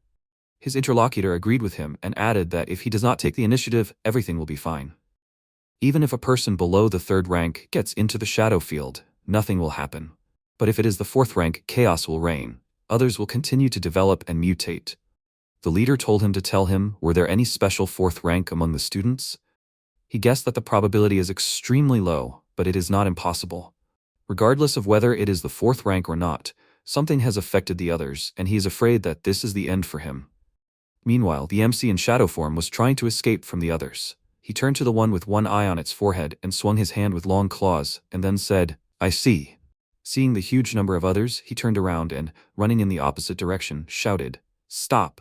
They think they can catch up with him?" He continued to run further and further, while the monsters tried to catch up with him. He said that it can try. They chose death. Then the others with eyes on their foreheads began to release powerful pulses of energy, hitting the protagonist right in the back. A powerful beam of energy pinned him to the ground. Then the protagonist got up and, grabbing it in his hands, said, "Damn. It turns out they can do such things too." They used a long-range attack. Then others came down to him, and he added, "Okay first," but then others of the second rank also came up. Then he shouted, "Okay," and now he will show them the power of his second rank. Shadow Blade activate. Then he was surprised and looking at his hand, suddenly realized that the shadow blade was not activated. At that moment, the eye species, releasing its branches, seemed to embrace the protagonist's shadow. The monsters began to communicate with each other, and the protagonist looked at it in surprise, and then concentrated his energy and noticed that it was strange. Why was it not moving? Was it his strength that frightened him? And then he saw how the others parted to the sides, letting a particularly powerful monster pass, and the protagonist realized with horror that it was a third-rank other. The next second, the other swung its huge weapon and tried to hit the protagonist's shadow, but he jumped to the side. Unfortunately, this did not help him, and a powerful beam of energy slammed him into the wall, destroying it into many huge stones. The protagonist coughed and realized that the double blade could not be used. Everything was out of order. In his current state, even a rank 2 was hard to fight, let alone a rank 3. He then pointed his index finger at the monster and released the energy that was binding the other. He knew there was no chance of winning. Now, his best plan ever. He ran out from around the corner and started to run, but the other broke free and ran after him. The protagonist turned around slightly and shouted, "Damn! So fast?" He stopped when the other swung its weapon again and hit the ground. But the protagonist pushed off and jumped up. He noticed that this was a great chance, and he headed towards the monster and began to deal multiple blows to its head. The other's blood level dropped to 93%, and MC realized that this was great. Even though each attack was damaging him, at least the continuous blows were hurting the monster too. He needed to accumulate enough kills and then kill it. The other's fist tore him out of his thoughts. From such a powerful blow, the protagonist flew to the side and, crashing into a building, fell to the ground. The monster jumped closer to him. MC got up and was surprised. Did it stop? The protagonist was confused. What happened? Why wasn't it moving? Then he turned around in surprise and didn't understand what was going on. Almost the same as the shadow layer. Isn't it too similar? To be honest, this place is even more frightening than the shadow layer. A powerful aura formed around him, and the third-rank other, swinging his weapon again, headed towards the protagonist. He, jumping forward, understood that he needed to save himself. He continued to run, breathing heavily, and thought that it was strange. Why was the alley so long? His vision was clearly failing. The next second, he found himself as if in a bubble. Looking around, he was confused. What happened? What kind of place is this? He did not see or feel anything. Then he waved his hand, and suddenly, he began to be pulled in. He screamed and thought in surprise. His body was out of control? Someone was controlling it? It must stop. He is the owner of this body. Then he thought that everything had stopped, but a powerful energy pulled him to the side again. The sphere went straight to his heart, enveloping his body from all sides. The energy of this sphere was reflected in his eyes, and he heard a voice. He will wait for him, the Lord of the Shadow. Then he found himself in a mirror space and wondered, what kind of place was this? A shadow similar to him, reflected in the mirrors, answered that this was the boundary between this world and Shenzhou. The protagonist screamed in surprise. Who? The shadow asked, can't he feel it himself? He should dive deeper into the shadows, or does he not want to? Hidden, dark, cold, ruthless. The protagonist turned around and saw the hand of the shadow crawling out of the wall, and his interlocutor said that they were of the same origin. They were with him. The protagonist, without thinking, hit the wall with his hand, and the shadow shouted irritably, what is he doing? The protagonist was surprised. What? Eliminates another. What else? Shadow shouted, isn't it too early? He didn't even have time to say a word. How can you miss the key points of his skills, like martial arts cheats or the master of the depths? The protagonist replied, if he wants to say something, he should speak faster. He must get out of here to save Yahello. Shadow raised his index finger and told him to take a look for himself. The protagonist saw a huge open eye, the gaze of which was directed straight at him. He guessed in surprise, that kind of eye? The one that blocked part of his powers earlier? His interlocutor folded his arms and replied that it was true.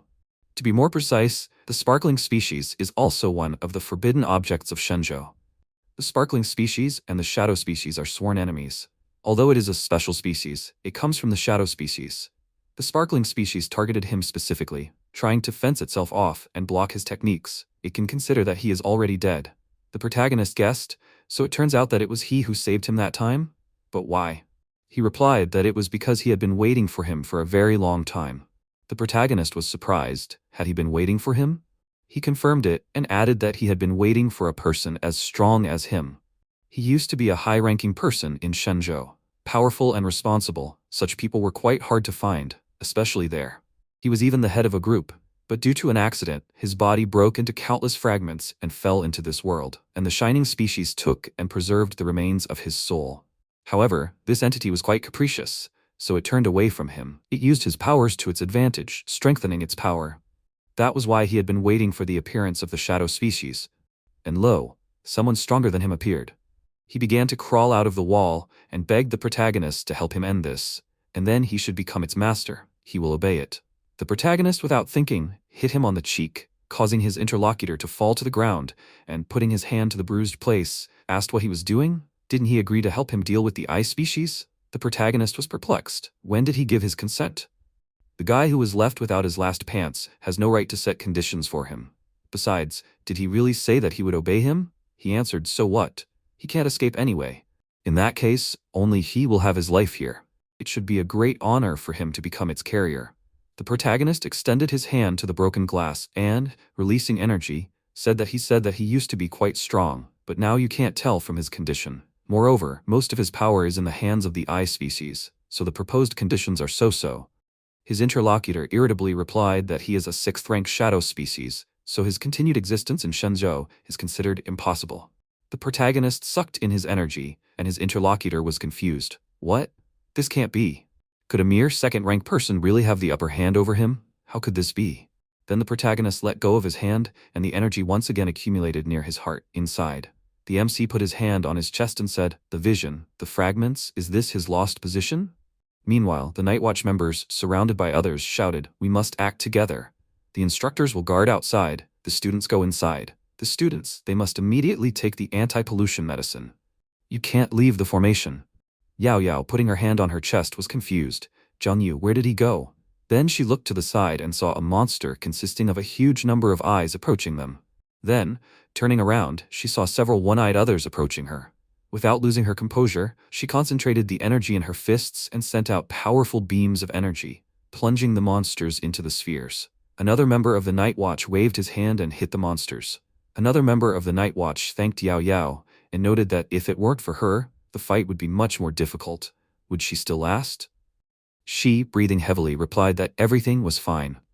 Then the guy shouted that everyone needed to gather, they needed to get out of here. At that moment, another approached him and, releasing powerful energy from his eyes, hit him right in the head, causing him to fall lifelessly to the ground. Yao Yao looked at this in horror, but Qing'an attacked the monster. His fist was covered in blood, and he thought, another of the 3rd rank, the situation is worse than they thought. Then he turned to his subordinates and asked, weren't they told to be more vigilant? They almost got attacked from behind. They apologized for their mistake, and he thought that out of all the students, they were the only ones who were attacked by a rank 3 other. Could it be that there were rank 4 specials among them? He then asked, are they all here? They are moving out. Yao Yao asked him to wait. She explained that she was with Zhang Yu, but he was not here. He was surprised. Could it be that he was with the eye species? If she came with him, they must be in a close relationship. At this moment, a rank 3 other appeared behind him. Turning around, he put his hand forward and released a powerful energy, thereby hitting the monsters. He knew that she had also fallen under the attention of the species. Qing'an, running to attack, shouted to the two to accompany the students. They should leave the rest to him. The monster swung its weapon again, but it concentrated the energy in its hand and used a technique of a special called the Eye of the Wind. A powerful tornado burst out from its hands, as if swallowing the other. After spinning around in the vortex for a few times, the other flew out to the side, and Qing'an asked irritably, does it want to escape? Then a powerful aura appeared around him. An eye opened under his feet. The chains seemed to lock him in the center, and he did not understand what was happening. The abilities disappeared. Then he saw a huge monster approaching a group of his people. Many open eyes looked at the students, exuding powerful energy. He only managed to say, damn. After that, he fell to the ground. The others were also knocked down by such a powerful wave of energy. Yao Yao, trying to hold on, understood that it was over. The body did not move. The consciousness was conceived. Although she had long ago mentally prepared for everything, she still felt powerless when confronted by others. Then she saw how powerful energy was heading straight for her, and she thought, goodbye, he must live, Zhang Yu. But the next second, the protagonist saved her in shadow form. Holding her by the waist, he took her aside and said that he was here. Then he put her on the ground and turned around and felt a huge number of others. He smirked. Although this territory belongs to the eye species, they forgot that the shadow species is dominant here too. Then he raised 2 fingers up, releasing a powerful energy straight into the sky, which rose above the city like a whirlwind. He said, gentlemen, welcome to his territory. It was as if a dome descended on this area. The others took damage, and the protagonist moved forward and, seeing another new third level, said that they met again. Earlier it was chasing him along the entire street, now it was his turn. He took out his weapon and with a powerful jerk cut the monster into many small pieces. Then he attacked the eye species. The system reported that he used Pursuit. The monster's blood level dropped to 0%, and the protagonist used an ability called Decapitation. Then the blood flew in different directions, and he thought, what power? This is the power of Shadow Sight. He stepped on the other lying on the ground, and eyesight was completely suppressed by Shadow Sight, and all of his abilities disappeared. Even at his second rank, he could kill a third-rank other in seconds. It was no wonder that eyesight mainly worked in groups. But he wanted to thank it for such a vivid emotion. He then extended his hand forward, sucking out the enemy's energy. Meanwhile, the members of the Night Watch were running forward at a rapid pace. One of them shouted, "Faster! This way! The signal is taking root here." The protagonist raised his head up and, seeing them, noticed that it was very inopportune. They ran to the energy and the commander ordered the wounded to be taken away as quickly as possible. His subordinate shouted, "Did anyone take the anti-pollution drugs? People are dying," he shouted. "We need several people to block eyesight. Faster." Sometime later in the hospital, the protagonist, sitting with an IV drip, was excitedly telling how the big-eyed monster rushed straight at him, and he twisted it in just 2 steps, and then a crow flew up and exploded, just like an airplane. Another one tried to sneak up on him at this time, but he managed to react. But before he could finish speaking, Yahello hit him on the cheek with a package of medicine and asked, can he still brag after so many wounds? Hurry, smiling, he looked at her and suggested that she do it herself. She agreed with him, and then opened the package and poured the contents onto his hand. He screamed, jumping up and down, and shouted that this medicine is for drinking. She wants him to die? She folded her arms across her chest and said indignantly that he had told her to do it himself. He asked if she was angry. She wondered what he was talking about. He suddenly disappeared, making her look around and worry. He started to apologize, but she reached her hands to his face and said that he didn't need to do that. She put a bandage on his cheek and told him not to do that again. He agreed with her, and then she added, "By the way, there's one more strange thing. She fainted while being attacked by the other. And then she woke up safe and sound." The protagonist asked, "What's so strange about that?" The instructor saved her. She screamed that it wasn't so. It was Yo's brother. The protagonist suggested that she imagined it. How did Yo's brother get into the training camp? She sat down next to him and said that she was sure. At that moment, when she almost lost consciousness, it was Yo's brother who saved her. Then she put her hand to her cheek and added, oddly enough, at the same time she said a name. Brother Yo saved her so quickly, it felt like they had known each other for a long time. Was it possible? The protagonist, interrupting her, asked, she didn't doubt him, did she? She answered negatively and added that Brother Yo wasn't as incomplete as he was. The protagonist was indignant. Who else was incomplete? Then she asked him to tell her if it was possible that Brother Yo was studying with them. He answered that he didn't think so. Why? And he put his hands forward and said loudly, "She must see. Brother Yo is very strong, he is special, a hero with a sense of justice. Moreover, he is very handsome. Could such a person be a simple student?" She, thoughtfully putting her finger to her cheek, answered that this was also true, but how did he know that he was handsome? He threatened her with his finger, and explained that beauty was not that important. The most important thing was that Brother Yo could not have ended up in the middle of a training camp. At that moment, Ching-an came up to them and called the protagonist. Yahello was surprised. The instructor? Perhaps so. Then the protagonist stood up from his seat and, turning his attention to the instructor, said that they met again. Yahello asked how his injury was. Ching-an replied that the injury was minor.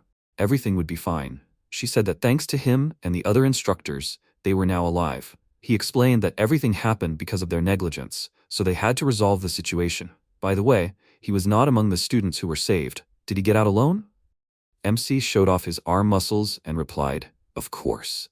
He broke through on his own. The instructor was surprised, right? Then he would look forward to his next exit. He understood that it would be quite difficult to get out alone. There was too much of an influx of others. Then he added, by the way, there were too many people in the testing room, so he would check them for contamination right here.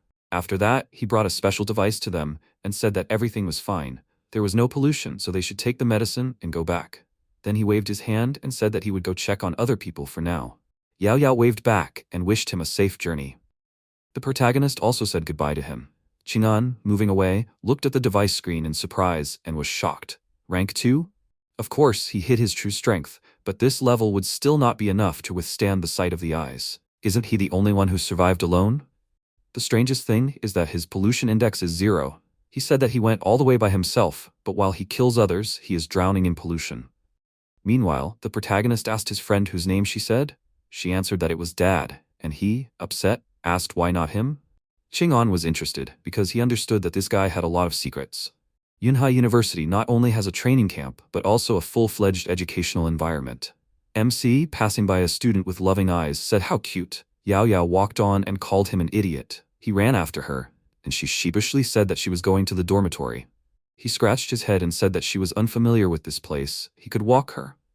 She looked at him indignantly and said, does he really want to walk her to the girls' dormitory to look at other girls? He sheepishly replied that he did, but how did she understand? She hit him on the head and, walking away in the opposite direction, told him not to talk to her anymore. At this moment, Yuchin approached the main character and, chewing his food, asked, did he anger Yao Yao again? But he was still the same. The main character, frightened, turned around and shouted, how did he get so fat? His interlocutor emptied the rest of the contents of the bag into his mouth. The protagonist said that he understood. Yuchian explained that his ability is gluttony. The more he eats, the stronger he becomes, and he does not suffer from indigestion. Initially, his ability was not suitable for Yunhai University. Then he picked up the suitcase with just his index finger and added that later they lowered the bar and he was able to pass. Then he offered to walk him and asked where he was going? MC replied that he was interested in the first building. After a while, Yuchian said that they had arrived. This is the first building of the dormitory. Isn't it cool? He replied that it was great and very similar to a hotel. Then they went inside and Yuchian explained that this is a dormitory intended for the best students of the training camp. The facilities are top-notch and the environment is good. In addition to the dormitory, there is also a small garden, a gym, and a library. Everything is designed for comfort. Then they went to the door and Yuchian said, here is his room. He wondered why it is open? Isn't this a single room? Then he opened the door and saw a student clutching his head and laughing and saying that it's cool, a big bed, good lighting, and ventilation. His comrade said, Brother Mu, do you think they'll have any strong freshmen? If so, they shouldn't stop there either. His comrade spread his arms out and said, they're already sophomores, should they care about freshmen? Then he turned his attention to the open door and told his comrade to take a look, someone's here. Shimu stood up from his chair and turned to face the door and said, Brother, he's in the wrong building. This is his place. These are the rules of the Yunhai training camp. Yuchian pointed his finger at him and retorted, this is nonsense. There are no such rules. The student sneered. What? Is he not happy with something? He walked right up to him and Yuchian got angry and shouted, of course, this is a freshman dorm, so they should move away. The student laughed and then walked out into the hallway and shouted, hey, here comes a freshman saying that the dorm is his.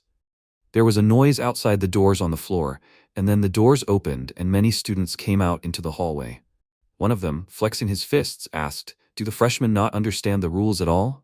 But it's okay, they can explain everything, but he would like to remind them that they are the best students, so he should think about it carefully.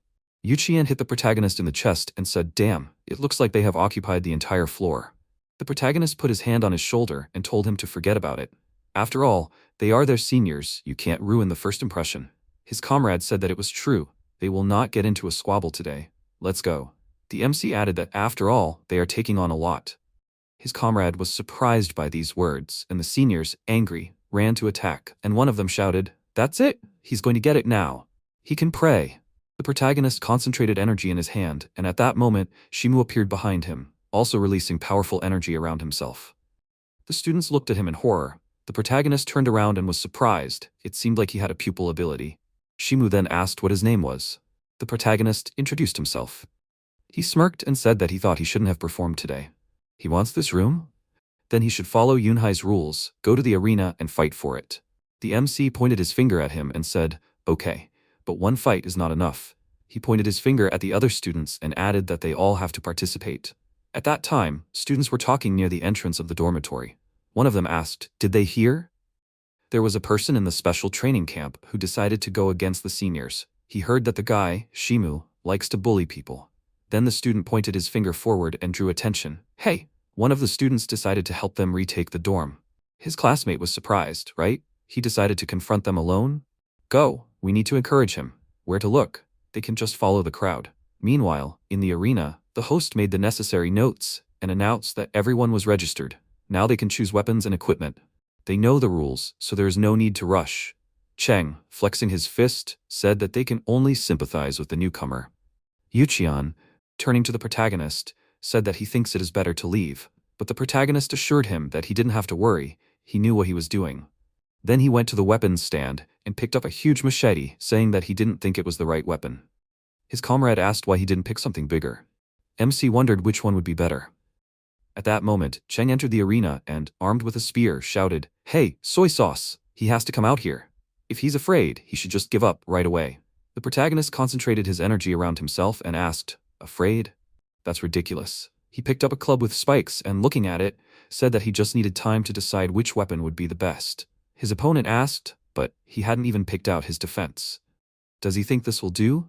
MC awkwardly scratched his head and agreed with him. And the next second, his opponent used his energy to rush forward at lightning speed and shouted, "What arrogance! He will crush him in a second." The protagonist smirked. "I wonder if he is also a shadow master." There were shouts from the onlookers, "They must see. He is approaching, the fastest among their classmates. Forward, brother Cheng. He must teach him a lesson." Yuqian told the protagonist to run. He must not stand there. But the protagonist continued to stand still, while his opponent, who was close to everyone, pushed off the ground and swung his arm to attack. But the next second, the protagonist seemed to disappear. Everyone present was perplexed. A smoke screen formed at the place where he disappeared, and after a few seconds, it all dissipated, and MC appeared, giving a thumbs down, and his opponent was lying on all fours on the ground. The weapon was inside his body, and the protagonist called out to the next one. Then the protagonist pulled out his weapon from his enemy's buttocks and, spinning it in his hand, asked, "Well, does anyone else dare?" "A bunch of idiots. They can all attack at once." The seniors indignantly shouted, "How impudent! Moron! How dare he injure a third-year student?" Several students actually rushed to attack. One of them remarked that this was interesting. They were in on it too. The protagonist understood that the most long-awaited moment had come. A system window appeared in front of him, which said, "Attribute, Shadow." The man is a stalker, a killer. Stalker hides in the shadows, no one suspects of his existence. First, he can easily hide in the shadows, without fear of being discovered. The shadow is his home. Second, he should pay attention. The disclosure of the personality of the action of this ability is noticeably reduced, but the presence of a shadow is still considered deadly. MC understood that after absorbing fragments of the personality of the shadow species, his abilities have increased significantly. Moreover, he had already tried the stalker ability when killing an eye species, but in this world it cannot be activated yet. Then the system window appeared in front of him again, which said, "Killers. Mark. Numerous wars." Numerous wars. A real killer is very well oriented on the battlefield, sees all the available advantages. Thanks to numerous battles, he will be able to quickly grow and sometimes get the opportunity to gain new abilities or strengthen existing ones. The protagonist thought that numerous wars specifically exist so that he can develop faster. If the battle is intense, his abilities will improve at a faster rate. Then, the seniors shouted, "Forward," and rushed to attack, but the protagonist easily threw them in different directions. Yuqian, turning to the host, was perplexed. "What is happening?" "We need to stop them." She replied that his friend himself said that he challenges everyone, there is nothing to worry about, and his friend is not that simple. She looked at the arena. MC really was standing in a pile of neutralized students. He sighed and asked, "Is that all?" He didn't even break a sweat. At this point, Shimu declared that he didn't expect a high school student to have such a high level of physical fitness. However, the outcome of the fight didn't depend on that alone. He then threw an apple into the air and began to chop it with his weapon. He then impaled it on the tip of his sword, showing off a carved rose, and added that it all depended on technique. After that, the apple flew off his sword. The seniors cheered. "Go ahead." "Shimu, he shouldn't give in to a low school student. He's in the top 3 among his age. He should teach him a lesson." The protagonist noticed that he was a master swordsman, just like the main character in the book. He chuckled, thinking that his previous opponents were too weak, so he didn't have the chance to accumulate much experience. He'll look at him. With these thoughts, he charged and swung his bat. Shimu appeared at his side at that moment and explained that he is a type of eye that inherited the power of an ancient demon. After activating his ability, and his movements no longer seem so agile to him. Not only can he easily dodge his attacks, but he can also observe every move. He swung his sword and directed it at the protagonist's back, adding that in his eyes he is just an innocent lamb that needs to be killed. The next second, MC sharply dodged. Shimu laughed and noted that he has good reaction. He was just training. Now it's time to act seriously. His eyes lit up with excitement and he swung his weapon. The protagonist looked at this in surprise, and a system window appeared in front of him, which said that numerous wars are launched. The enemy's actions are being analyzed. The angle of the attack release will be directed from top to bottom diagonally. The enemy simultaneously tenses his shoulders and forearm. The wrist deviates to the right so that the attack goes more smoothly. The distance between the feet is too large to avoid causing any discomfort. Turns the waist to strengthen the blow. You should not parry the attack. It is best to move to the right and then counterattack. The enemy's weak point is in the shoulder blade area. MC followed this advice. Dodging, he swung his weapon and hit the enemy's shoulder blade exactly. Shimu, clutching the bruised place, clenched his teeth and, perplexed, thought, how is this possible? Just now it was his turn to attack? His technique did not work at the last moment? Then he guessed, is he really a shadow species? He understood that things were bad. The influence of his species was not that strong. He again assumed a fighting stance and understood that if he activated his abilities, he was afraid that he would have a hard time. The protagonist threw the bat onto his shoulder. Grinned. What's the matter? He must continue. Are you scared? His opponent grinned. Scared? The next second, he rushed into an attack with lightning speed and shouted that this was funny. The protagonist also prepared for the attacks, and a system window appeared in front of him, telling him that the enemy would try to cheat. He should not be fooled. He should pay attention to the shoulders. The greatest amount of force comes from the waist and goes to the shoulders. The moment the shoulders drop, the movement begins. It is recommended to strike at the exact moment when the shoulders are tense. The protagonist followed this advice again and cut the opponent's cheek. Then he swung the bat around, and Shimu thought irritably that he had been mastering these techniques for 5 years. This guy only needed one time? Has his swordsmanship improved too? And then, he looked at him in surprise, and MC turned around, walked away in the opposite direction, and told him to use all his tricks. Shimu shouted irritably, the bastard, he wanted to teach him a lesson, but he forced him. He must die. Running forward, he used the special technique, after image cut. He approached the protagonist, and at the right moment, he swung his sword and split his body in half. But suddenly his face changed in surprise when he realized that the protagonist was behind him, and he did the same as with his previous opponent. Withering chrysanthemum. Shimu screamed in pain, and then the protagonist bowed and thanked him for the lesson. A system window appeared in front of him, which said that by ending numerous wars, he gained special abilities. Intuitive defense. As a natural-born killer, he has excellent intuitive defense. He's able to detect potential danger and make the right decisions. He thought that this was great. This time he had obtained excellent skills. Then he put his hand forward and shouted, is this all they can do? They must call everyone here. They must tell everyone that he, Zhang Yu, challenges everyone in Yunhai University. After some time, MC was lying on a hospital bed, with his body bandaged, and said that he had a headache. Yao Yao, who was sitting next to him, was peeling an apple for him, and wondering how he even had the brains to challenge all the students. Yuqian, who was also in the room, waved his hands and retorted that she simply didn't see how majestic Zhang Yu was when he challenged everyone. All the seniors just watched in silence, while the girls screamed in delight. The male lead said that, in the end, he was attacked by more than 100 people. He was sorry that he couldn't activate his shadow form. Yao Yao pressed the peeled apple to his face and was indignant. Hey, if the instructor hadn't taken it away, he would have definitely been disabled. He then took a bite of the apple and asked, by the way, what about her dorm? Is it also occupied by seniors?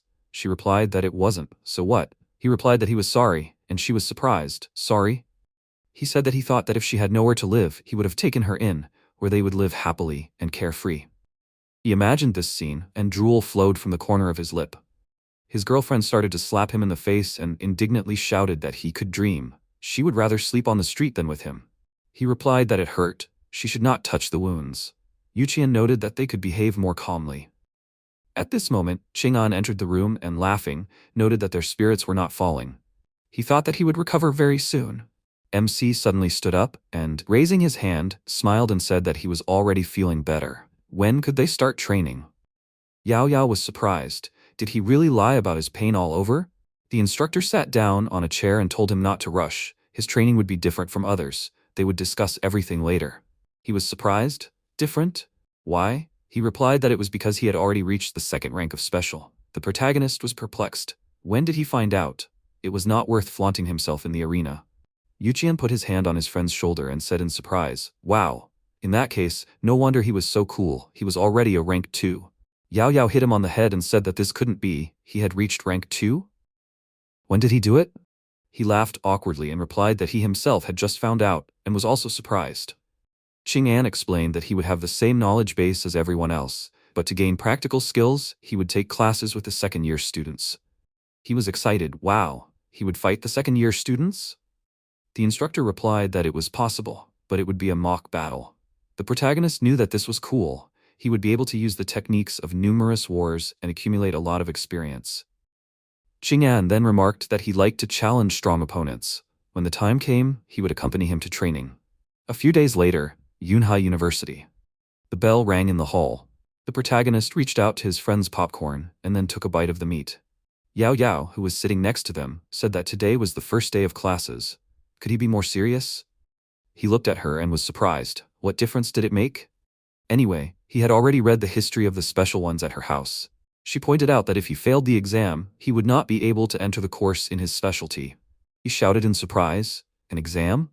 Then they saw a hologram of the planet, and the protagonist thought that it looked like the image he had seen in Uncle Lu's room. Could it really be true? Then the teacher stood next to the hologram and said hello, explaining that he was their history teacher for the special ones. His name was Su Jianyang. History of the Special Ones is a course that describes the main events before the disaster and up to their time, a new course. This course is very important specifically for 3 species, but the rest should not despair. He selected the programs on the pad, and the hologram showed the next projection. And he began the story, the year when the others arrived. Their world began to suffer from aggression. At first, no one understood where the others came from. They assessed it as an unknown species. The unique structure of the others' bodies, as well as the constantly emitted pollution, opened the door to a new world and began to drive everyone crazy. Half an hour later, about 36 rifts formed around the world. A large number of second-rank others came out of another dimension and began to kill civilians. The strength of the others was not great. Simple bullets and artillery fire were enough to tear bodies apart. Under the counterattack of the military team, all the others were killed. But the worst thing about this is not the strength, but the price for killing. And this price was the pollution that formed in the bodies. Every time an other was killed, someone from the civilians died. Fortunately, the price for killing low-level others is limited in scale, so they tried to strike from a long distance. It seemed that at least temporary stability was coming. But, as the number of cracks increased, the world began to undergo huge changes. Animals and plants were more susceptible to environmental pollution than humans, and nature was no longer safe. On the first day of the second year of the new era, Beidou and Nando announced the establishment of large gathering places and the planning of a mass resettlement of civilians. In the 5th year of the new era, others began to attack the gathering places en masse. In order to find a way to combat this, humans began to conduct tests, and the mortality rate meanwhile reached 97%. But since then, humans have learned a lot, and they entered a new era of specials. Although the research of specials powers has advanced, they are still only in the initial stage and they cannot compete with Shenzhou yet. In the same year, 15 countries announced their dissolution, and the crisis escalated step by step. Soon after, forbidden items were discovered, and a new wave began in Dazhou. Relying on forbidden items, some people began to develop new ranks of power within themselves. They founded the Dawn organization and made significant contributions to the fight against others. The protagonist was surprised. Dawn? The same organization that Yao Yao spoke of. The teacher continued, in the 10th year of the new era, they finally found a way to advance to the 2nd rank through more legal means. Their special strength made a big breakthrough. Now they could fight against others equally. In the same year, full-fledged gathering places were established in Beidou and Nando. And then the other 8 gathering places, Xinyang, Mai, Atai, Xinghuo, Linan, Gongdong, Changyang, and Tianfu. One of the students asked, where did they get so many gathering places from? His comrade noted that this was completely different from what he had heard before.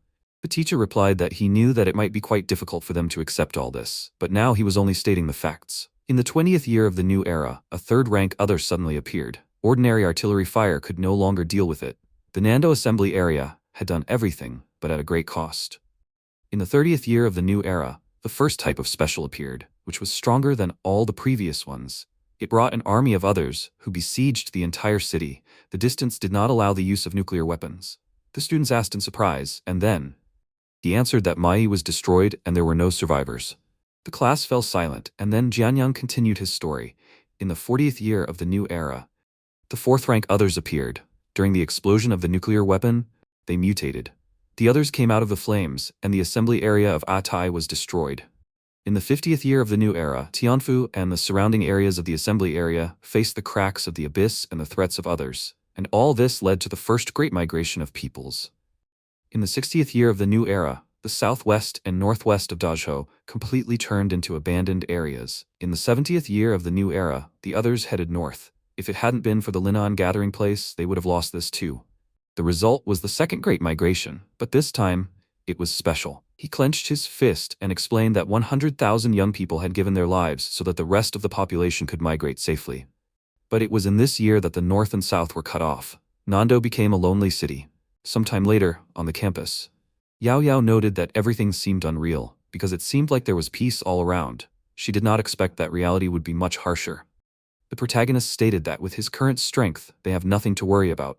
She looked down and said that Nando was in dire straits. How long could Yunhai last? The protagonist noted that no one knew, but it might last for a year for sure. MC stole a glance at her, and then hugged her tightly. Zhang Yu noted with a smile, hugging the girl, that if the end ever came, he would protect her. Yao Yao wanted to thank him with tears in her eyes. However, unexpectedly, the protagonist tried to kiss her and said that they should make the first move before the others captured them. She got angry and pushed him away, and then shouted that she wished him dead and for him to stay away from her. Jianyang noted with a laugh that they were not at all desperate. It was him, Zhang Yu, right? He recognized him immediately. After so many years of teaching, he had not yet met a better mindset among the students. The protagonist asked, pointing at himself with his index finger, did he really know him? He said with a smile that of course his name was known. After all, it quickly spread throughout Yunhai University. MC awkwardly noted that he did not understand something. Jianyang said that he could ask directly. Zhang Yu asked why he decided to tell them such sad facts in the first lesson. He looked up and asked if it was not better for everyone to know the truth as soon as possible. The protagonist noted that it was not bad. However, after seeing this, everyone lost heart. Jianyang said that despair was also good. The protagonist looked at the teacher with a puzzled look. He said, looking at the tree, that spring had come after a harsh winter, only the plum blossoms survived. It's the same with people. A person can only survive if he is in despair. And although he is already rank 2, but with all due respect, he is not that special now. MC spread his hands and asked, he himself said that he is already rank 2, but why does he not consider him special? Jianyang asked, does possessing the power of a special immediately make him special? Zhang Yu looked at the teacher with surprise on his face. He said that possessing rank 1 skills is the initial stage on the path to madness. Rank 2 is considered the most dangerous. Pollution of the body, acquiring an inhuman appearance. It feels like you are sinking to the bottom, as if you are standing on the edge of an abyss. He wants to ask him, since he has reached rank 2, has he felt any of the above? Has he seen the abyss? Then Jianyang turned away from him and said with a smile that the current him is not yet ready to become special. The last question is about what he said in class. Is everything in the story true? Afterwards, Yao Yao asked him, poking her index finger at his back, what was he thinking about? The protagonist said that he was thinking about nothing special. He would go and prepare for the next lesson. After a while, the teacher of the basic knowledge of specials told him that the source of the special's power comes from the other. There is a fire type, a bone type, an eye type, a blood type, a feather type, and others. They can hunt and kill others, but the cost of killing them will be reflected on their body. In addition, they can absorb the power of others, thereby adding it to their power. The protagonist dozed off during this lesson, while Yao Yao studied hard. After a while, the physical training teacher shouted that they should concentrate their energy in their body and release it. The MC danced, while the other students diligently used their abilities. Afterwards, it was time for lunch, and the cafeteria worker said that today they had braised pork. Zhang Yu looked at the food with doubt. As evening fell, the practical lesson at Yunhai University began.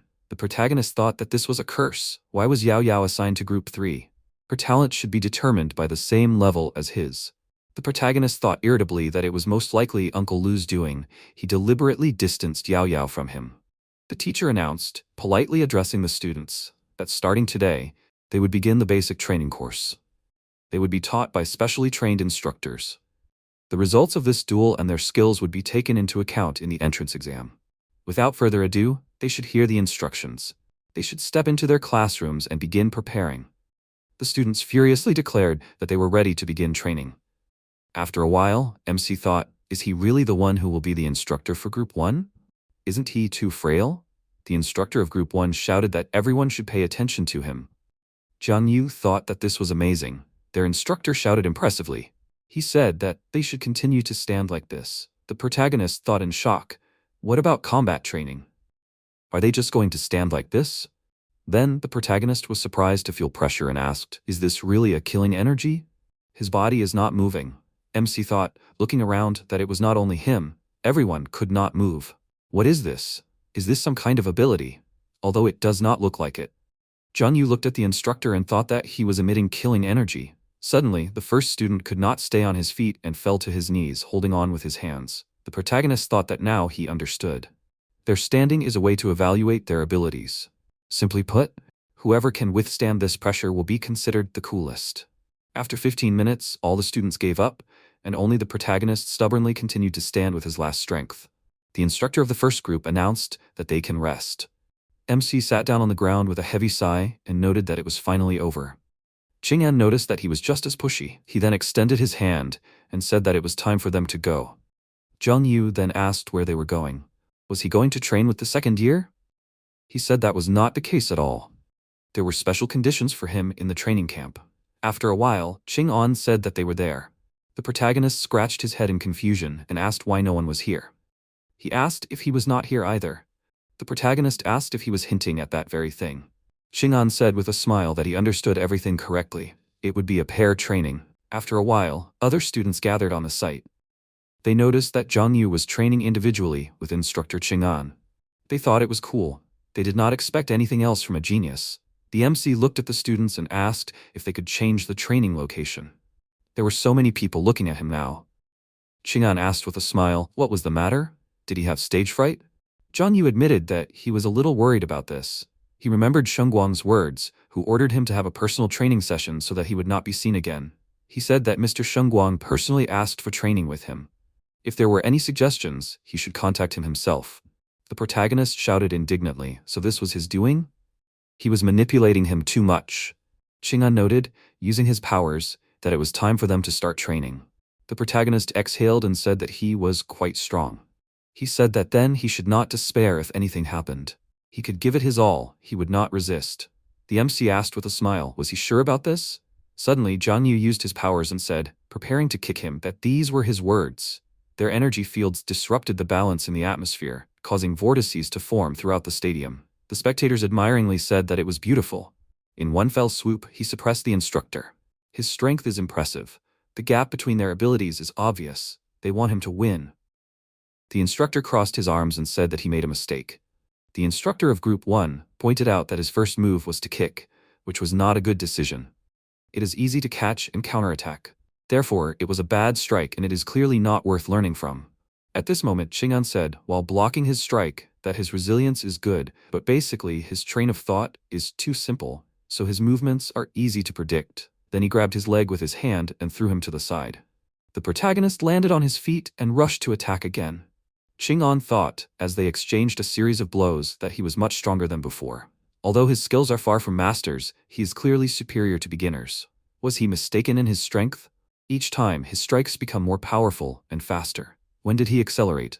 At this moment, Ching-an's surprised face was almost hit by the protagonist's fist. Afterwards, MC happily said that he had won. Unexpectedly, Ching-an blocked his punch and held his hand tightly, then threw him over his shoulder. Jung-yu fell backwards to the ground with a thud. The students were surprised to see that he had been defeated in a matter of seconds. They had expected Jung-yu to win, but it all ended so unexpectedly. The instructor of Group 3 noted, crossing his arms, that it turns out that at first the instructor deliberately gave in. In a fight, the most important thing is not only the body and skills, but also the brain. After a while, Jung-yu asked with displeasure, did he really use his abilities? Ching-an said with a smile that not only them, he also tries to keep his body in shape. He won solely due to his extensive combat experience. A strong body, training, tactics, all this forms the basis for an ideal battle, and is also a key factor in the outcome of the battle. However, simply learning is not enough. The situation on the battlefield changes quickly, so getting used to what is happening is clearly not an option. The protagonist rushed at him and wanted to hit him, but he grabbed his hand and noted that all that remains is to adapt. Therefore, it takes a lot of time to develop combat instincts. Or does he have a different opinion? Unexpectedly, the protagonist grabbed his hand and shouted, throwing him over his shoulder, that cunning is also very important. After a while, the instructor of Group 3 announced that the rest is over. They must return to their training. The first 2 days are aimed at their adaptation. From the third day, the classes will be separated.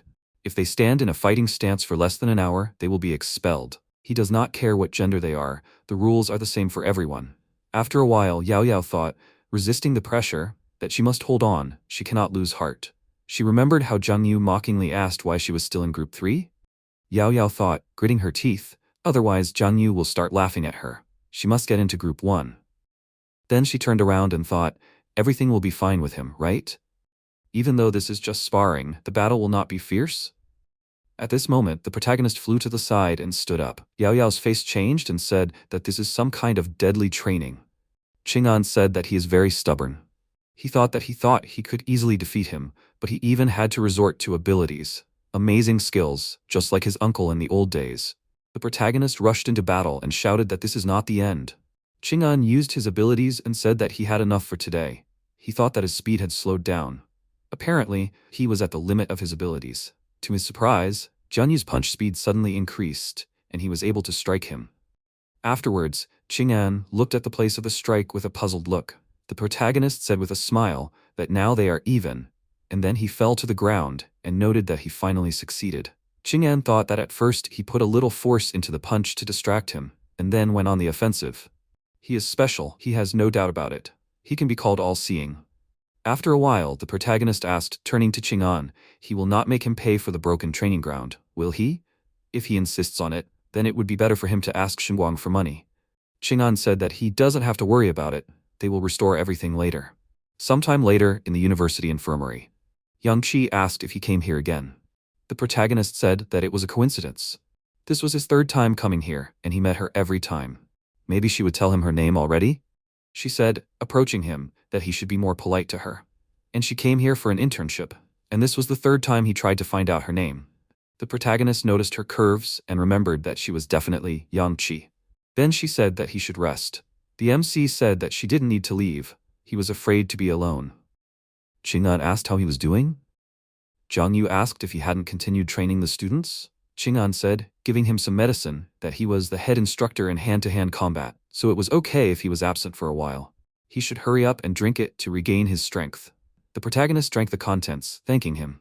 The protagonist cheerfully stated that he was alive again. He could train for another whole day. He noted that when he felt better, they could continue training. MC noted that sometimes he felt like his condition was unstable, but he could not explain it in more detail. Qing'an crossed his arms and said that he also wanted to discuss something with him. They would continue individual training, but would make some adjustments. Zhang Yu asked if he could find out more details. He stated that he would be sent to undergo practical training with the second year. The protagonist asked, practical training already? But he had not even graduated from high school yet. He came to the training camp for knowledge. Does he really think he can do it? Qing'an noted that he had a chance. The protagonist said that he agreed then. He said that he had things to do, so he was leaving already. As for his skills, he sent the information to his email. He can watch it, but he is not allowed to tell others. MC took out his phone and said that he understood everything. Jiang Yu opened the letter on the phone, and a projection appeared. Jan said, introducing himself and greeting, that he will explain some basics of the special skills. Please read the content first. A chat window appeared, which answered questions. What are the skills of the special? The first rank is considered enlightenment.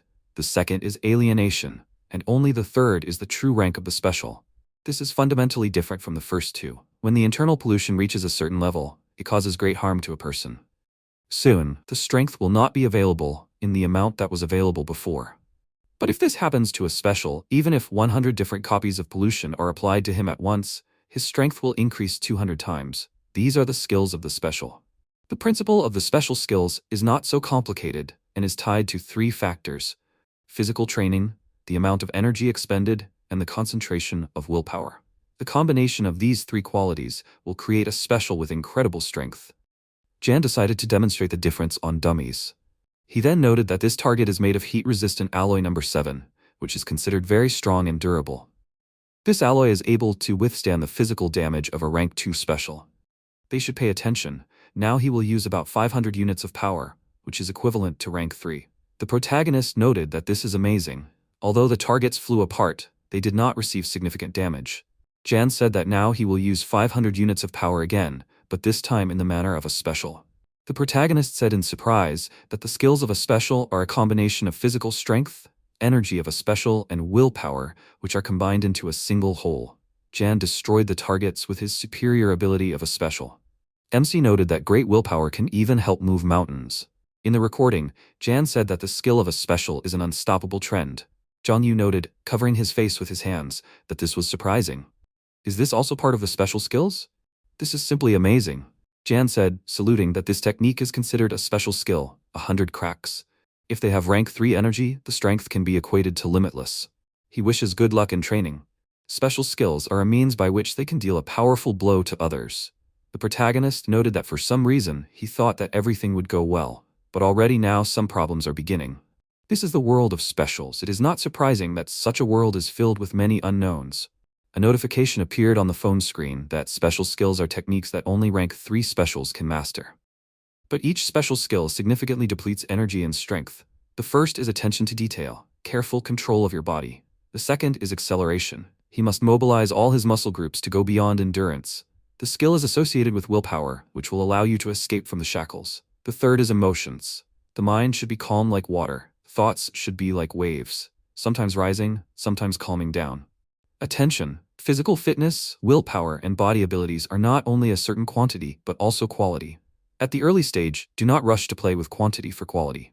MC sighed heavily and said that it was all difficult to understand at once. After a while, Zhang Yu opened his profile where his name was indicated. Attribute, Shadow. Remaining time, 5 months. Evaluation, he is congratulated on being able to live for a year. The protagonist noted that it would be strange if he announced in front of everyone that at such a young age he had special skills, and therefore he asked for some kind of reward. The next day, the protagonist asked, turning to Ching-an, if he could help at such an age. Is this even legal? Can he share some details? Ching-an said that he would run with the second-year students. The protagonist asked, is it really just running? After a while, in Jiaolong Stadium, Ching-an said that after he entered there, he must run with all his might. The watch will determine his physical condition. Only upon reaching a certain number will the training be considered complete. The instructor will intervene only in case of mortal danger. MC noted that the list of strange training methods has been replenished. However, this is an amazing place. He asked with a smile, does he have the courage to take the risk? Zhang Yu asked, is he just joking? His uncle is a retired general, and his father-in-law is an active member of the Yunhai Night Watch. How can he show his fear? Can something really happen to him? Ching-an noted that if something happens, he will have to lie down for a few months. But he will apply for a special substance that will help him recover faster. The protagonist grinned and said that it will not be needed. Sometime later, inside the stadium, the protagonist asked why the room looked more like a prison. Something is wrong here. What is the name of this place? Yesterday, he thought he would be sent to an electronics factory. He asked what factory he was talking about. This is Jiaolong Stadium, although the students prefer to call it an escape room. The MC noted that he should think about it first. Ching-an forced him inside and said that he should stop acting like this. Then he locked him inside. Zhang Yu tried to shout at him. Ching-an called Shunguang and said that he had locked that guy up and everything was fine. At that moment, the protagonist shouted, where did that other come from? They should let him out. He reported on the phone that he was making noise now. What is going on? The protagonist shouted that the management here is disgusting. Does that creature really want to bite him? Let it go, it can't be bitten. Ching-an then reported to Shunguang that Zhang Yu is hopeless. At that time, the MC was surrounded by others and he shouted in fear that this is a terrible place. He asks them to stop bothering him. Then Zhang Yu thought, why did the door open? Although he doesn't know what danger awaits him behind the door, but instead of waiting here forever, he better see what's there. The protagonist ran to the open door and thought, do they really want to keep him here? The protagonist used his ability and broke through the others into the next room. The MC looked around and thought that the danger was behind him. At this moment, another participant was running away from the creatures in panic, and he shouted, why is he standing there? They have to run away from here. He then asked which group he was from. Zhang Yu noted that he was from the first group, the special training camp. The participant shouted in surprise, is he seriously from the special training camp? He just entered. Why did he end up here? The protagonist noted that he was simply too good. The participant thought that he was sleeping with the head instructor's daughter. It couldn't be any other way. The protagonist asked, what the hell is going on here? He told them that they needed to run with all their might, always using their willpower, and resist the others that were constantly surrounding him. Suddenly, the participant rushed forward and shouted that he wished him luck. The MC caught up with him and asked how he could get out of here. He wondered in surprise, where did he get such speed from? The participant noted that he would explain one last time. His task was to simply run as fast as he could. The exit would appear on its own. Some people run for months, but it is different for everyone. At that moment, an other was thrown at the protagonist, whom he grabbed with his hand and shouted, throwing it against the wall, that it should not touch him. The protagonist asked why these other beings could not simply be killed. The participant noted that they only needed to run, regardless of what monsters were attacking them. If they started killing them, they would quickly get tired. Did they need that? Behind them, the participants asked them to run faster, without further ado. The MC jumped over the pit, and then continued running forward, encountering various obstacles along the way. After a while, one participant couldn't jump over the hole in the floor and started falling down, but Jong-yu saved her. The protagonist asked if she was okay. The participant asked why he decided to help her. The protagonist said that he couldn't do otherwise. She noted that she was saved, she needed to repay him somehow. There was no other way. The MC asked if there were really that many rules here. At that moment, the bone others attacked him. Jong-yu thought, having dodged the enemy attack, that the bone even broke through the wall. The participant was horrified and thought that it was a curse. Two other ranked 2 at once. The protagonist used his abilities and shouted, throwing the bones back at the others, that he was returning it back to them. Then the protagonist ran with the participant, and she thought that not only was he able to dodge these bones, but he also transferred them to the opponents. She had never seen such a brave person before. At this moment, the bone other caught up with them, and MC pushed her and said that she should go first. Jong-yu used his ability and entered the battle against the other. The protagonist delivered a powerful kick to the bone other's head and shouted that it should taste his ankle. The protagonist noticed that his intuition was helping again. Suddenly, MC sensed danger and jumped back from the enemy's attack, but an arrow with a purple flame was chasing him. Afterwards, Jong-yu said that it was amazing. He barely managed to dodge. Apparently, abilities really help. The protagonist used his ability, concealment, and disappeared at the last moment before the enemy's attack. The protagonist thought, is the special training camp really that dangerous? If not for his keen intuition, he would have lost his heart long ago. Is this normal? Suddenly, a participant screamed that she needed help. MC noticed, seeing the tied-up girl, that this was bad. It was her again. She was suddenly thrown into the wall and lost consciousness. Jong-yu said that he didn't have time. After a while, the protagonist thought that literally within 10 minutes, the first person was eliminated. Apparently, it was time for him to act. Afterwards, a man-eating flower with 20% HP was in his way. The protagonist thought in shock, what was this other doing here? This creature is not low-level either. MC thought, preparing for battle, that fortunately the other did not have much HP left, only 20%. Jong-yu repelled the enemy attack and thought, gritting his teeth, that this is a curse. Can it also become invisible? Where did so many strange other beings come from? The protagonist thought, dodging a series of blows, that he shouldn't get tired, otherwise he wouldn't be able to fight. He had to calculate the trajectory of this creature's attacks. The protagonist used the skill, Shadow Pupil, and his eyes transformed. MC thought he could see everything now. Jong-yu rushed at the enemy and said that this other was using stealth to the fullest. The protagonist shouted, dealing a crushing blow to the other, that it was time for this creature to die. After his blow, the other had 10% HP left. The protagonist got angry and kicked the monster with his foot and said that it should go away. He was personally driving this other away. After MC thought that they should not pose direct harm to life. He can no longer waste time, he must run forward. After a while, Jong-yu concentrated his power and thought that this was a curse. The pollution was affecting him too much. Is it really that difficult? The protagonist gritted his teeth and thought that his head was spinning, as if he had drunk. Suddenly he received damage from the enemy's blow.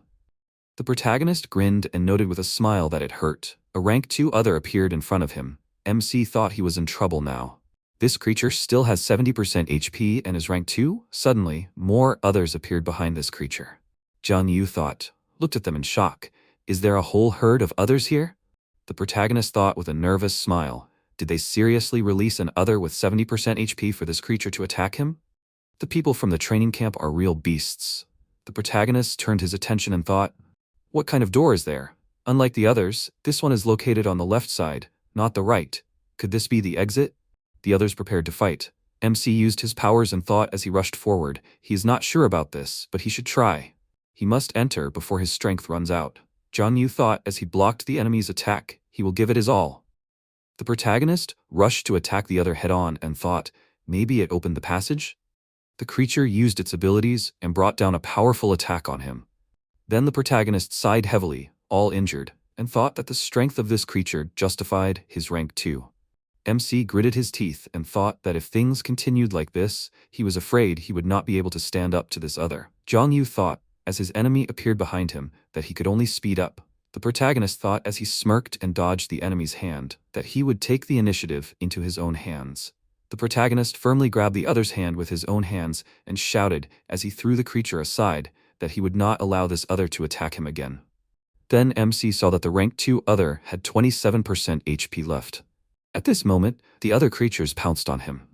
The system window reported that the enemy's line of sight was mostly on the right side. If he moved his left shoulder, he could dodge the attack. A piercing sound came from behind. A blow was coming. He needed to take half a step forward. Zhang Yu thought that he could see the direction of this creature's attacks. This was great. The protagonist thought, dodging the enemies, that he felt so light in his movements. Afterwards, the protagonist thought, running to the door, that it was time to escape from here. Suddenly, others appeared, and MC thought in surprise, what was going on? He had definitely defeated these creatures. The remaining enemies surrounded him. Zhang Yu dodged and shouted that the special training camp had definitely gone crazy. In that case, he would quietly hide from them. The protagonist said that he was almost there. Suddenly, others surrounded him again. The protagonist thought that this was bad. With his current physical strength, he clearly can't handle this crowd.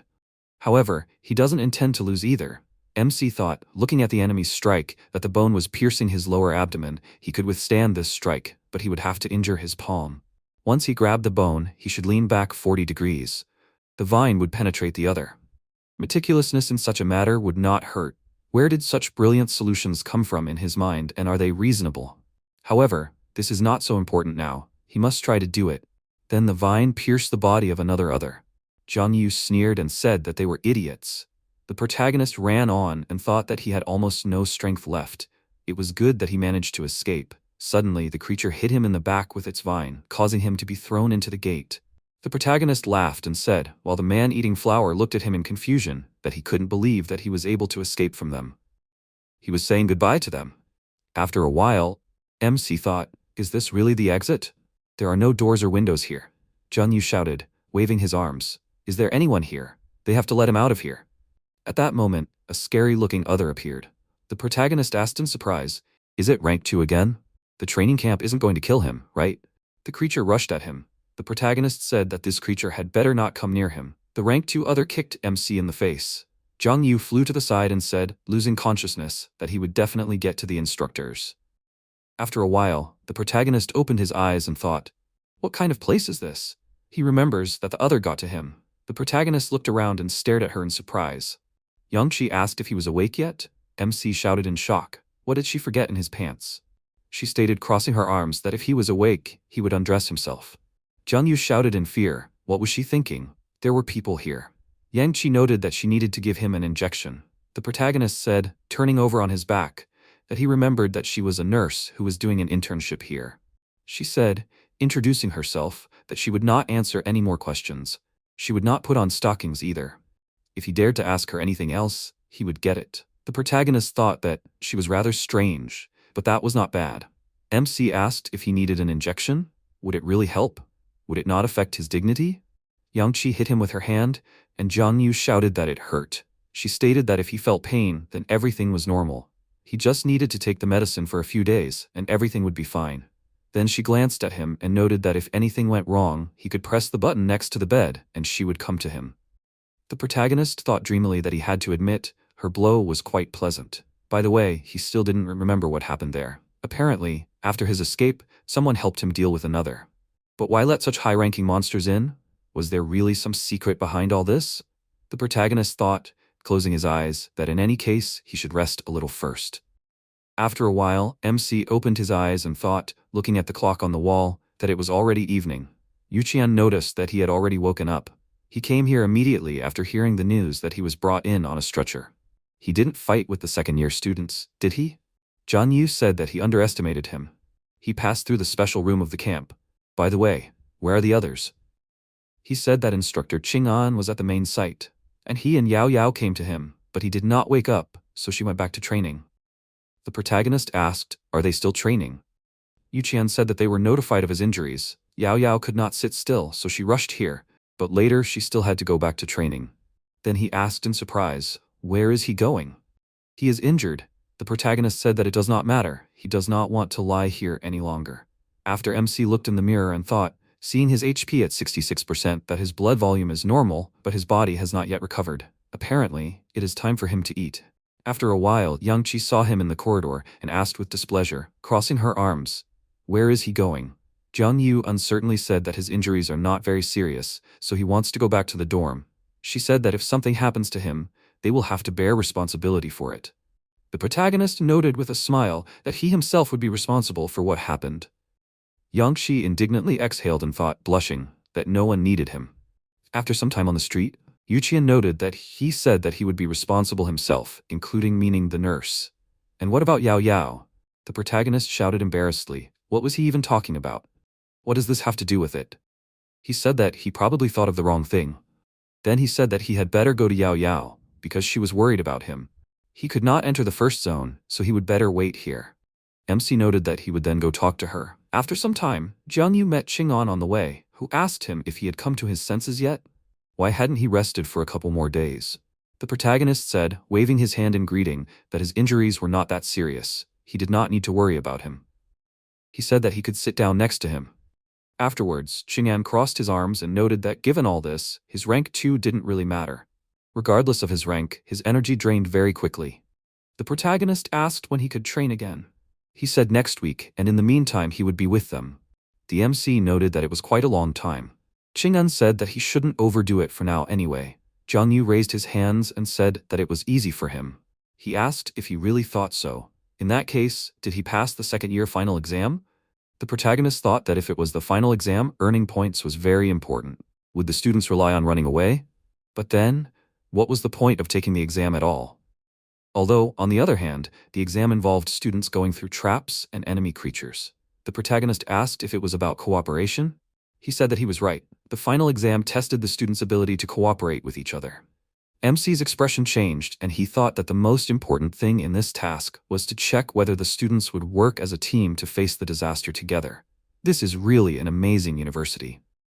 Afterwards, Jung-yu asked him what he thought of Professor Jianyang. In the first class, he almost killed everyone with his statements. Ching-an thought about it and said that he could understand him. After all, this was the first time they learned the truth about the real world. They felt panic, despair, and anger, and this was a completely normal reaction. The reaction was much worse in their first class. Then he puzzled over the essence of this world for 3 days. By the way, why did he ask such a question? The protagonist noticed that Professor Jianyang seemed to be very passionate about his subject. He crossed his arms and said that his class was very useful for them. It laid the foundation for them to move on to the next level. He was already ranked 2, he was stronger than most of his peers, but he should not be a hero and boast, otherwise nothing good would come of it. The protagonist asked, but he is rank 3, isn't he? Ching-an noted that it was true. At rank 2 he couldn't lay a solid foundation, so he is now in a bit of a stupor. The MC exhaled heavily and noted, remembering the past, that the path to the special was not as simple as he imagined. At first, he believed that in order to become strong, it was enough to meditate, absorbing energy into his body. He said that if everything was that simple, they would not be here anymore. Jiang-yu said that he should not be such a pessimist. Ching-an said that he was just stating the facts. The first rule of the special is not to fall into despair and pessimism. The protagonist asked, what is the second rule then? He noted that he had already forgotten about the second rule. Suddenly, the protagonist was called by Yao Yao, who invited him to go with her. The protagonist shouted that he would be there soon. MC thought as he looked at the flag. The textbook said that the lightning and 4 stars depicted on the flag were very important. In the middle is the symbol of the Great Week, and the stars around represent great people during the disaster. The lightning and the stars have united the efforts of many people. The reality is not as good as they imagine in novels and stories. They must fight. Although it is dangerous and difficult, they cannot give up. Ching-an asked, putting his hand on his shoulder, why is he staring at the flag? Does he really want to be the flag bearer this week? Jiang-yu said that it is not like that at all. He was just thinking about the origin of the stars on the flag, that's all. He noted as he looked at the flag that everything is written in the textbooks. Part 4 introduces the Night Watch unit, and it had several names. The Bureau of Others, the Department of Others, the Bureau for the Management of Others. The names were different, and then they came to a single name. In his opinion, why exactly the Night Watch? The The protagonist asked, because many evil creatures appear at night? Ching-an said that he can forget about it. It's even good that he doesn't know about it. The protagonist noted that he understands everything. He shouldn't tell much, right? What if he becomes a demon? He got furious and shouted, "Why is he talking such nonsense?" MC hurried away from him and said that he will not tell anyone anything, and now he is saying goodbye to him. After a while, Zhang Yu asked, "Where is Yuqian now? How long has he been here?" Yao Yao noticed that he is taking seats in the dining room. Then she pinched his arm and asked irritably, "Is he tired of living?" The protagonist declared with tears in his eyes and calling her a woman that he was completely fine. What was the problem? Yao Yao indignantly said that it was better for him to keep quiet. She noted with disappointment that he did not understand. She was so scared for him when she was told that he was carried on a stretcher to the infirmary. Then the protagonist reached out to her with his hand and said, when her tear fell on his finger, that she did not need to cry. Then the MC decided to taste her tears and declared that they were too salty. Yao Yao looked at him with a sad expression. Then she shouted indignantly, "Has he completely lost his mind? Why is he tasting tears?" The MC noted with a smile that it is natural to remember their taste. Zhang Yu hugged the girl and said that she should not worry. No matter what he has to face in the future, he will remember the bitterness of her tears, so he will not give up until the very end. Yao Yao declared, blushing, that it is better for him to keep his word. Otherwise, her father and uncle will get rid of him. The protagonist noticed a scratch and asked what happened to her knee. Didn't she go to the doctor? Yao Yao was embarrassed and remembered that when she found out about what was happening to him, she ran to the infirmary and fell on the way. She embarrassedly said that she was just unlucky during training. "It's time for them to eat already." The protagonist asked, "What if she injured a bone?" Yao Yao pulled his hand and said that he should stop pretending to be her mother. She can't wait for him to eat chicken with cola. She treats him. Half a month later, on the training field, the protagonist chased after another and shouted, "Where is this creature in such a hurry? Didn't it mock him at the beginning?" He warned this creature, "It shouldn't be so arrogant." The protagonist asked with a smile, "Does it really expect to hide from him?" MC activated the mark on the enemy and pounced on the creature using his abilities. At this point, Ching-an shouted in the control room that this was bad. This guy wanted to kill the other, end the training immediately. After a while, Ching-an entered the room and noted that he was making great progress. He could handle almost all the second-rank others on the field. Each time, he doubted his shadow specialization more and more. What if he had some military inclinations prevailing? The protagonist said that anything could happen. He crossed his arms and said that he should not get so carried away. By the way, how does he feel about the mission? In addition to simple training, sometimes they also provide various kinds of missions. Doesn't he want to try his luck? The protagonist thought that for now he cannot fully expose himself and his abilities, therefore he will not be able to absorb the other. MC said that he didn't want to waste time, so he wasn't going anywhere. Ching-an pointed out that he forgot to specify. If he completed the mission successfully, he would be able to get a certificate that would allow him to no longer be in the train camp. Zhang Yu jumped up and said with a smile, saluting with his hand, that he was ready to carry out the mission. After a while on the subway, the protagonist asked what this meant. Ching-an noted that he would be carrying out the mission with them. The protagonist said, looking at the girl in the cap, that this girl looked very familiar. What was her name? Yang Qi noted, introducing herself, that he had already asked her for the 5th time. Is her name so hard to remember? MC said, apologizing to her, that he couldn't recognize her without her uniform, although he wants to say that even without the nurse's uniform, she looks great. Ching-an said that they had enough nonsense. He should sit down, they had something to discuss. Afterwards, he said that recently, traces of blood-type activity were found in the shadow layer of Yunhai. There are victims. At first, there were quite a lot of rank 1 representatives around the rank 2 other. Their task is to clear the area of others. They said that they understood their mission. Half an hour later, Zhang Yu was sleeping on Yang Qi's shoulder, who thought discontentedly. What did he do yesterday, if he was now sleeping so soundly? Ching-an announced that they had arrived. Everyone get ready. The protagonist suddenly woke up and thought, what's the matter? Where did she get drool on her clothes? Then the protagonist noticed that he was apologizing to her. He had not fully recovered from yesterday's training. That's why he immediately felt sleepy. He could help her. Yang Qi got angry and shouted, grabbing her phone, that he should stop, otherwise she will tell Yao Yao about everything. MC thought in surprise, is she seriously threatening Yao Yao? Zhang Yu handed over a rag and said that he just wanted to wipe away his drool. She indignantly told him to shut up. Ching-an ordered them to leave already. After a while on the street, Chang'an noticed that the radar showed that the blood species was not that far away. So they should not disperse. The others here are very ferocious. The protagonist asked if they stayed. Would the blood species capture them and suck all the blood out of them? Yang Qi noted that he was wrong. The others are not that simple either. When they catch prey, they first play with the victim for a long time. She needed to check his data. So he should not stay away. After a while, the protagonist thought, where is the blood species hiding? Chang'an thought that Zhang Yu seemed to be excited. It was natural. After all, this was his first mission like this. It usually takes about a year to reach rank 2, so only one guess crept into his head. Zhang Yu was already in the shadow layer. Everything is very serious. However, he is not at all worried that his body may not cope. It is quite rare to meet a 17-year-old teenager of rank 2, but still, they do exist. He wonders if Zhang Yu will be able to succeed in his business. After a while, MC said that their enemy is there. Chang'an thought that another rank 1 would find. The rank 2 would also be somewhere nearby. Zhang Yu shouted, rushing at the enemy, that he will now catch this creature. Suddenly, another rank 2 appeared unexpectedly, but the protagonist reacted in time and entered into battle with him. Chang'an used his abilities and ordered to leave the other rank 2 with him and Zhang Yu, and the rest should deal with the other rank 1. Then he reminded, turning to Yang Qi, that she is a doctor, so she does not need to enter the battle. Suddenly, another rank 1 appeared behind Yang Qi, who was about to hit her, but she grabbed this creature, using her abilities. After she drained the creature's energy, the protagonist appeared and thought in horror, how could this happen? Where did the cute nurse go? Yang Qi asked, what's the matter? MC asked, holding another rank 2, did she absorb the opponent? She noted that she can still absorb the creature. Zhang Yu asked, what kind of ability does she have? Yang Qi activated her ability and noted that it's called Devourer. The protagonist asked admiringly, so her ability can release her tentacles at anyone? She looked at him in confusion. The protagonist thought in surprise that he did not expect this from her at all. And this is very interesting for him. MC dreamily asked, can he touch it? Yang Qi stated, crossing her arms, that she forbids him to do so. Zhang Yu asked, can he look? She said that he can only dream of it. If he does not leave her alone, then she will report him for harassment. The protagonist asked if she would really tell him, but he has an influential uncle.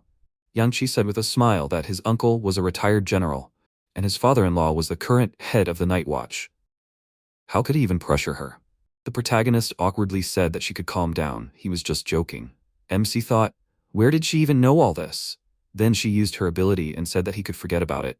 He could watch, but he should at least remember her name. It was time for them to start already. Zhang Yu looked at her tentacles with admiration and noted that it even looked cute, and even cute in appearance. Yang Qi asked sheepishly, did he seriously call it cute? She thought that people were wary of her ability before.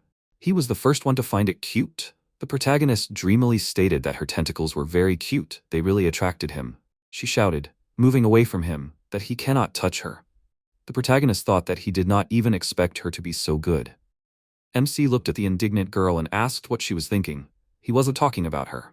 Zhang Yu nervously thought that he had a wild desire to enter the shadow form. It was somehow strange. The protagonist looked down and asked if there were any contradictions between their species. The protagonist thought that they were connected in the abyss. Apparently, he was expecting difficulties with her in the future. At this time, Chang'an ordered an employee to take care of everything while he was carrying several others with him. After a while, he asked, turning to Zhang Yu, why he still had a living other with him. MC asked, wouldn't this creature be killed immediately after being caught?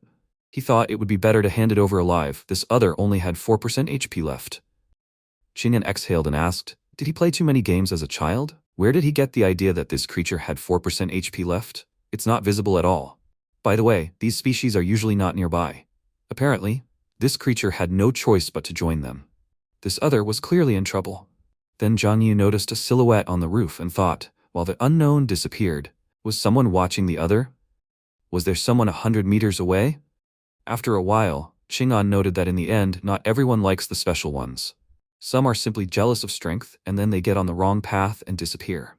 At this time, the female other bent over the other creature, feeding it with her blood. Suddenly, the protagonist grabbed the female other by the hand and said that he managed to catch this creature. The creature got angry and attacked him. The protagonist thought that she gave half of her blood to her comrade. Apparently, these were a married couple who instantly became other. MC dodged the blow and thought, looking at the creature on the ground, that no matter what happened to them in life, he cannot leave them alive. Zhang Yu used his power and threw the female other to the side and thought that she only had 10% HP left. Apparently, the next blow would be the last. After that, the protagonist wished her a safe journey before delivering the decisive blow to the creature. The protagonist thought, looking at the suffering other, that he never doubted his actions. But the moment she reached out her hand to him, a tremor ran through his body. Although he was killing an other, not a former human. MC thought, looking at his trembling hands, what was right after all? Chang'an came to him and said that it was now an other. And this process was irreversible. Zhen Yu thought that he was right in his words. He finished off the creature and noted that therefore they should not feel sorry for the other. For himself it could all end badly. The protagonist thought, what if in the future his uncle or Yao Yao became others? Will he really be forced to kill again? After some time in the city, Chang'an noted that he must obtain a license so that he can become a full-fledged member of the Night Watch.